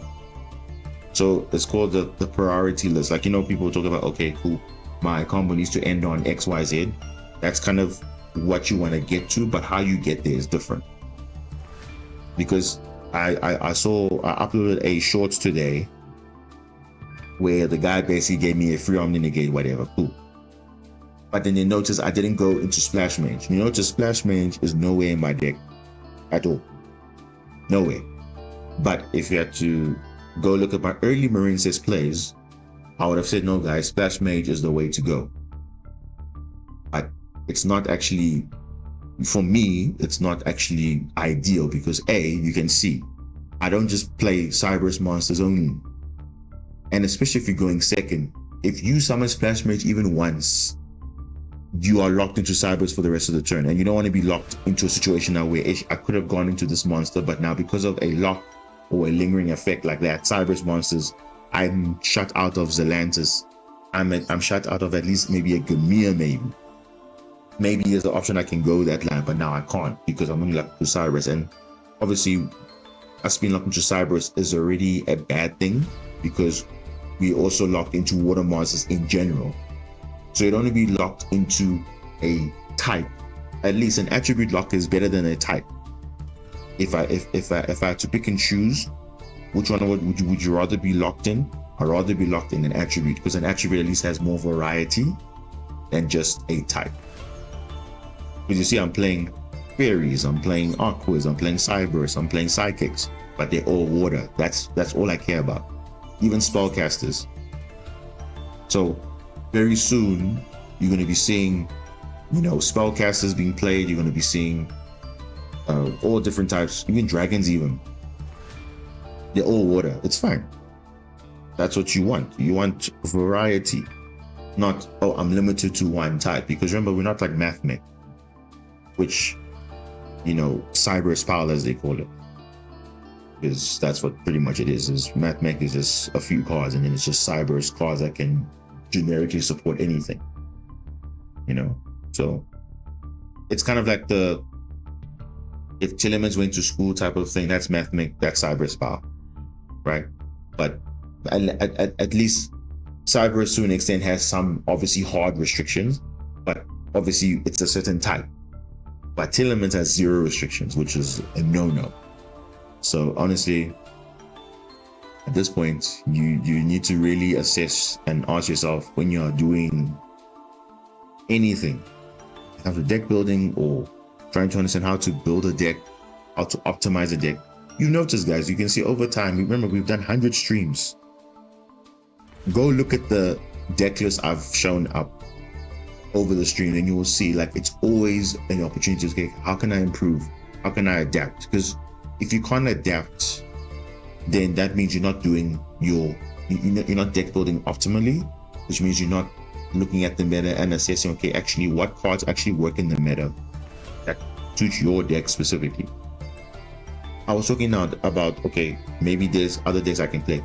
I don't necessarily have to play Marincess all the time, but if I have to pick up a deck, I have to always think, okay, how do I optimize this deck to get what I want?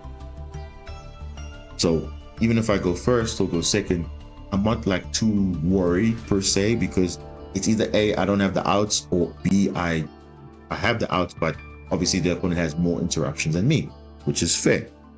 That's how strategy is. Remember, it's a strategy game. So everyone has their own agendas.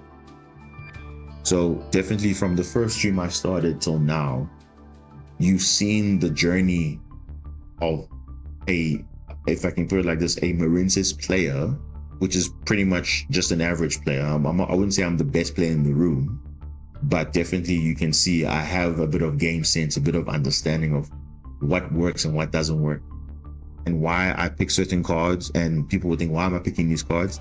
And then they see for themselves, oh, actually, I actually agree with you now. Why are you picking this? Because it feels unusual to me, but actually, I get it. So, yeah, that is something that I'm really, So, yeah, it really is just it's a testament to obviously the dedication I put in to show you guys that no, but you don't need to have the best deck in the room to win. You guys saw now. You guys saw Snake Eye, Azamina, Fiendsmith. You guys saw Labyrinth. You saw Branded. Those guys are making mistakes. And when I say mistakes, yeah, it might be honest mistakes, but those mistakes actually are costly. So imagine but obviously a normal player will not see it. Oh no, it's fine. It's those decks, it's fine. But now if we make a mistake, that's crucial for us. So that's really how you can see it. And it's a reflection of whether you know a player versus, versus this. I always say you have to separate the deck and the player. Imagine that Snake Eye Azamina Fiendsmith player. He had pretty much all the cards he needed. All we had to do was just time his negates, but the problem is he's conflicted with the field spell, he's conflicted with Promethean Princess, he's conflicted with Masquerena. You cannot activate all of them at the same time, because remember, one is going to lock you out of the other, so therefore it shuts down the other. So you have to be very smart how you're going to play it out. And you waited too late, and then that's it. Even the Veiler which he should have just played, he didn't play it. And by that point I was really unaffected, so it didn't matter. Because I wasn't anticipating a Veiler, I was only anticipating a Masquerena. So you see, the mood changes. You have to adapt even on the go. Yes, someone might say, okay, but obviously you've played the deck for a long time. Fair enough. But I haven't played it the same way though. You guys see, I've tried different techs, different engines, different ways to play. But it's still fundamentally the same. You notice my extra deck has rarely changed. Ever since Zelantis and Gimir got introduced, I've rarely changed it, because for me the premise is the main deck must give me access to my extra deck. Because since the game now is driven by the extra deck now. So if that's the direction Konami is taking, then that's what it has to be. But we have to make things work. So that's why I'm hopeful that the new support that's going to come, or water support, mermail, sharks, whatever you want to call it, we're going to obviously make the best of it. This deck will definitely change, and it will make the deck slightly better and going first and going second. We can beat Nibiru much easier. Yes, we can beat Nibiru literally before 5 summons. We can do so many plays. We can be untargetable. We can do all those things. We can literally start from one card, end up with all those. We can bring it to like so many things. So that support is going to be very needed, and yeah, we hope that comes soon. But until then, obviously now we are stuck with this. But I mean, so far it's working. I have no complaint with the deck at all. You might think, okay, maybe go 40 cards, it's fine. But again, you have to remember, you have to have a balance. If you see the meta, you can't run just maybe 10 or 12. You have to run at least a balance of hand traps and board breakers. So I think the ratio I have is more than enough. And yeah, even though if not all the cards came up, some of them definitely had an impact on others. So it's not to say that these cards will be there forever. We keep changing it up there and there. We see, okay, maybe we were playing Cosmic Cyclones before because of Bell. Now not anymore. Now we're playing Ghost Ogre because now Ghost Ogre is becoming popular. You've seen Droll. Droll is becoming very popular in the meta as well now. So a lot of cards are becoming relevant. Tenpai, people are running anti-Tenpai cards. Now Tenpai is not really as popular, but it still can be on the ladder though, vice versa. So obviously the more Charmies are there. Obviously now Maxi at 2 doesn't mean you won't see it less often, but at least now it's like reduced consistency of seeing Maxi, because 2 copies is you're not going to see it as often. But then again, the algorithm is mad, because I'm seeing more of my 2-ofs than my 3-ofs. So honestly, the Maxi at 3 and 2, I see it as the same thing.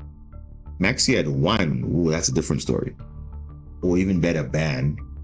But making something from 3 to 2 doesn't really change the fact that, okay, it's still going to exist. So that's just my take on it. But yeah, it really is. It's a situation of whether you want to appreciate Maxi being the case. Honestly, if the game didn't revolve around Maxi, this would have easily been 2 extra slots for something else. Because honestly, I would rather put more engine in than most. But unfortunately, because of the way the game is, it's revolved around this. So yeah, but yeah, I think that's enough rambling from me. But like I said, it's been quite a journey. So 100 streams. Hope we have more than 100 streams, and yeah, we'll keep the good fight going. Hello. Oh, if you just joined the stream now, maybe want to ask a question, maybe. But yeah, hope you're doing good. But yeah, maybe I don't know when will I stream again. I'm thinking now, because like I said, I'm not even at home now. I'm somewhere, but definitely not at home. But yeah, you just joined. Oh, geez, that's not good. Because I'm literally about to end. But I mean, obviously, you can always watch it back. I mean, that's the nice thing about the stream. You don't necessarily watch it all the way, but I know because of time and maybe you're probably busy in the day. You can. It's good to watch it when it's live. But if you only join now, we're only what I think we're 5 hours in. But yeah, if you missed it, no problem. You can just watch it back in your own time, and if you have some input, you can give some input. But I think you can just watch the stream back. I mean, for anyone that did miss it, you can do that. Do you think using the Kashira field spell on Marincess? I was using it for quite a bit. I mean, it definitely can work. Yeah, this field spell can work. It definitely can work. But remember now, we have to adapt, because remember now, before Trickstar Aqua Angel was even announced, I was literally running double Ogre with the field spell and obviously one prep. It was like a 4-card package. But at the same time, like I told other people, the priority is not to get this card out. It's to get your Marincess stuff out. So, and because it's the first thing you do, you are prone to draw. Like you're saying now, it's 100%. The same thing I said with the Ice Barrier stuff. You can run Ice Barrier, the package, with the main deck, but the problem is, the package is just like you see the Fiendsmith package. It needs like 4 or 5 slots on your extra deck. Plus you need maybe 2 or 3 monsters in the main deck. And that's a lot of resources just to get out a card which will not be consistently summoned. So then I realized, no, with Kashira Ogre, you can search it with Small World. You can search it with Ice Barrier, the trap from the grave. You can do that. And it's basically the same thing as having the field spell, essentially. And the field spell, only thing it does in addition, it just gives you an extra boost for every attribute on the field that's different. But you don't need to really run the field spell. I mean, it's nice to have it, but in a meta where Droll is popular and I mean, yes, it does eat Ash, but you don't want to be losing to Droll. Same thing with the Fiendsmith Tract and Engraver setup. You obviously want to stop the Engraver from adding Tract, but at the same time, if you search Engraver, or Engraver searches Tract, and you Droll there, then it shuts down the line completely. So it's the same argument with that. So you don't have to run the field spell, but I know back in my day I was running it because at the time there was nothing else that we could play with. Even before Ron Adrian came into the game, it was the same thing. Kashira Ogre was the best option for us. So we were running obviously with the field spell because you want to have more ways to search it. So no, it's a very strong card. Like you'll be surprised how many times this card alone like eats hand traps like no one's business. Like literally, even Kashira Ogre itself, it just eats so many hand traps. And even if it doesn't eat hand traps, it can before even Aqua Angel could look at your deck. This was the first instance of, okay, I can peek your deck and snipe something. So this was the closest thing that we got before now Aqua Angel. And then the moment Aqua Angel was announced, we're like, wow, damn, finally, it's something that's worth using. So, I mean, it's an unusual tech, but when I saw it initially, I'm like, no, man, there's a water monster in here, we can use it. It actually has good synergy with Bubble Reef, because obviously with prep, you can banish the Castor Ogre and you can bring it back. So you don't actually lose a card from the graveyard, you basically get a 1-for-1. So you don't lose any cards, so you just get like +1 basically, because you're not losing a card, you're just getting a card back into a different position, and then that's it. So I think it's a very good option to run, especially if you're playing Master Duel. I mean, in maybe OCG and TCG you can maybe side it out, but in Master Duel you need all the resources that you need to push through. So I think that's very important to know that. So yeah, and also you have to explore also, guys. You should not be restricted to just one way of playing a deck, because I tell you now, like I'm talking to a friend of mine, and he's a very adamant hero player, and the way he thinks about heroes is like, wow, it's not just a standard way of playing it. Like even now with their support now that came in Supreme Darkness and TCG, like he's always been that guy that's just, you know, he's inspired by all these other hero players on YouTube. You know, the Jaden BR, the Omni Reborn, the Grand Magnus, all those hero guys. They have pretty good content and they're pretty good hero players. But he takes inspiration from all of them. So the same thing, if you find a content creator that you like, obviously, like, yes, just sometimes the best way to learn is to watch how someone plays the deck differently. Then he also gives some insight, because that's pretty much how I learned the deck, when I started seeing other people like play it. But then I realized, no man, they're not playing it the way that they should, like to make it like, okay, you could actually utilize this engine here, that engine there. Like, why should we be restricted just because yes we are waterlogged but we can't enjoy the good stuff? So that's kind of like my mission also, like why I started the channel in the first place, was to just show you guys that no, you don't need all these you know, standardized decks to play. You can play your own way and still do well, and that's what I've done, you know. Splash Magician or Splash Mage, is that what it is actually? Splash Magician or Splash, I think Splash Mage is what you're referring to, or is it Veritable Seconds Atlantis? So like I said before, I literally got a comment from somebody saying when I uploaded my shorts, yeah, so it's the link to, so yes, let's open up Splash Mage, because I feel like this is where people will say no, but one is objectively better. So here's Splash Mage, right? So it requires 2 Cyrus monsters. Okay, so that's already kind of a restriction already, because it's not water monsters, it's just Cybers monsters. And you can target a Cybers in your grave, a Cybers that's not a link, summon it in defense, and you cannot summon for the rest of the turn. For the rest of the turn, keyword, for the rest of the turn.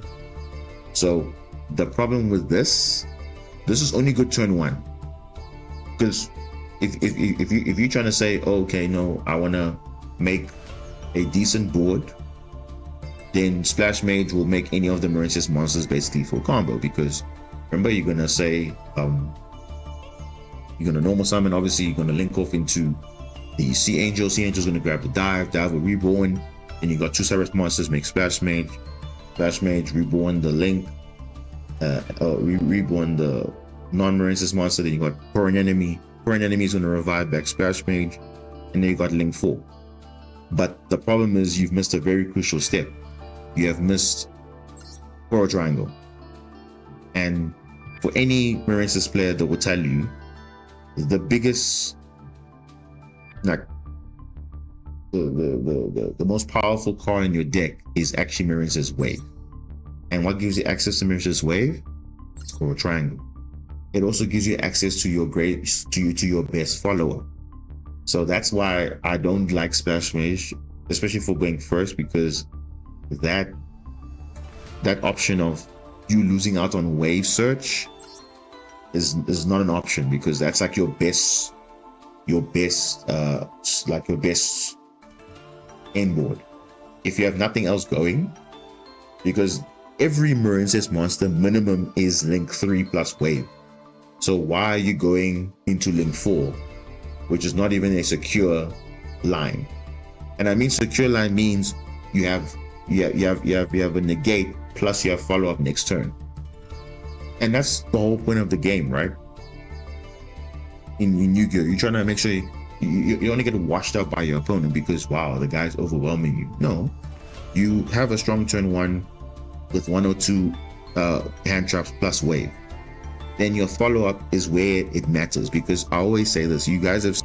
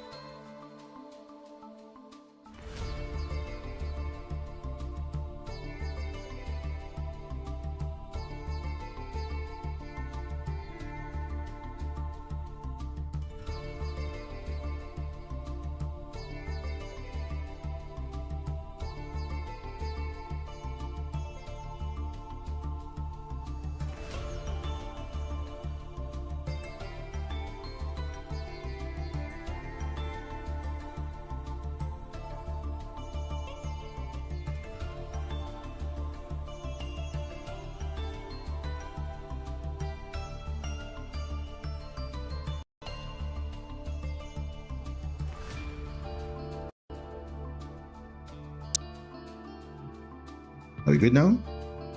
Sorry about that if I was not audible for a bit. We should be good now, right? We should be good now. Just confirm, Zaxi, are we still good? You can hear me, right?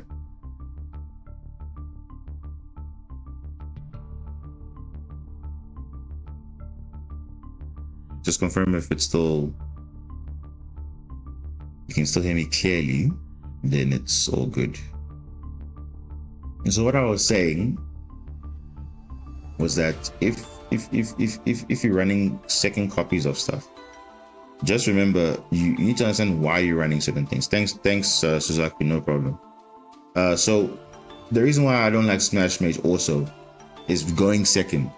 You see, when you're going second, you're not worried. You should not be worried about being locked to a type.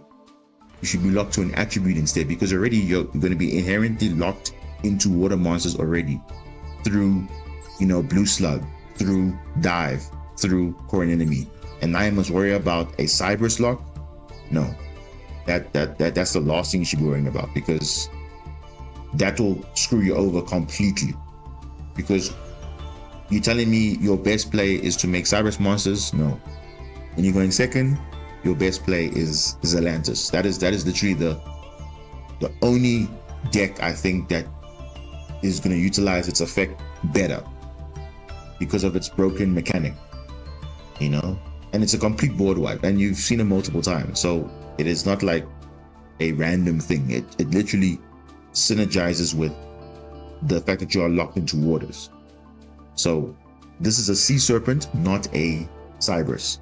If it were a Cyberus, then you could argue maybe Splash Mage will be an option, but it's a Sea Serpent, so it's actually a good thing it's a Sea Serpent, because the Mermail support, the equip spell, can revive a Sea Serpent, a Aqua, or whatever, right? But I think it's a Mermail Atlantean. But the graveyard effect to return Sea Serpents, Aquas, and Fish, this is a Sea Serpent. So if it's a one-off, you can return it back and use it again. So I've actually been playtesting that card at 2, and it actually makes things a bit easier. So in that variant, you're playing one copy of Zelantis, but you can recur it multiple times. So in the current deck right now, this is like the only option. If you're not playing more than one, then I don't know. But for me, at the moment, this is the best way to utilize the ratios. So I personally would not say Splash Mage is a bad option.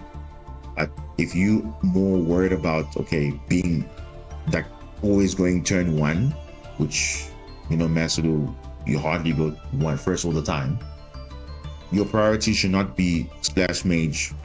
It should be, can I make a Link 3 wave? Yes. Can I make a Link 4? Yes, with wave, of course.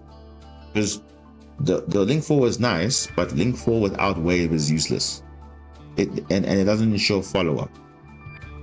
So always think, do you want to prioritize follow-up or just have a Link 4? Because then you might as well just go without. That's it. And that exactly my point, Suzaku. That is the main selling point for me, is that already the requirement is 2 Cyrus monsters, so already that locks out a lot of things. Because now you can't use it for like other things. It's only Cyrus. Then you are locked for the rest of the turn, except Cyrus, which is like a huge problem going second, because you do not want to lock yourself out of something which will be crucial. So this is only a turn 1 card. In my opinion, this is a turn 1 card, but Zelantis can be a turn 1 card or a turn 2 card, depending on where you are. So I mean, obviously in the beginning, if you want to learn how the deck functions, you will obviously probably see people running Splash Mage in their early builds. And when I say learning, I mean you're literally learning the bread and butter of how to play Marincess, excluding all these extra engines and techs that we're talking about now. You just learn the basic Marincess lines, that's it. Then you start going to your advanced stuff. Because obviously I'm not a beginner, I'm more of a intermediate to expert in Marincess, kind of. Not 100%, but I would say I'm intermediate. So you will realize, no, actually you don't need certain cards to be run. Like I've always been saying, Pescalis at 2 is ideal, but people will say play Pescalis at 3. But the problem with this card is not good on its own. It's only at 3 because people just want more consistency, or it's a level 4, which is fine. But maybe if Totally Awesome was legal, you might argue, okay, cool, now I can run maybe Pescalis at 3. But even then, I wouldn't run Pescalis at 3, because why? We have Aqua Angel now. Aqua Angel is a better Pescalis than what you could ever imagine. And it does more than that, actually. So I'm not complaining at all. So we have a lot of level 4s. We have this level 4, we have that level 4, we have this one. There's so many level 4. So to make Totally Awesome is not even difficult, especially since you have Aqua Angel. So, but yeah, the point of the story is, if you ever do deck building and you feel like, no man, some of these cards they're good, but do they really add value to the deck? I don't think Splash Mage adds value to the deck more than Zelantis, because Zelantis definitely adds value to the deck because it helps you break boards, it helps you OTK. Actually, Splash Mage doesn't help you OTK.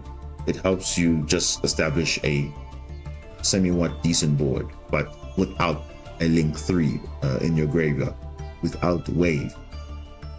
Unless you hard draw it, but you want to get access to that Link 3. And like I said, all the Marincess monsters except for obviously the level 5s, they all give you access to a Link 3 plus wave at a minimum. If you get hand trapped for some reason and you're able to get there, you get a Link 3 plus wave. That's a lot, because on the follow-up turn you're going to get a Link 2 and a Link 1. You revive back a Marincess and you basically have full setup again without even normal summoning. That's the benefit you're going to get. So it's all just a mindset thing. So if you can change your mindset, then you're pretty much good to go. But for a lot of people, it's a challenge, because they would see a deck list and they'll say, okay, no, this is the only way to play it. No, it's not necessarily. You have to see for yourself and ask yourself, okay, how can I optimize this deck better to suit my playstyle? Maybe you are an aggressive player. Maybe you want all gas, no breaks. Maybe you are a conservative player like myself, who wants to make sure that, okay, yes, even though I'm trying to clear the board, and because you notice, even when I'm breaking boards, I still make sure I have my follow-up secured, because I don't know what's going to happen in the next turn. I don't know. So I still have to see that. So I still have to go and make sure that, okay, hey, even if I'm breaking the board, I still have follow-up next turn. So even if anything happens, I'm still good. So yeah, that's the long story short of it. But yeah, I think we've had a very good stream today. Obviously, some of the gameplay was a bit random. I don't know why we had to face those matchups, but it is what it is. We finally ranked up after like 4.5 hours. Jeez. Thank you, game. And yeah, we Diamond 5 yeah, Diamond rank. Yeah, Diamond 5, yes. So we're almost there. So I'll see in the week if I can get through it. Maybe I will stream hopefully this week. If not, I'll be returning back home on Friday. So maybe I'll probably stream on Friday. I'll probably play offline, because I think the festivals will start tomorrow. Yeah, tomorrow, and then obviously get that done as possible, and then yeah, we'll see, because it is a short month. So I see that's why they're starting a bit early, because the month is quite short. But yeah, we're making progress, and yeah, I think it'll be fine, guys. I think it's a pretty good deck still. It's just that obviously with the meta right now, if you have the stuff, you got it. If you don't have it, then you just see how it goes. But yeah, I appreciate everyone for being here. Those who just joined or missed most of the stream, I do recommend you watch it back whenever you have time. And yeah, make sure to leave a like, follow, all that good stuff, and subscribe if you haven't subscribed already. Yeah, 100 streams and hopefully 100 more. And until next time, I'm signing out. Cheers, everyone.